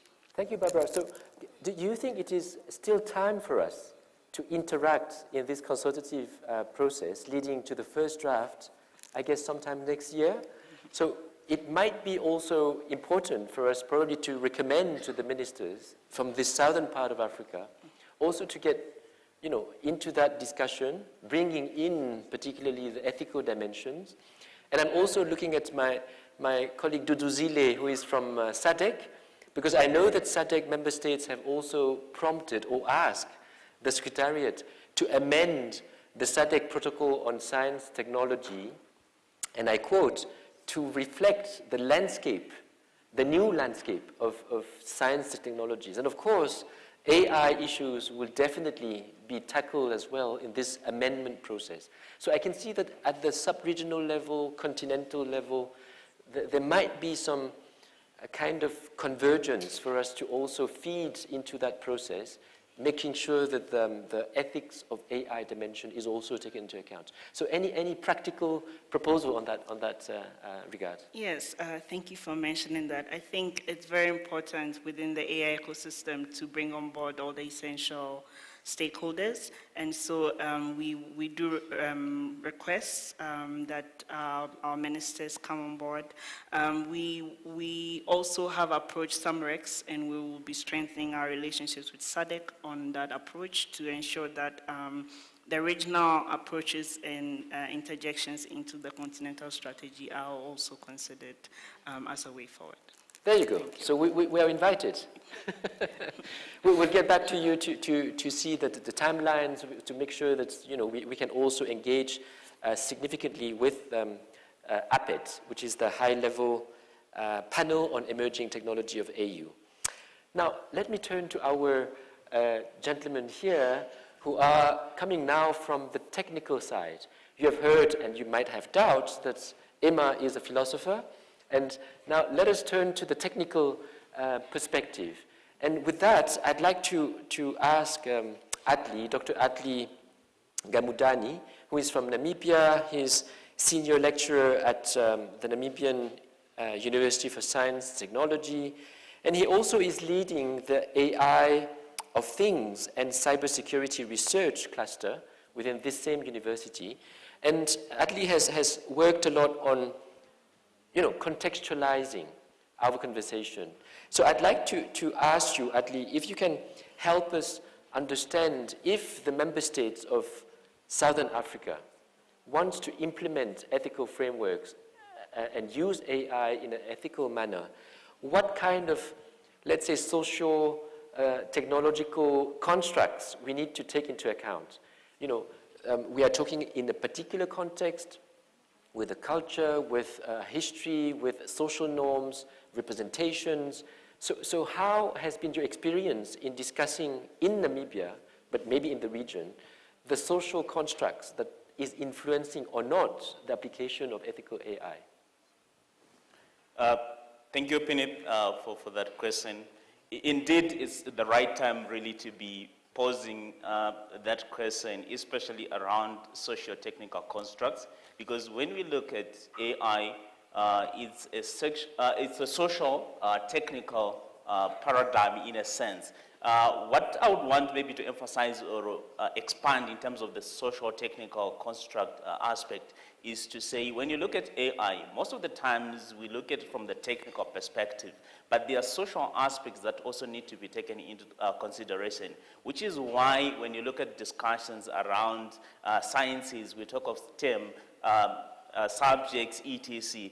But the moment we are leaving out the A in that whole discussion, we already have lost it out in the whole discussion when it comes to how AI ethics can really be framed and understood in that context. So we need the social aspects, the social narratives to be embedded in the discussion on AI. When we're just leaving the technical colleagues to be in their corners developing systems without really embedding some of the social narratives that needs to be integrated, this is where we find ourselves in this dilemma where we are going to end up sometimes not really addressing some of the aspects when you talk of inclusivity, because we have to extend it beyond just the, let's say, demographics and all those aspects that you mentioned in as far as our countries are concerned. We also have to consider the languages, and I'm happy in terms of the initiatives that are already taking place. One example that I'll cite from a practical perspective from some of the work we've been doing locally here, and I'm happy as part of this conference, the hackathon that is actually happening, we're actually using our own data set that we had to collect as Namibia University of Science and Technology through the collaboration we did with Makerere AI University. So we are actually seeing some of those steps in the right direction. So looking at some of those constructs, if we go back to society and ask them what is it that they understand about AI, we would actually realize they have their own fears, they have their own doubts, because the narrative around AI is only extending the louder voices, if I may put it across, if, for lack of better expression, words around it. Because it's only the people that keep on having their voices heard on circles or discussions being discussed around AI. And when it comes to the ethics part, we're still missing that other piece of the puzzle. And which is why we need to own even our own data set. Because if we continue to be importing some of those solutions without even understanding the data set behind those solutions, we keep on extending, as already highlighted, so that I don't repeat it, some of the biases, some of the inequalities that are already embedded inside of those data sets, and the models that we are going to be using, which are supposed to be making decisions about what we are supposed to, let's say, decide on as a country, on economic aspects, social aspects, political decisions, etc. It's being influenced by those data sets those models are designed from. So if I may zoom back and look at what you really highlighted around socio-technical aspects and what our governments can try to do really by delivering to the promise of AI as already adopted by member states in November 2021, one of the key aspects that I would really highlight from the experience you've been actually gaining from interacting with various research groups, with various social communities in their communication. One is to really ask ourselves the right questions around some of the discussions we're having towards implementation. One of those questions is, are we really understanding especially the type of frameworks we already have in place, and how can we adjust them to suit in terms of the direction that we are really progressing towards into the future. And one of the aspects also to consider is, are we asking ourselves also the right questions? What are exactly the problems that are on the ground?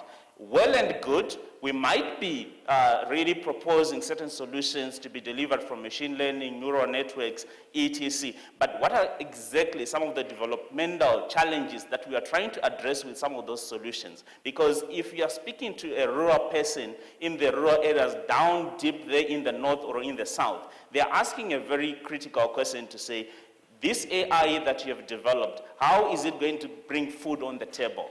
If we come to that type of a discussion and help them to understand the benefits of some of those solutions, this is when we start really to ask questions that are meaningful to our societies, questions that address the problems that are on the ground, not really to find ourselves in this bloom and gloom of chasing these technologies. Are they relevant? Are they really relevant to our societies? That's one question that we need also to ask. And another question also from the regulation perspective, when I bring it back even to the technical side, we also have to ask ourselves, are we over-regulating or are we under-regulating as well? Because if I may try to bring out a different dimension, especially when it comes to the regulation side, we have to ask ourselves this question to say, in as much as we have to create enabling environments, to what extent are those enabling environments helping the SMEs, for example,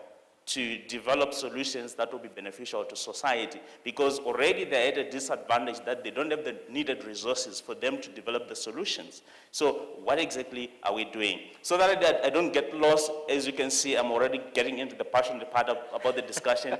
I'll maybe pause it here. I can then carry off with my interventions from here. Thank you very much. Atli, can you tell us from your environment of computer scientists, Yes. From the technical side, does that conversation on social needs, social consideration, representation, also ethical framework, regulations, is this conversation going on right now among technical experts on AI?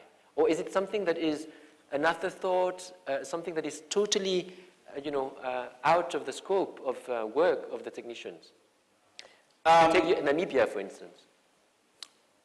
That's a good question. If I may maybe just bring it on from my own maybe interactions, which I would not want to say it's a representative, which is also the other dilemma we find ourselves in when discussing some of those aspects.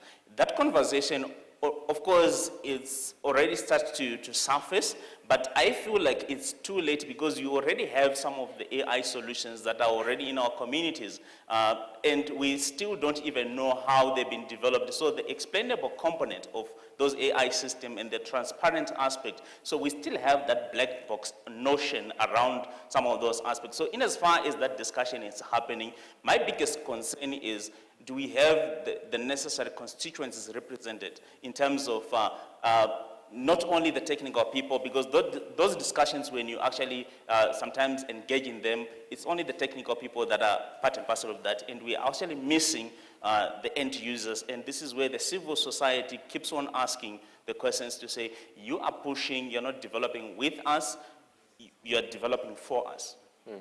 All right. So this is an interesting conversation. I think it points to the need of interdisciplinary workshopping of AI as a technology, but also as a technology that can transform and disrupt social settings or ethics, ethical norms. And I know that, for instance, Emma, you have been, as a philosopher, working for many years now with engineers and computer scientists. So I think that idea that you have proposed to workshop the principles of AI with computer scientists, lawyers, philosophers, maybe economists as well, that might be also something that is useful for our countries to really understand, again, the magic word of understanding the different dimensions that we have at hand. Let me turn now to our last, but not least, speaker, who is Lamek, Dr. Lamek Amugongo. Dr. Lamek is a lecturer and researcher at Namibian University of Science Technology. And Lamek, you have been also leading the Google Developers Group and also the development circles from Facebook in Namibia. So from your perspective, and I know that you have done some research focused on the sector of health, and if I take the landscape analysis that Kito presented this morning, I can read here, when we zero into the health sector, I can read that the key risk relate to the processing and security of sensitive health-related personal information and the potential for bias where underrepresentative data and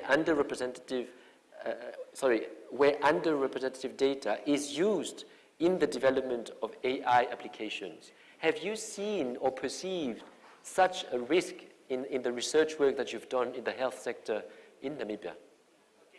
Thank you very much, Bennett, for this opportunity. And I think, let me just start by saying that artificial intelligence presents unique opportunities for us to democratize healthcare. And by democratizing, we mean that we'll be able to have cheaper, affordable healthcare and also more inclusive. However, in the healthcare sector, we have a lot of AI systems that have been developed or have been proposed in the literature. However, it's only few of these systems that are clinically being used today. And one of the major challenges really is the issue of trust. And remember, clinicians have the obligation to deliver the best care to their patients. So for them to be able to use these AI systems, they need to be able to trust them. And one way to kind of like create trustworthy AI systems is to think about some of the principles such as interpretability, explainability, therefore unpacking the black box, so that a clinician understands exactly what magic is happening in those regression algorithms and whatever algorithms that we are using. And in the context of Africa, we are in a place where most of our data is in filing cabinets, whereby a patient goes to the hospital and everything is recorded on paper. And if we really want to train representative AI systems that are able to be inclusive, we need to make sure that that data that is in filing cabinets is digital, so that we then have that inclusive data to be able to then train our own models. That is one part. And then the other part is also, we know that most of the clinics or centers will have their own data, and then they have their own laws or governance. So we really need, as a region, to come up with a homogeneous policy or framework that will enable institutions or developers of AI models to be able to leverage on these data in South Africa, in Namibia, in Botswana, in Zimbabwe, without that data leaving those hospitals. So, and there are techniques, technical techniques that we can use, such as federated learning or distributed learning, where as a developer, I send an artificial intelligence to Zimbabwe to learn from data in Zimbabwe. But that data in Zimbabwe does not leave that hospital. So we don't have anything in terms of the law, we don't break any laws. So, but the model comes back, learn from that data with that insights, and then we can then have a huge data set that we can train our models on. And I think the other important thing that we need to really look at in the context of healthcare is really the issue of, we have talked about privacy, we have talked about trustworthy, but we also have to think about how can we curate our own data sets on the continent. And we really have to come up with an open system where our researchers can use, and we can then leverage on that to create really inclusive AI systems. And just imagine if we continue to use the same thing that we are using now, where I go on Kaggle and get data set. And this data set is from America, is from China, especially the ones of the X-rays.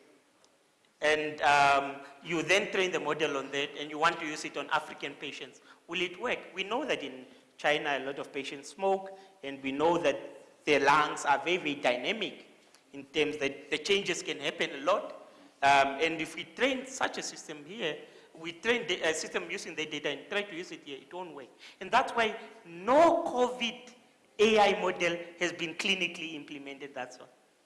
And this shows us something that, of course, these models are good, but we need to think about how can we contextualize them. A lot of big companies such as Google, Facebook are thinking about what you call AGI, which is Artificial General Intelligence, which is coming up with one model that will be able to generalize well because it has learned on big data. But one thing that we have to understand is that context matter, and data in Caucasian people is different from us here in the continent. So we really have to think about our data and really ensure that we come up with a framework that allows us to share data on the continent, and then make sure that there are key principles that can be measured to ensure that if LAMEC develops an AI model, how can it be measured against trustworthiness? And the concept of Ubuntu comes in, and it's very, very important that I am because we are.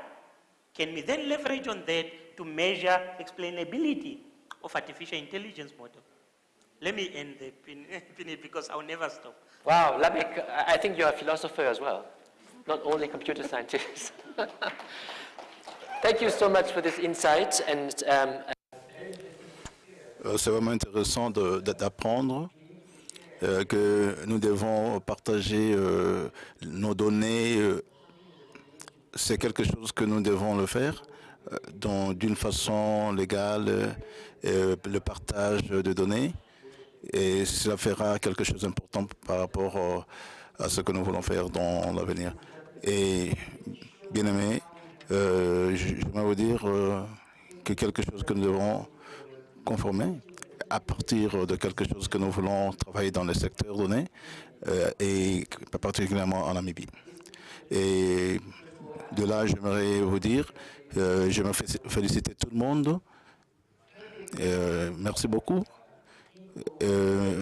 Vraiment, je suis très flatté parce que on a vu quand même que les panélistes étaient vraiment 50% organisés avec les femmes dont les données étaient tellement bien. Merci pour toutes choses et pour cette idée par rapport à ça. Nous vous remercions beaucoup. Nous vous remercions beaucoup par rapport à... A second here. And then we have also to have time to get back to our panelists for insights and responses. So, Madam, you have the floor. And then I come to you, sir, and then also to Malawi here. Thank you very much. My question is to Ms. Not really a question, it's almost like a recommendation to the representative of the African Union. Barbara. Ms. Barbara. Yes, artificial intelligence is very good, but, excuse me, sir? Okay. Artificial intelligence is very nice, but we have a common problem in Africa, whereby, first of all, artificial intelligence requires electricity, it requires internet, because it cannot just work by itself. But one of the common problems is our electricity is bad. When it comes to infrastructure, because you did mention you're trying to figure out on where you can invest more. So if you come to the health sectors, most African countries, they have old hospitals. I can even say in my country, Namibia, we have old hospitals. So is the African Union having a plan on building new hospitals and building new schools? Because there are African countries where still people are being taught under the tree. And again, ICT trainings, are they going to be training for that? And then, again, now when it comes now to the health sector, I'm going to Dr. Lamek. you said that an artificial intelligence will be sent, let's say, to Botswana to learn something. But isn't artificial intelligence, you are feeding it the data? Because I didn't understand the part where you said it's getting to learn the database in Botswana, let's say, but it's not taking that database. But if you are feeding it, when it's coming back, what is it going to give back to Namibia? Is it coming back blank? I didn't get that. Excellent question. Yeah, because Thank you. Okay, thank you. Thank you. So two questions in one. We'll get back to you. Sir, you have the floor. Thank you. Very quick one. When we talk of ethics, what comes straight to mind is moral principles governing behavior or conduct of an activity. And so when we're talking of ethics of artificial intelligence, one of the first things that comes to my mind is unemployment in terms of ethics, because what we are aiming to get to is to replace human beings one way or the other. So how are we addressing that? The second one is got to do, I'm thinking, we are developing systems, applications, robots that will start to think like human beings. Because that's what we want them to be, to replace us. And are we putting structures in place to ensure that, one, they don't eventually take over humanity, human beings. And secondly, to start talking of human rights for robots. Thank you. All right, so is this a myth or reality? We'll have to have a check here with our experts from different fields, because there are a lot of representation as well. When we say artificial intelligence, we have, our imagination is very active, and we have to also sometimes check whether we are talking about the same thing and whether, we are not over-representing what can be constructed, artificially. So let me find out the gentleman who has asked for the floor first, from Malawi. Please, sir. And then I have two other hands, and I come back to you, and then we come back to the panel.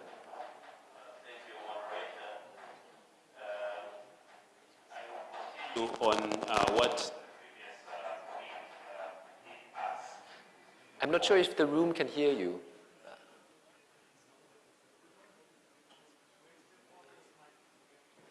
Okay, so the technicians are coming to help you. With your permission, let me maybe in the meantime ask our delegate here from Mozambique to come in.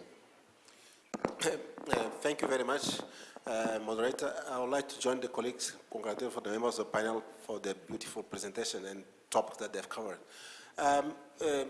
One of the beauty of digital technology and artificial intelligence is that it's challenging the well-crystallized concept of nation-state vis-a-vis the governance process and the beautiful word that Professor from the University of Pretoria mentioned about trustworthy.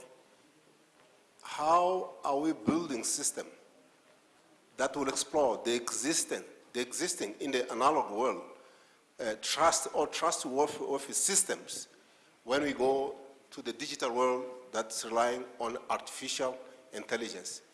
And how will we keep the balance on the responsibility of the state vis-a-vis its citizens and the freedom that the artificial intelligence and individual, talking about ethics, has, and on the example given by the case here in Namibia.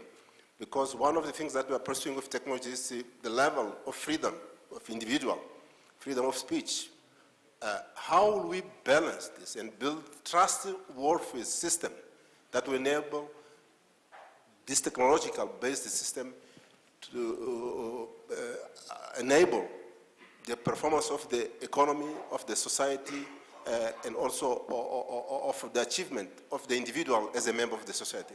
Thank you. Thank you very much. Maybe you can write a book, AI, the State, and Society.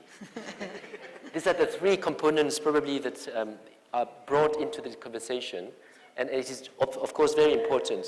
Let me come back to the gentleman from Malawi to make sure that we still are struggling. Yes, can we have another mic? Yuan, maybe you can help? We're coming back to you, sir. Let me now go to the gentleman here. Thank you so much. My concern is that throughout the day, I wasn't convinced of a safe security for the AI. What methods will you use to ensure the safety, the privacy of this AI? We are currently using a system in the education system, Ministry of Education, where I can access information which was entered, for example, in Marienthal, but it is not a safe way. And looking at previous attempts in Namibia, using the technology, we see that it is the safety of it, the privacy of it is poor than poor. So my concern is that throughout the day, I wasn't convinced that this is a safe platform. Living in the world of today, it is not safe because, for example, my enemy can take my things and use it against me at the end of the day. So my question is, how will you convince someone that it is a safe platform to be part of the AI? Thank you.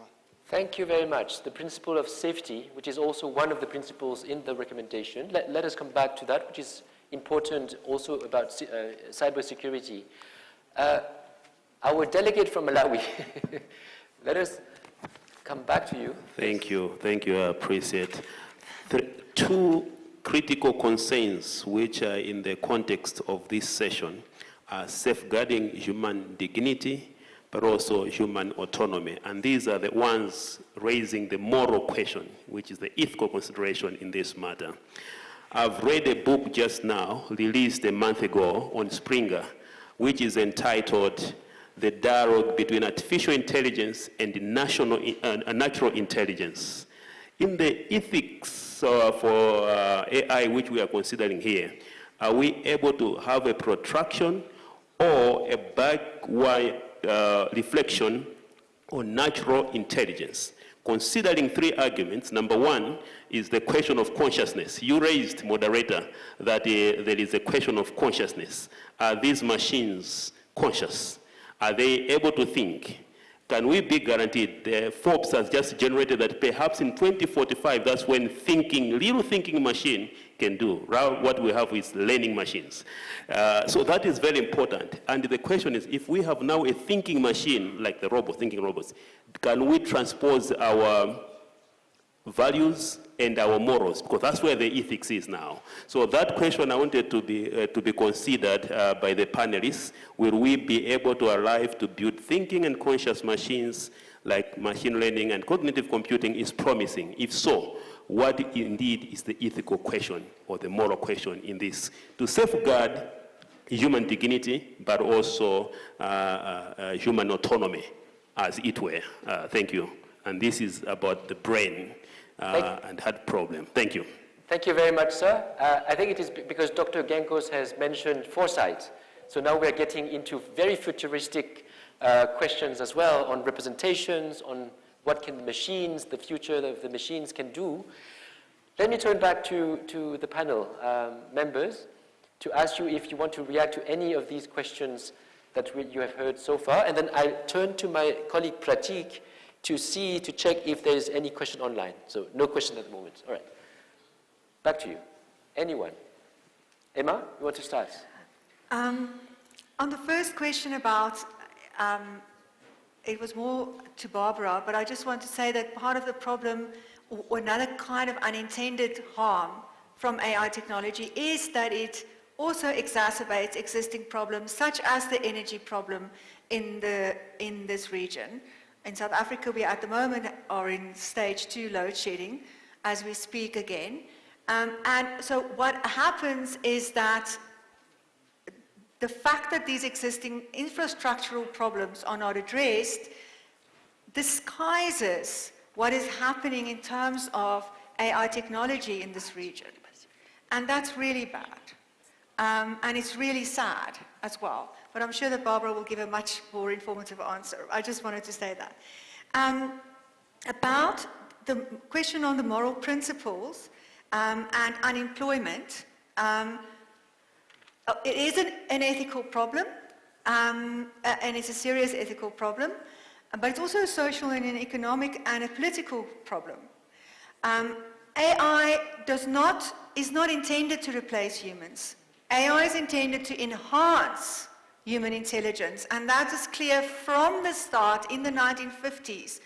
With the birth of AI, AI was never intended to replace humans. If it is allowed to replace humans, we have all failed in governing this technology. What we should be doing is to see how jobs and the labor policy area of labor is being transformed. And we should be investing in research on how to reskill, how to upskill, how to protect people's dignity. You cannot take a person who has come from a mining family for generations and put them behind a till in Checkers. You have to give that person dignity, understand the value of the knowledge that that person has, and find a way to put that person back into the company, but making use of their knowledge, maybe for training purposes, for training the algorithm, who knows. But there is so little resources given for researching how to upskill. And if people are being upskilled, will the company pay for it? Will the company pay for their children to be cared for if they have to do it after hours? These things are important in this region, but we do nothing about it. And I must say, I'm an academic, so I think I'm allowed to say it. In many cases, the unions do not work in favor of trying to find the best way to resolve these problems of job loss. So that's why I say it's also a political issue. Okay, so can they think like, okay, humans, I have answered that. Robot rights, and yeah, maybe just on robot rights, I'm becoming confused, but I think it also came from this side of the room. Look, we're not building, AI technology is not meant to replace humans. AI technology is not meant to, there's a whole host of issues in philosophy, and many philosophers break their heads. I've been trying to write an article for a few years on artificial personhood, and I can't. Why? Because they don't have it. There it is. They shouldn't have it. But at the same time, robots are robot slaves. Can you kick your nanny robot? Should you? But that asks questions about human morality. Does not ask questions about robot morality. So we mustn't confuse these issues, and again, it relates to governance of these technologies. In terms of challenging well, I can't read my own writing. Responsibility of the state in terms of AI and its citizens. I think the state has a very, very crucial role, because it is the responsibility of any state to protect its citizens. So there should be engagement with the tech community, but there should also be engagement with the social scientists and the lawyers, and there should be feedback, there should be public campaigns, there should be awareness and literacy campaigns. People should become aware of the possible harms, and also that the state wants to protect them and wants to realize the benefit of this data, of this technology. but by protecting their citizens. So, I mean, it is a trade-off because you also want this technology because you want profit. You want to be profitable. You want to have a profitable economy. Who doesn't? But if we don't focus together with a whole team of people on the possible harm, then it won't be sustainable, and then it will come back to the state, and that we don't want. Safety, there's a host of technological, you will know maybe better than I because it sounds as if you're from the tech community, but there's the adversarial robustness toolbox art, which is a Python library that you can use to check the robustness of your system. In terms of privacy, in terms of what it is exactly that we have to do, you have to engage with the people whose data you are messing with. They have to have a right. Companies should have data policies. Companies should tell people how to access their data, how they can revise it, how they can delete it, although you can't really ever be forgotten once an algorithm has been trained on the data, on your data, but still, how far you can delete it. If it can be repersonalized, if it's been depersonalized, there has to be a data officer who works with the security officer and maybe with an ethics officer together, and then the human rights come into it. So you need a whole team of people, an ethics oversight or an AI oversight committee to look at all of this. But again, different technologies ask for different levels or different concerns around robustness. And also, there are trade-offs. I mean, if you think about transparency and explainability versus privacy and robustness, sometimes these are ethical dilemmas that we have to solve. I don't know if that's a good enough answer for you because I'm not a tech person, so I'm treading lightly. In terms of the last question, sir, thank you for the challenge. In terms of human autonomy, we don't want these systems to be conscious. And, you know, we can talk about artificial general intelligence, and we can talk about the singularity until we're blue in our faces. No, but we will never agree. We don't, you know, some people say it will happen tomorrow, some people say it will happen in 100 years. We don't know if it will ever happen or when it will happen, if it happens. But what is very clear is that we need governance. And we need to make sure that if it happens, that we have in place some kind of system, and this is called the problem of super ethical beings. So if we reach singularity and these algorithms don't need human data to train on anymore, human centricity is obviously out the window, but we also want to wonder, will they care about us? Why would they care about us?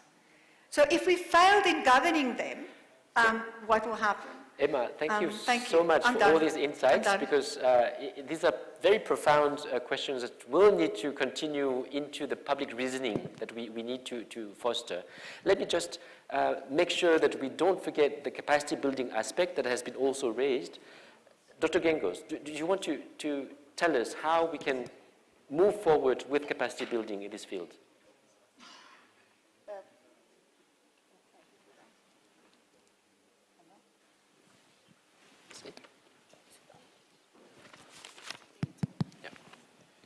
Thank you very much.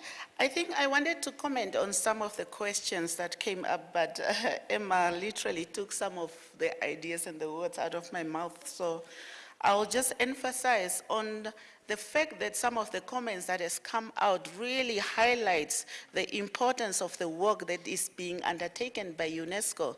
Because in order to answer questions around state responsibility in society, it's the domain of policies.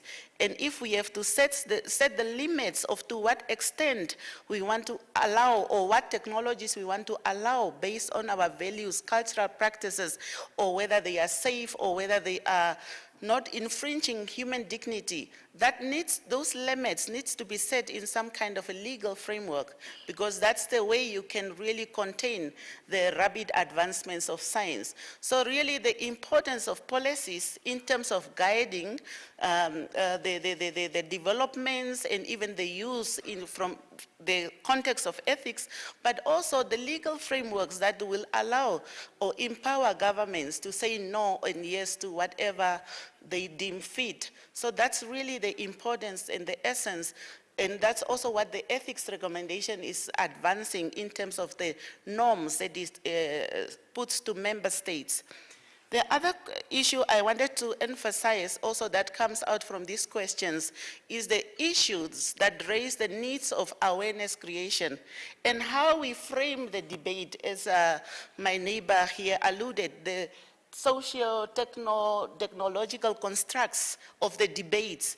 Because I can share with you that yesterday I was sharing with what this conference is with one of my friends, and he said that I was in a taxi and the taxi driver said, you are bringing technologies, you don't have hospitals, there is no medicine, we don't have food.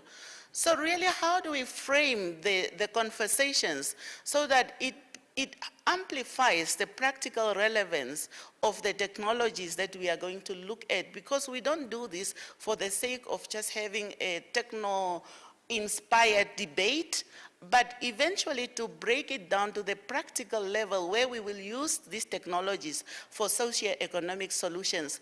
But in order to do that, or part of that approach should be really how we create awareness. And in doing that, how do we frame the conversation to enable the layman on the street to understand the importance of what we are trying to do. That's also an important aspect that we need to consider as UNESCO and also member states who are about to implement these issues. In terms of capacity building is mainstreamed as a mode of delivery in most, if not all, of UNESCO's program. To that effect, even the recommendation. However, the questions that we have to engage with as UNESCO member states is the question of what capacities. Emma mentioned the thing of ethical thinking. Have we really defined from within the value chain of AI development, from the conception of idea to market entry, to wherever end users, of what kind of capacities we will need, so that we can also start to tailor our interventions to offset the fear that we will lose jobs. In some instances we will, but there is also opportunities of new skills categories, new labor categories that will be created by virtue of having these technologies, which has limits. The moderator here mentioned, for example, the fact that robots cannot understand us. So there will always be need for some kind of human intervention, even in servicing and even mandling or dismantling the robots. So there's opportunities of new labor requirements as we adopt the technology. So let's not just focus on the fear of losing jobs, which is maybe in some cases true, but also it comes with huge opportunities and potentials. So I hope the UNESCO assessment in terms of AI capacity will try to highlight and guide member states in terms of what capacity, the question of really what capacities. The other issue I wanted to touch on was also mentioned by my neighbor here in terms of the interdisciplinarity, the need for an interdisciplinarity conversation around these issues. But this morning, Professor, Silitsi, the incoming VC of the United Nations University, which is apparently the first African, he made, but what he mentioned was the need for also having interdisciplinary or transcending disciplinary boundaries in the training of our graduates, because that also is important. The conversation should be multidisciplinary, but also the disciplinary boundaries in our approach to training needs to be considered, because we need to transcend also those boundaries. Thank you. Sorry, Chair.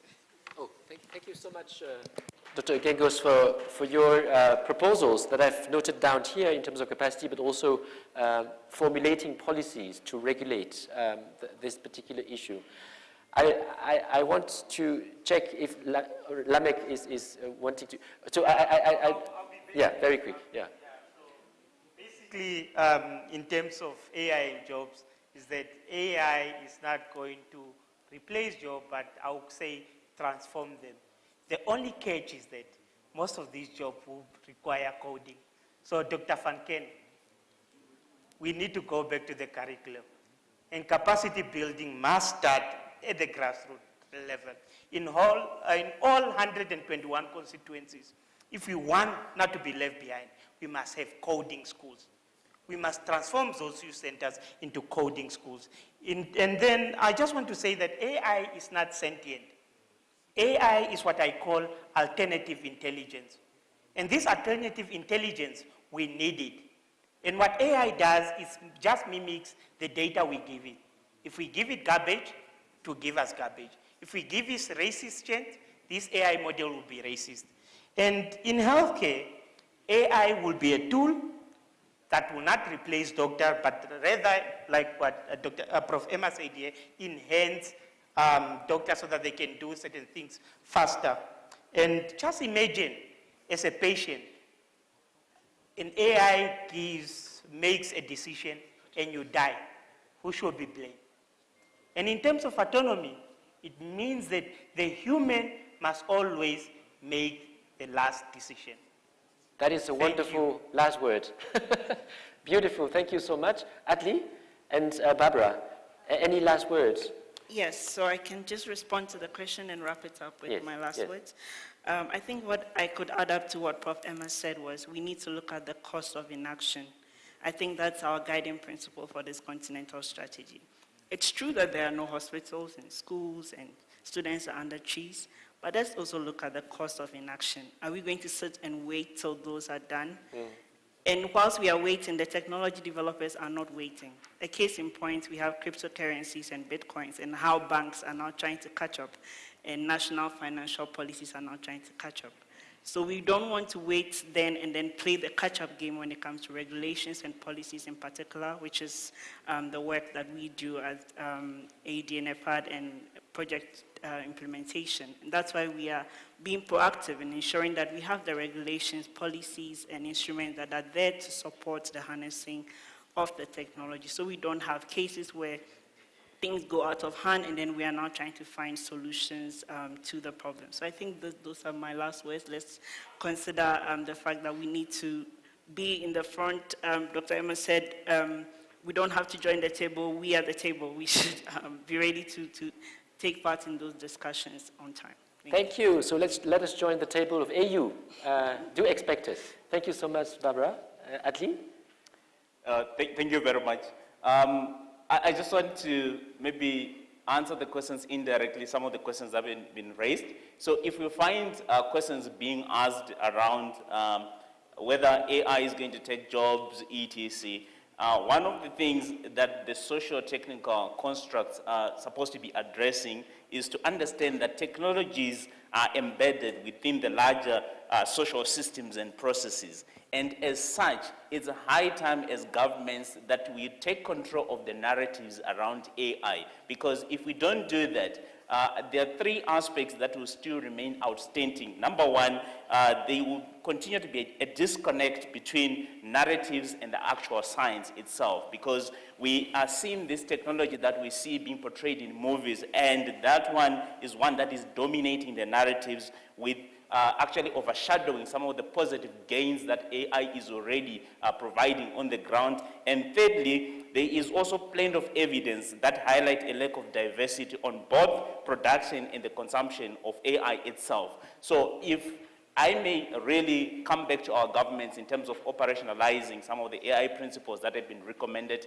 One, we have to take care of the narratives. And number two, when creating an enabling environment, let's also make sure that we create a conducive environment for youth and for SMEs to really flourish, where we actually can create an environment at least where they can experiment with some of the emerging technology, especially as we leverage on the 4IR technologies to try and realize the benefits that are contextual to our challenges and problems, so that at least we don't leave any of our societies out. I know we are running out of time. My last maybe statement around this whole aspect is to say we do have the capacity really to interrogate some of our frameworks that are already existing, so that at least we integrate all the good principles, values that we are supposed to be integrating towards the development of AI solutions. It's high time we revisit some of those ones and make sure that we adjust them accordingly. And with this, over to you, moderator. Thank you very much. Thank you so much, Atli, for your last words. Well, Imolatrix, Atli, Barbara, Lamek, Emma, thank you so much. I'd like us to have a round of applause for this wonderful panel. I know that I've been chased now literally by my colleagues there, but let me just point out 4 recommendations for the purposes of my colleague Irakli for the report. One is to build and use the global platforms, the regional platforms that we have to engage in conversation, to engage in public reasoning, to make sure that the AU strategy is informed by ethical considerations, to make sure that the recommendation of UNESCO is contextualized and translated into national normative frameworks, to engage with APET, but also RAIN, which is another continental network of experts on AI. So we have a lot of platforms, continental, regional, global, that we have to make use of, including IGBC, chaired by Dr. Gengos here. So I think that is one recommendation, really practical, low-hanging fruit, use the existing platforms to engage in conversation and also share ideas that would also make us improve our own policies and frameworks. Secondly, I think we have insisted a lot on civil society organizations. The society needs to have oversight. The society has to be educated and to be aware in order for the civil society organizations to inquire, to ask questions, to ask for accountability. And I think our democracy in the area of AI will survive only if there is a robust and healthy and strong civil society organizations that could inquire and ask for accountability. The third one is on capacity building. I think in capacity building we have said a lot, including coding in curriculum, but let us not forget the context. Not coding for coding, but coding for the purpose of the global and the common good, which has to be the ultimate criteria for us to build capacity. And also we have, in terms of capacity, the interdisciplinary aspect. Let us not focus on any particular single area or discipline or angle, but let us include and workshop the ideas, workshop the principles with the different professionals and academics in the various disciplines. And last but not least is the policy area. We have talked about regulation, regulatory bodies, harmonizing policies on data, but also having policies that use foresight to anticipate, to plan ahead, so that we don't pay the cost of inaction. So let us also focus on and insist on one recommendation that has to go to the ministers on Friday. Let us equip ourselves with forward-thinking, forward-looking policies when it comes to ethics of AI and protection of our population and inclusion of everyone. Thank you so much for this, and I'm so sorry for going over time. I would like to thank you for your attention. And I'd like also to announce that tonight, this evening, we also expect you to continue the conversation and the network building around the cocktail that will be offered. And I know that one of my colleagues here is also very angry because she has asked for the floor, but I haven't been able to give you the floor. But please come back and raise your question in the different sessions, including another one, which is the special event that will present the implementation tools on this recommendation on ethics of AI, where we'll see how hands-on UNESCO can be to improve the capacity of member states in implementing such a theoretical framework on ethics of AI. So thank you so much for your attention. See you tomorrow. But before you leave, there's also a last side event, which is really important, very interesting, very original, presenting the comic strips. Also explaining what is happening actually behind this, not the scene, but the screen of AI. So Pratik will also drive us to launch this comic strip immediately after this session. Thank you so much. Thank you again.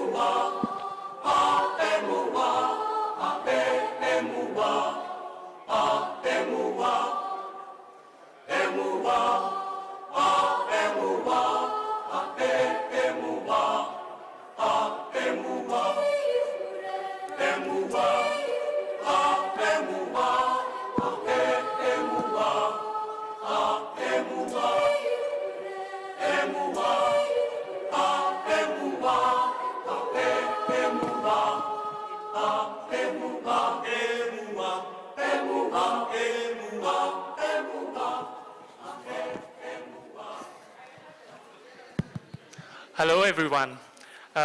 Great to be here again. We have an exciting event planned now, and I'm really glad to have 4 of our partner ASP.NET schools here joining us for the launch of UNESCO's first graphic novel on artificial intelligence. We have some copies of the publication there, and I would now invite Nashilongo to take us through the session. Thank you so much, Pratik, for introduction to this next session in our program. Kind reminder, this is the side event and the very last item on your agenda today. So in this session, we'll be launching the UNESCO AI comic. This production is led by Dr. Catherine Evans, who will be joining us later. But for now, let me introduce our very first engagement by the Assistant Director General of UNESCO, Dr. Taufik Jalasi. Thank you.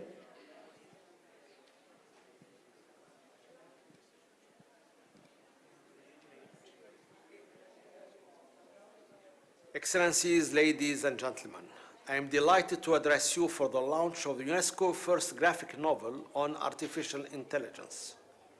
I am confident that policymakers and youth will enjoy this comic strip and learn more about AI, which is transforming all spheres of life. Artificial intelligence and its applications are no longer limited to science fiction movies. You have likely interacted with AI yourself through voice assistants or face recognition filters, or by receiving social media content mediated by algorithms. As a tool, AI has enabled unprecedented achievements, from personalizing recommendations to billions of people, to predicting diseases before they occur. It is precisely because AI is such a powerful tool that you must also look at its risks and potentially negative impacts. Why is AI sometimes biased when it comes to important decisions? How come it excludes certain groups of people? How can we avoid discrimination? How can we ensure inclusion and diversity? How can we protect our privacy and overcome complex AI black box challenges? These are just some of the questions that the UNESCO tries to answer across its field of competence in education, culture, science, as well as communication and information. Across the world, and particularly in the global south, people are at risk of being excluded from the benefit of the digital transformation. On the African continent, only 20% of women and 37% of men use the internet, even though being online is one of today's key requirements for social and economic participation. In line with the central transformative promise of the 2030 Agenda for Sustainable Development and its Sustainable Development Goals, to leave no one behind, we need to jointly encourage inclusive AI policy development. When it's well handled, AI offers numerous possibilities for individuals and societies to improve their welfare.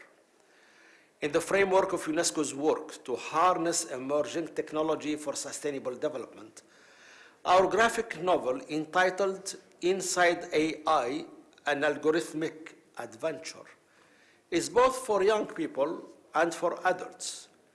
It explores the impact of artificial intelligence on humankind. It aims at providing an educational media to those who are interested in learning more about AI, its opportunities, challenges, and issues. Through the adventures of characters in 4 different corners of the globe, the novel tackles the social, technical, ethical, and human rights impact of artificial intelligence, such as the bias of AI hiring systems, privacy and surveillance concerns with regard to face recognition, freedom of expression, and the issue of e-waste. We hope this graphic novel will not only make AI concepts accessible to everyone, regardless of age, but also increase citizens' awareness and empower them to protect their fundamental rights in the digital age.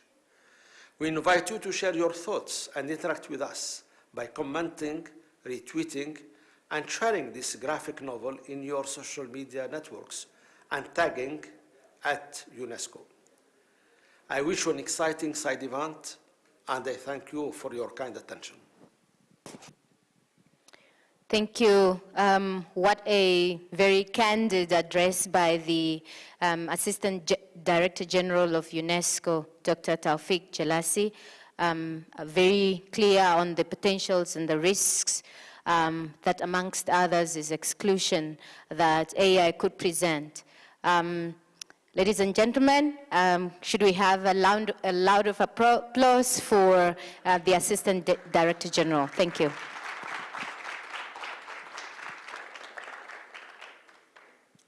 Thank you so much. So up next, we'll be hearing from the Regional Advisor for Communication and Information for UNESCO, from UNESCO's Regional Office for Southern Africa, Dr. Almin Yusuf.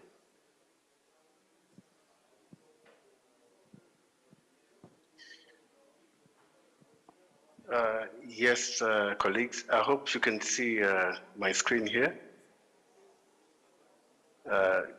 Can you confirm, Nashilongo? Yes, I confirm we can hear you loud and clear, and we can also see your screen, Doctor. Okay, thank you so much. A very good evening, colleagues, ladies and gentlemen, especially to you, the young citizens of Southern Africa. I can see quite a lot of you are present here this evening. And let me start by saying that the launch of the comic book strip is extremely significant for Southern Africa. Southern Africa is a region where more than 60% of the population is below the age of 34.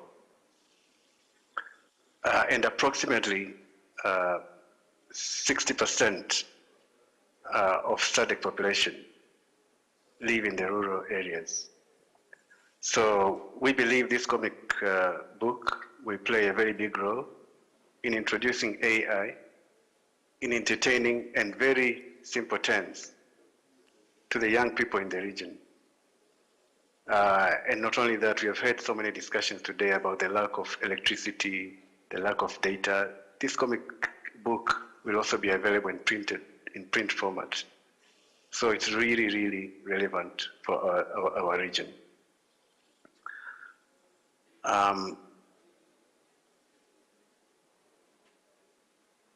Now, let me be beyond the launch of the comic book, which is being launched. UNESCO is engaged in so many other programs, projects, and initiatives related to AI.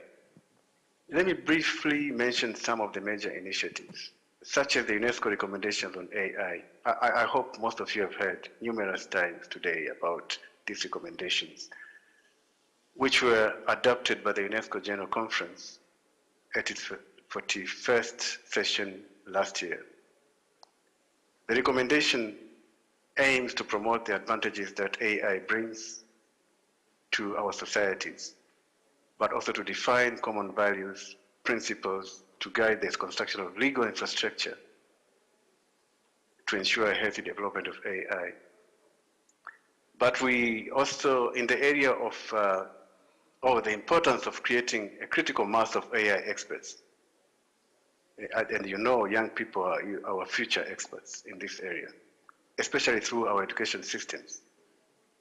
There is what we call an artificial intelligence in the futures of learning program, which is a UNESCO program which carried out surveys on government, civil societies, with an intention of coming up with suggestions on curriculum development.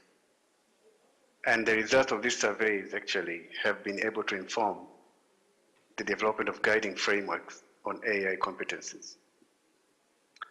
In the area of judiciary, and in support of the judiciary, UNESCO recognizes the potential of AI applications and the legal implications of AI in the judiciary. Let me give you a few examples. For instance, in respect to bias or discrimination, privacy, or even freedom of expression, and among many other issues, there's a need to equip our member of the judiciary in this area. So this year alone, approximately 4,300 judicial operators from 139 countries were able to enroll in a global massive open online course on artificial intelligence and the rule of law. And in recognition of the need to strengthen the capacity of UNESCO member states in AI decision-making and AI governance in general, UNESCO is engaged in the development of a toolkit for decision makers. This toolkit, which UNESCO is developing, is a response of the request from the member states to be supported in the areas of standard setting, policy advice, capacity building, partnership building, and for addressing gender equality related concerns in the development of AI. And in relation to the need to set for a set of skills and competences from civil servants, ICT ministries, and digital units in government to manage digital era governance, UNESCO, through the UN Broadband Commission Working Group on AI Capacity Building, was involved in the development of the Open Resource Competency Framework for Civil Servants. And last year, in 2021, UNESCO published the Artificial Intelligence Needs Assessment Survey in Africa. 32 countries responded to the survey, leading to several recommendations to UNESCO. And these recommendations range from the need to support in standard setting policy advice to human capacity building and addressing gender equalities in AI. But today you have seen for yourself, for those who were in this first session, the launch of the landscape study on AI policies and use in Southern Africa, which was launched today. There are also several initiatives supported by UNESCO in Africa. Let me just highlight a few. I just provide a snapshot because there's quite a lot which is happening in Africa. Through initiatives such as the Youth Mobile and Africa Code Week, UNESCO has worked with partners in Africa to train more than 10,000 people in coding skills. Actually, most of them are youth, young people, with more than 60% being young girls. UNESCO has also supported training of trainers in coding. For instance, in Zimbabwe, 450 teachers were trained. In Rwanda, we have supported 30 youth in coding, robotics, and AI, and another 50 girls from high schools, TVET institutions, and universities in the same country, that is Rwanda. In many parts of Africa, UNESCO is also involved in the training of practical media and information literacy skills and competencies to tackle online hate narratives and those related to social media. UNESCO also supports boot camps and hackathons on AI. A good example of this is about 200 youth who were trained in Victoria Falls in Zimbabwe in various AI-related areas such as robotics, drones, 3D printing, etc. So these are just a few of the various initiatives which UNESCO delivers, not only in Southern Africa, but also in Africa in general. But there are also so many publications on AI which UNESCO has published, and I think you can see for yourself there. We welcome all of you to visit the UNESCO Digital Library and download the full text publications, which are all available through the open license framework. So please feel free to go to the UNESCO Digital Library and download them. So colleagues, I'm aware that we are hamstrung with time. So let me wind up by thanking you all for your attention, especially to you, the young people participating in this launch of the comic book strip. Thank you very much for your attention.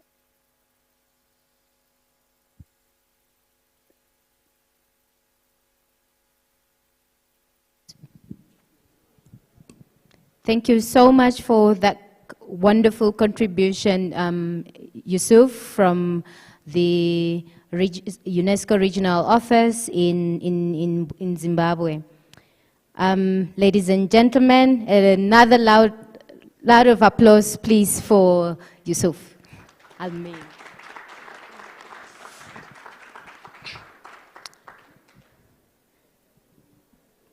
Do we bid him goodbye?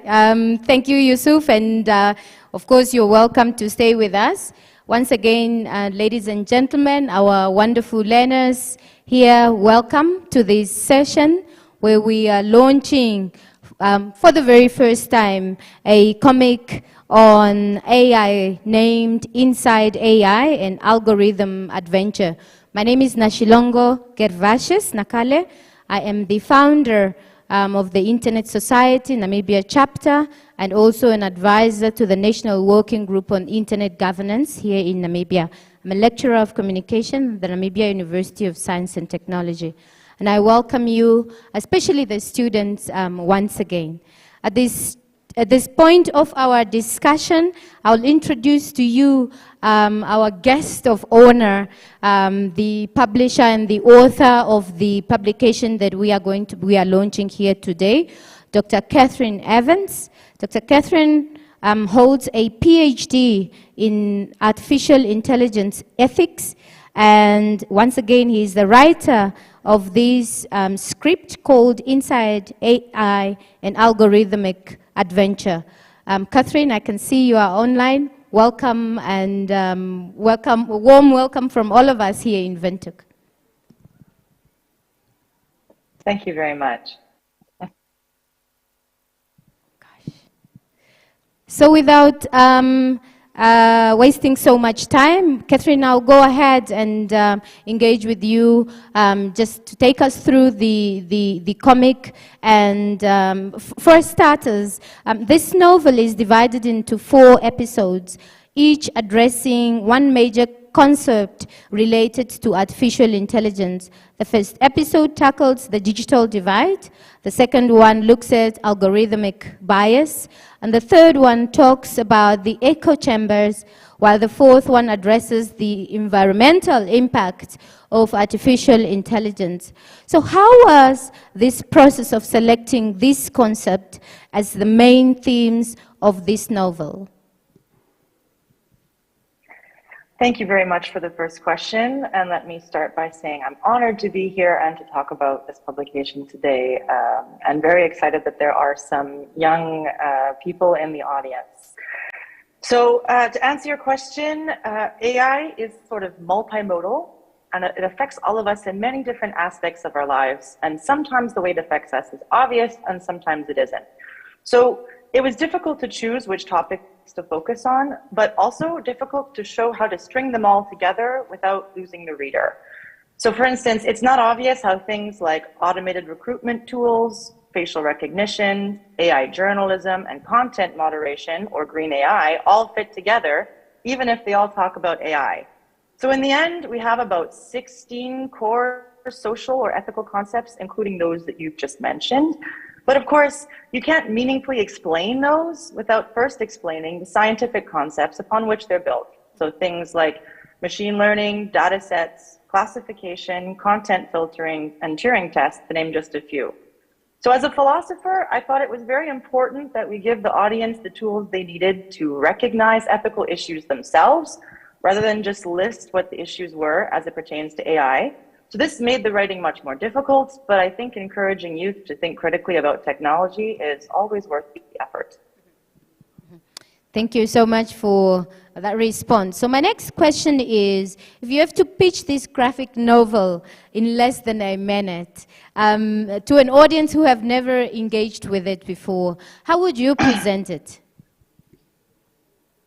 Okay, I think I can do it in 50 seconds.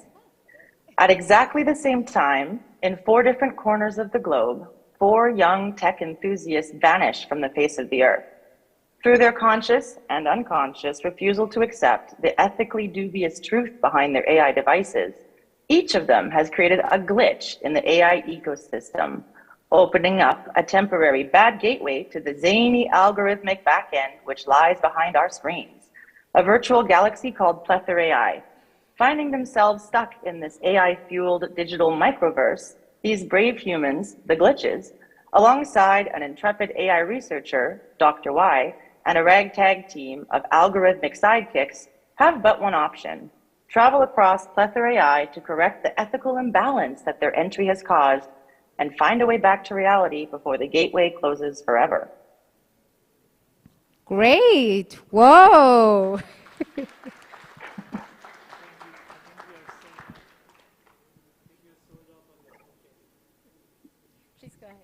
I think we are sold off, huh, with your pitch.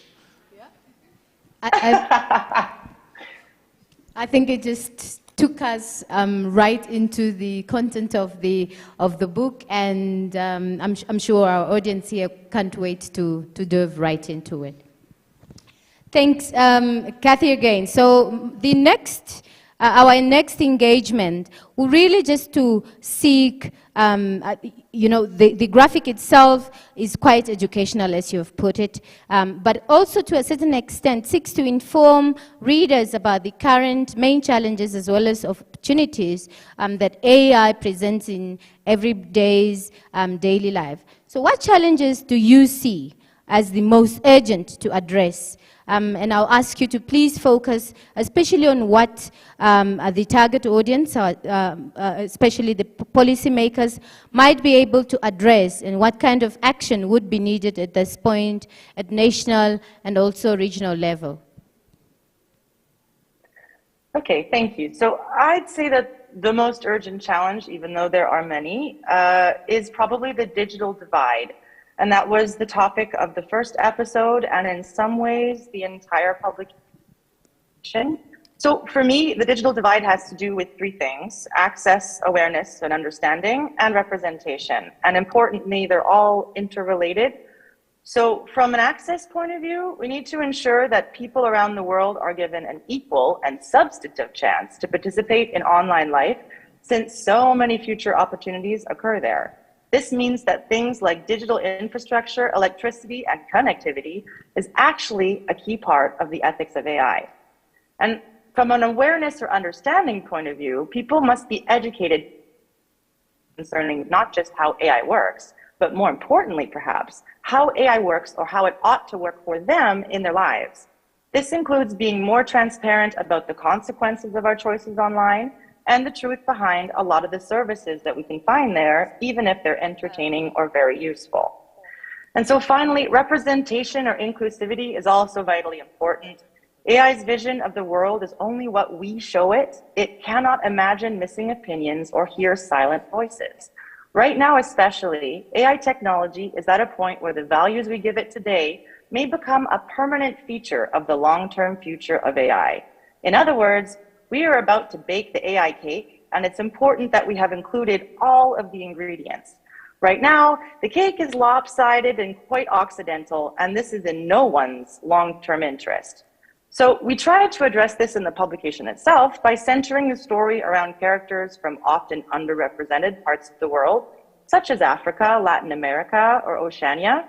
We also worked with brilliant and all-female illustrators who were native to these regions, and so we did our best to showcase the different cultures inherent to each character in their personality, aesthetic, and the storyline of each episode. This is why you'll see that each episode has a different drawing style, almost as if each character sees Plethora AI differently, depending on their background and culture. This too made the writing more difficult, but it also brought undeniable added value to the publication. Thank you so much. I find it quite interesting, particularly on the digital divide that you focused on, and tying that with the activities that UNESCO at Southern African region has been doing, but also here in Namibia, as were highlighted by Al-Amin. So at this juncture, I would like to, should I give it to you, Praktik? Perhaps we open the floor because, Katie, we have so many students who may have questions. And you, as the author,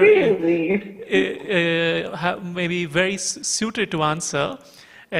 So let's take this small route. If any one of you in the audience has any questions, feel free to raise your hand. It's a safe space. No question is silly. Every question is well accepted. So anyone who wants to ask a question about AI or its implications, feel free to raise your hand. Pratik, may I just add there that for those who would like to ask, to engage in this conversation, when you rise up, just mention your name and the school that you represent, and we'll take it from there. So while you're gathering your thoughts and your interaction, may I continue and just engage Dr. Evans on one question? Is there a hand? Great, there's a hand. Regarding AI and culture, if you are programming a driverless car, this is one example that Professor Marwala normally gives. Programming a driverless car, and it encounters a young baby crawling across the road from left to right, and an old lady crossing the road from right to left. What should the car do? Given that in Africa, an old person is a treasure trove of knowledge and wisdom. And if you kill an old lady, you are destroying a whole library. But a child represents a future. I think Katie is very, very well suited to answer that question, because if I remember well, her PhD is on exactly this question. So, Katie, over to you. Yes, you're right, Pratik. This is totally my wheelhouse. So let me put it to you this way.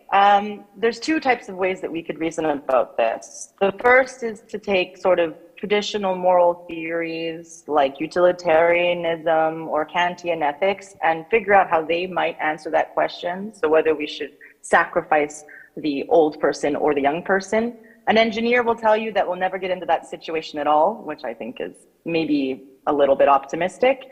But what I would say is that it's important in the way that we design technology that it responds to the moral expectations of the people who use it. So this means that the person who owns the vehicle should behave in a way that aligns with what they expect it to behave like, but also in the larger society. So what you want to do, I think a good victory condition for this sort of stuff is to build a policy that reflects local, what you would call common sense morality. So the vehicle decides on moral criteria that are very similar to the types of moral criteria that other people use in the community, right? This doesn't mean that everything has to be local, but in those decisions that matter most and that are most liable to affect how we perceive the technology, it's good if you give the people what they want, so to speak. Great. I see a hand going up on this side. Let me just see if there are more hands, please. 2 hands. Any other hand this side? No. Gentlemen, please go ahead. Just hold on. There should be a button on your mic. Yes, there you go. Okay, good day. I'm Tulela Shikongeni from Yanyonker.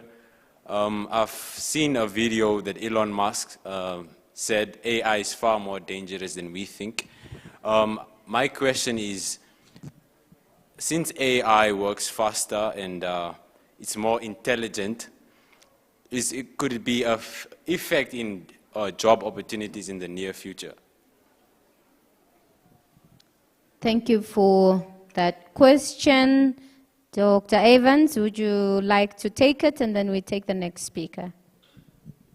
Sure. So I know that AI AI, given how well it can do some things that are very hard for humans, like math, like statistics, like predictions, like Go or chess, it may seem that it's smarter than humans across the board, right? That humans faced with these sorts of technologies, how could we possibly compete, right? If you add to that the idea of scale, so the idea that one well-designed AI can act in a million different places at once, you may think that there's no room for humans at all or their intelligence in the future. This is a bad idea. Bad because it's not the future we want, and also bad because it's not true given the way current technology is going. I know that Elon Musk is talking about a lot of the things that could be on the horizon, like artificial general intelligence or the singularity. While these are possibilities, the technology that we're dealing with today is called narrow AI. And what makes AI narrow is that it's very good at one specific thing, but absolutely terrible at everything around it. So it might be able to be the best chess player on the planet, but it couldn't tie a shoe even if you gave it the laces, right? So it's important to think about future work opportunities, about the way AI fits into this picture, given that it's not going to be good at everything, right? And in that sense, there are some things that AI will do better than us, and maybe we'll give that job to AI. But there's other things that humans will probably, for a very long time, do much better than machines, especially combinations of things, and humans will be more necessary than ever there, right? And the good news is a lot of that stuff is fun stuff, like creativity and critical thinking, communication, common sense reasoning. Humans are very good at this, and will stay good at this, and that's a good sign. Thank you. Gentlemen, your question is answered? Yes. Next is the lady in red. You had your hand up before. Please find the mic closer to where you are at. Introduce yourself and ask your question.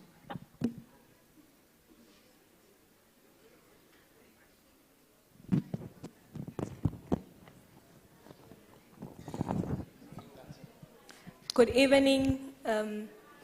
My name is Inga. I'm a representative of David President High School. My question is if the Inside AI is the first comic you wrote and what inspired you? Great. Such a good question. Please go ahead. Yes, thank you. Yes, so it is indeed the first comic book that I wrote. Before that, I was a screenwriter for film and TV, beyond being a philosopher and an AI expert. So this is the first time that I've written something in this format. Also, I was a comedy writer. And so sometimes the comic is funny. Yeah. Great. I hope your question is answered. Right. Is there more hands from this side? Great, I see your hand. I'm going to come to you, but for now, I will quickly just engage Dr. Evans on one question, and then you are next, right? So, Dr. Evans, as we continue, can you take us through the process that you went to simplify these concepts as you have raised them earlier, without stripping them their scientific value? I know you, to a certain extent, you've already spoken onto that, but just maybe more specifically. Thank you. Yeah, no, this is actually a really fascinating question. So the short answer is, yeah, it's very difficult to adapt AI into a graphic novel.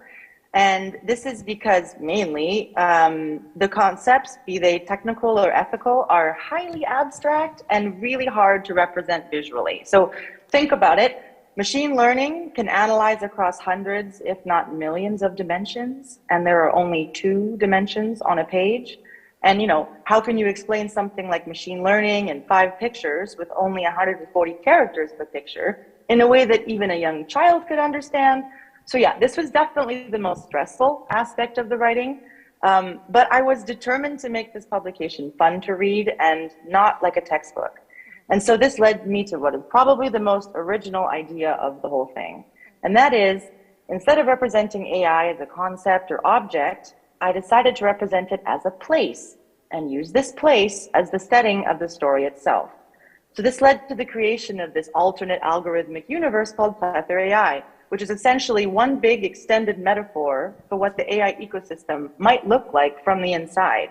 So from there, a lot of the adaptation kind of took care of itself. Platforms became planets, the cloud became a sort of Milky Way across the galaxy, and there's even an e-waste asteroid belt. In this sense, the science is truly embedded into the quest of the characters, and the narration becomes the scientific explanation itself. So importantly, this avoided another critical problem, which is the one of the personification of AI.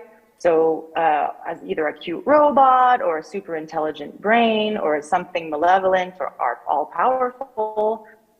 We still make this mistake often, especially when teaching children about AI. And the risk is that we'll attribute human characteristics, feelings, needs, or even rights to machines, which are better conceived as something very exotic and different from humankind. So this is why looking at an artificial intelligence as a place is so valuable, since it's easier to see what goes on inside it and how we might improve it. Katie, may I ask you a follow-up on that? So you said that it's we don't want to personify AI. Can you explain a bit for us why? You briefly alluded to that. Why is it important to not only talk about AI as robots and so on? Why do we need to think that way? Okay, so AI is not just about the hardware, the technology, it's also about the practices and the people behind the practices and the impact on society. So AI is a million different people working in a million different corners all at once, all over the world. So to filter that down into one robot who thinks and talks and acts like a human and may have human emotions and weaknesses is just to misrepresent something. It's like, you know, if you're talking about a green apple, you shouldn't be showing a photo of a banana, right? Because it's not really what you're talking about. And so the problem is that it's so difficult to understand what AI is really like for most people because it's so different from anything we've ever seen before that we want to always bring it back to something that's sort of human. But the risk there is to create ideas and capacities and eventually rights that shouldn't exist because they're attached to nothing. So by trying to keep it neutral in this way and to not try to mirror it in the way that humans are, I think we'll be better equipped to understand what it's really like and to make better decisions about it.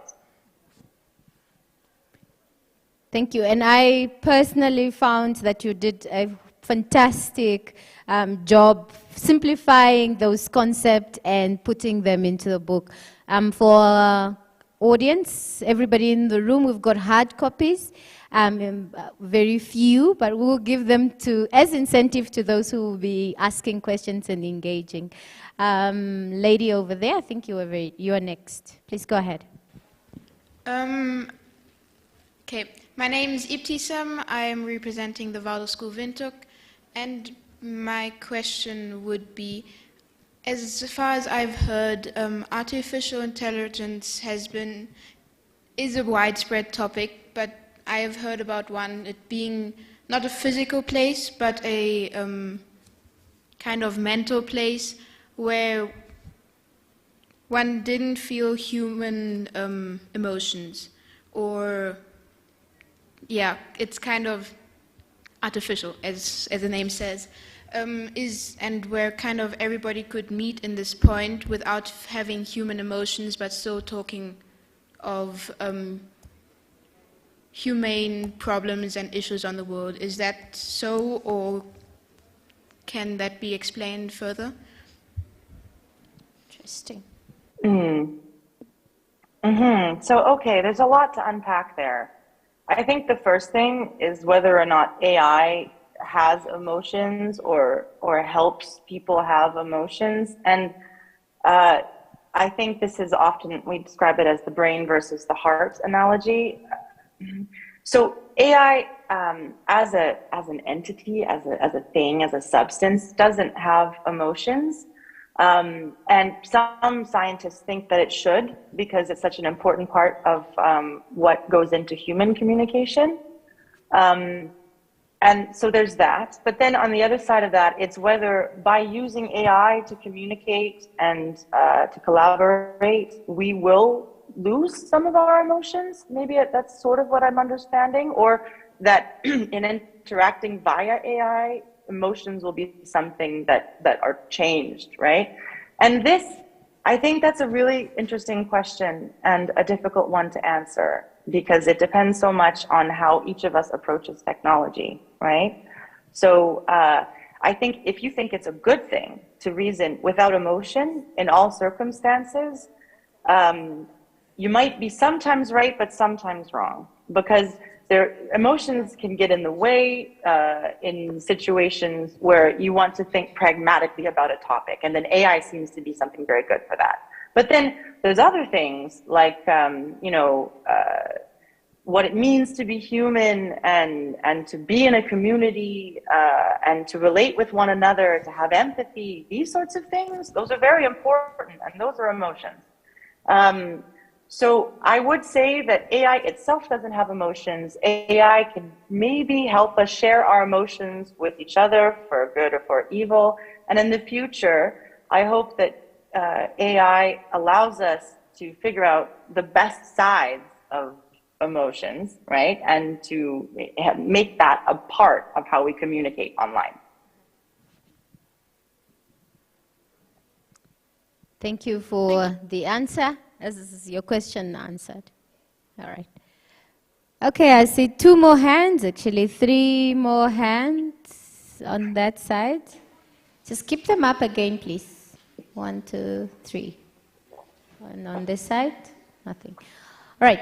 So can you hold your thoughts as I come to you and just as we carry the conversation? Dr. Evans, I'm back at you. Just for you to highlight the very key messages that you wanted to convey in writing this script, other than informing the reader about the challenges of artificial intelligence. Yeah, I hope that the main takeaway was a message of empowerment to young people, and namely that AI is not more powerful than you. In a lot of science fiction coming out today and online and in articles, AI technology looks all-powerful, all-knowing, and rarely benevolent to humankind, typically because either it thinks it knows better or it knows more than us, right? And so I think this leads people, and especially young people, to not trust their own judgment, especially when it differs from what a machine says. And this is precisely what we should not be doing. In Plether AI, in the universe of my story, the algorithmic characters are depicted as bumbling, silly, and mindless. They have one task to do, and they can only really do that task. And if they cause trouble, it's because they can't understand the world around them, not because they have some kind of evil master plan. So not only is this a more accurate representation of the sorts of narrow AI that we have today, which I was talking about just a while ago, but it lends itself to some comedic moments which were very fun to write. Thanks so much, Katie, for that. We do have a lot of people raising hands, so if we can go to people on that side who had raised hands. Yes, there are 2 girls at the back as well. Okay. So first we go to the lady in red, then in blue, and then the gentleman in green. Yeah? So the lady in red at the back, please. You have to press the button and then it will be red, I think, the microphone. If it's not working, just take your neighbor's microphone and speak into that.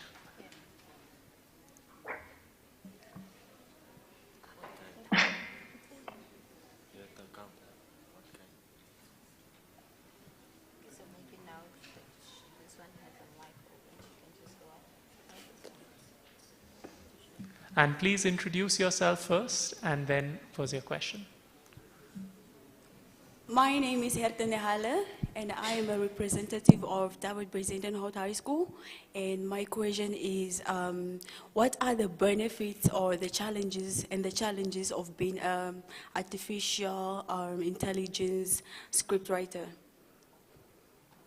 Oh, That's an interesting one.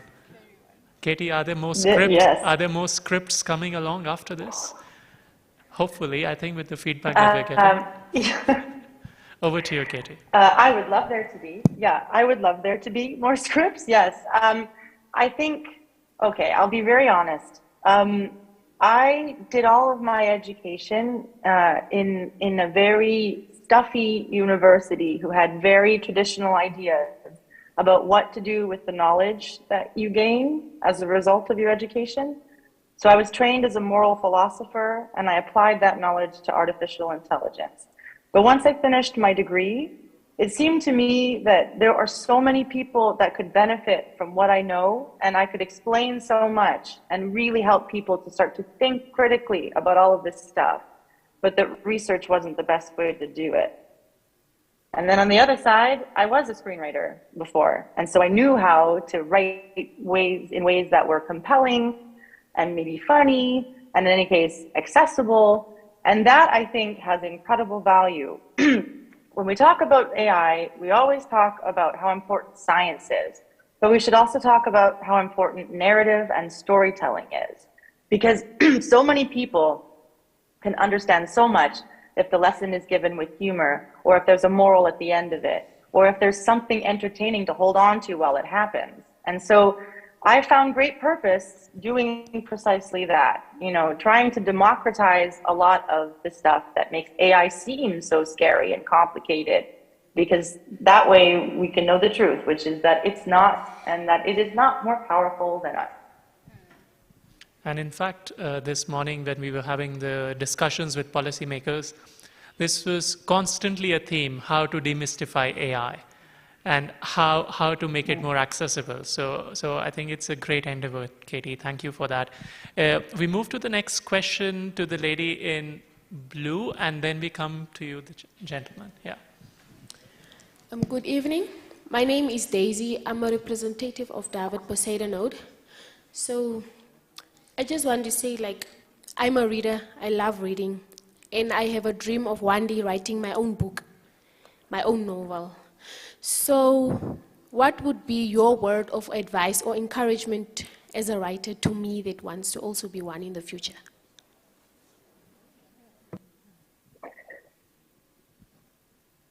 Thank you so much for that question. I think the best, can you hear me? Yeah. Yes, you can, okay. I think the best piece of advice that I ever got as a writer was to write what you know. So if you don't know anything, you can't write anything. So if you want to write about something, it's good to have lived it. In my case, I like to write about technology and AI, and it's because I work in the field and I'm an expert. And so the sort of science that I deal with in one side of my life nourishes my work as a writer and gives me better ideas for stories. So whatever it is that you want to write about, don't be afraid to go out there and experience it yourself, because that is where real writing happens. Thanks, Katie. Does that answer your question? Do you have any follow-up writing tips? I'm sure you can get in touch with Katie and you can brainstorm also. Well, moving on to the next, I think there are two people, and first to the gentleman here, and then we come back to you. Please go ahead.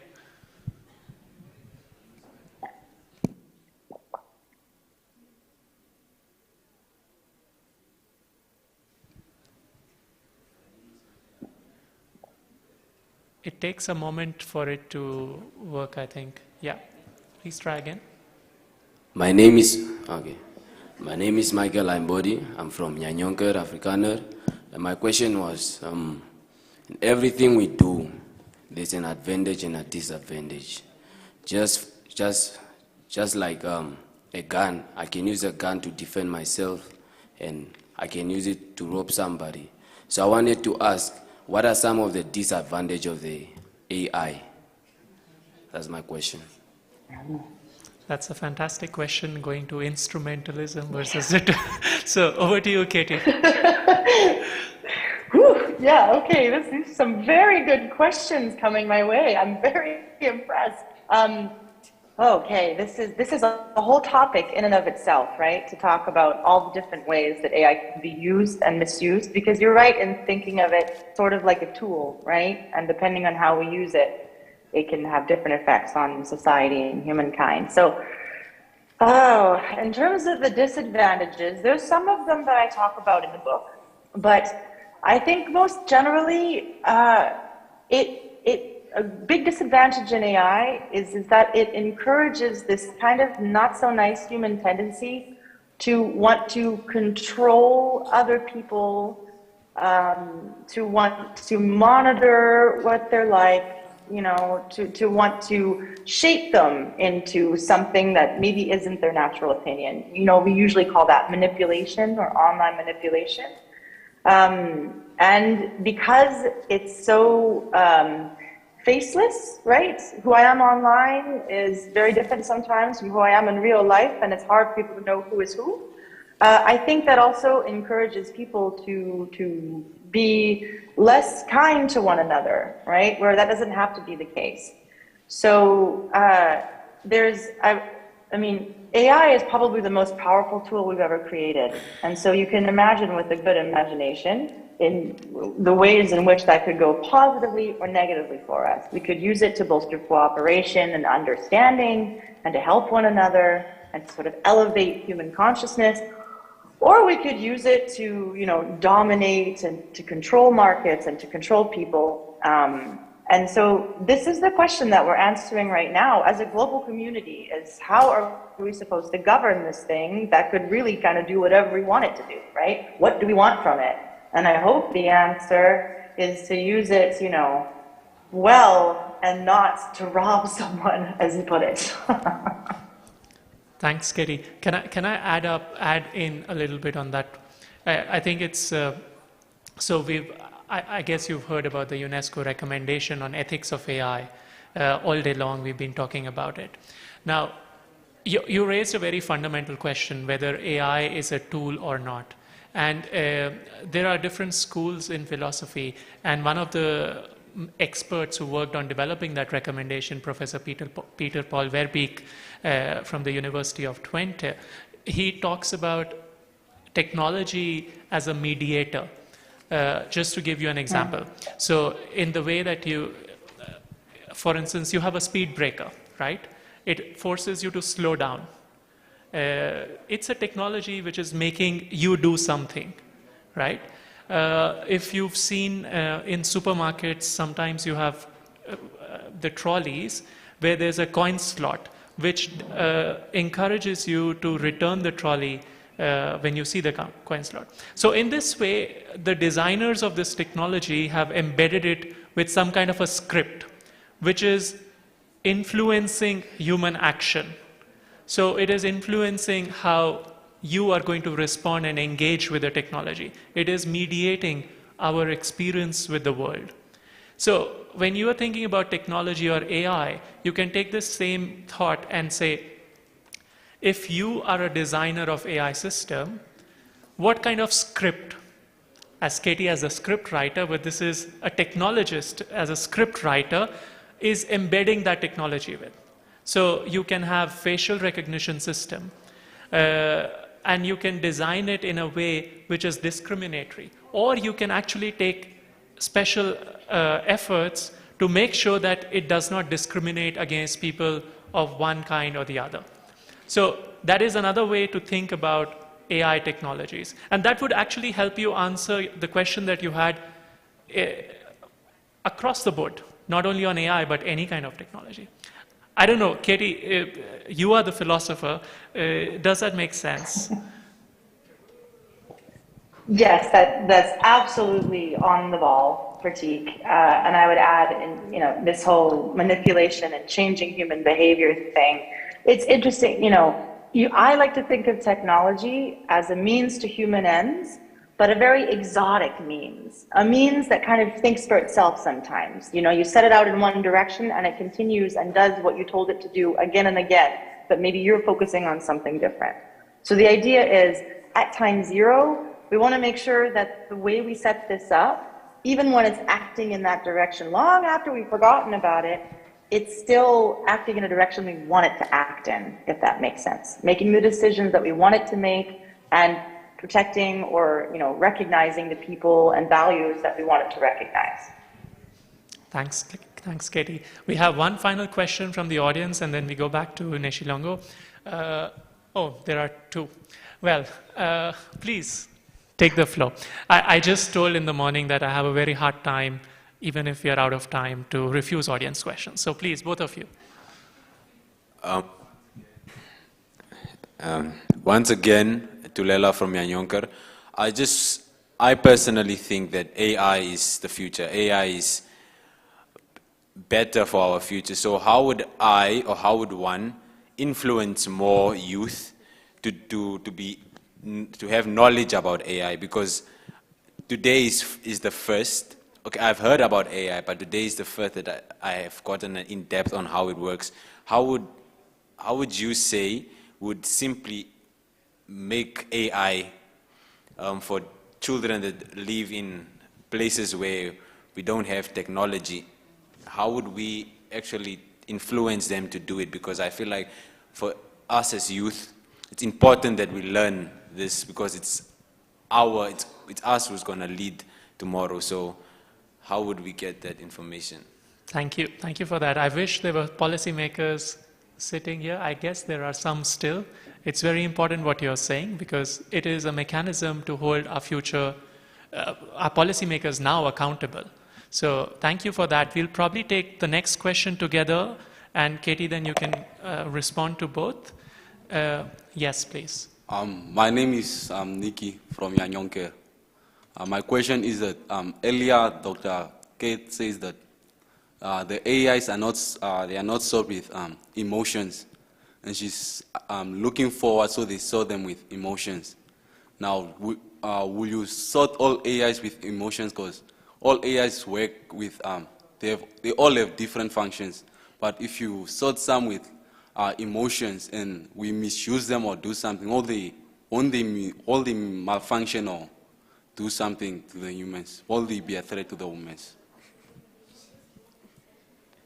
I think it cut out a little bit. Maybe Pratik, can you paraphrase?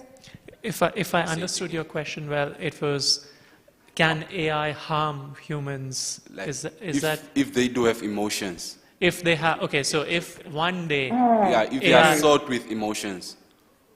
If one day AI has emotions, then can it harm humans? Yeah. Okay. So, Katie. Okay.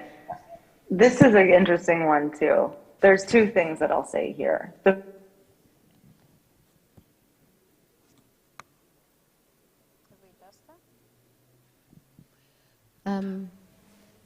Technical team?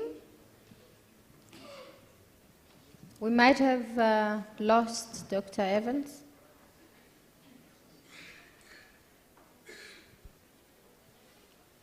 Build them to behave as if they had emotions. Sorry, or Katie. As if. Sorry to interrupt. I think we lost you from the beginning. The screen froze. So we didn't hear anything. Okay. So you can start. Okay, well, I'll just start again. So what I was saying is that right now there's a problem in AI ethics that people sometimes call the as-if self. And that's the idea that we build technology to behave as if it has emotions, or as if it needs some kind of emotion from us, right? A good example is some of the robot toy dogs that we have that pretend that they get hurt, or the Tamagotchi that dies if you don't take care of it. Those are really easy examples, but they also get really complicated. You know, chatbots that pretend to not like what you said. The thing is, there's nothing behind that, right? There's no robot that's actually feeling the pain. It's just that it's perceived by the designers of these technologies that makes for either a more engaging experience with human beings, a more entertaining one, or a more useful one. So I think the one answer to your question is that pretending to have emotions in AI is already hurting people. And then to the second, more extrapolated point, the idea that in the future, if AI had emotions, then maybe it would be angry and lash out at humanity, or be sad by something and then make poor decisions or make decisions that could harm us.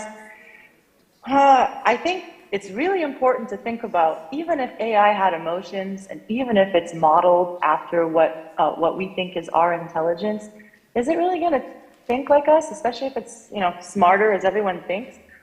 Even if it had all of these things, it may not go the way that a human might behave in a similar situation, a superiorly smart person with tons of authority and power. Even then, it's not clear that an AI would make the same kinds of mistakes or, you know, harm people in the same ways that we've seen historically people with power do, because it's not a person with power, it's an AI with power. So it's important to think about that too, right? Because it could be a bit of a self-fulfilling prophecy that, you know, we think AI is going to be this dangerous thing, especially if it has emotions, because then it makes it more human, and therefore we create it to be such a thing. We're at the phase right now where we can decide the story we want to tell about AI, and it will come true.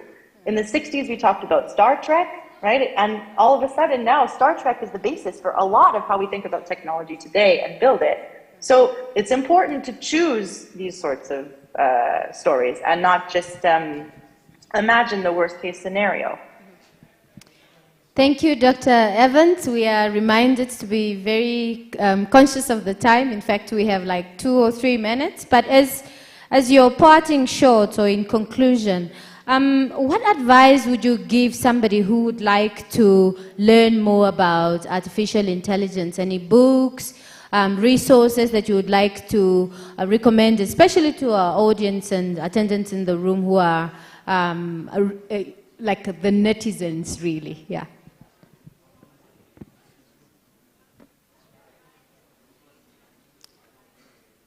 Dr. Evans, I'm not too sure if you've had Sorry, yeah, it just cut out for a second. I'm so sorry, but I heard your question. All right, please go ahead. Yes, I'll end with some recommendations and also a thinker, a little mental recommendation. So in terms of the types of things you can look at, the thing with AI is that there's a million different ways to look at it, right? You can look at it from a technical standpoint, from a social standpoint, from a humanitarian standpoint, from an ethical, political, you name it. But when it comes to understanding technical stuff, I'd say that YouTube, believe it or not, is an incredible resource that I often used if it's accessible to you. And on YouTube, I'd recommend the Crash Course series on computer science, is what it's called. And it's very good for the basics. And then there's some books on, for instance, Atlas of AI by Kate Crawford, but that one is a little bit maybe a bit complicated, and so I think I would also recommend reading one fiction book that's called Player Piano by Kurt Vonnegut, which is sort of an alternative to the iRobot narrative that everyone uses. I think a lot of people would benefit from reading that book about sort of how technology could go. So that's sort of my half answer there. But I did want to leave everyone with just one question that they should go away with, since there's so many young people in the audience, and that is, whenever you interact with AI and whenever you're online or doing anything on your phone, on your tablet, wherever it is, ask yourself, how does your data define you, right? So how does the behavior you show online, what does it say about who you are? And how much are you showing AI about who you are, right?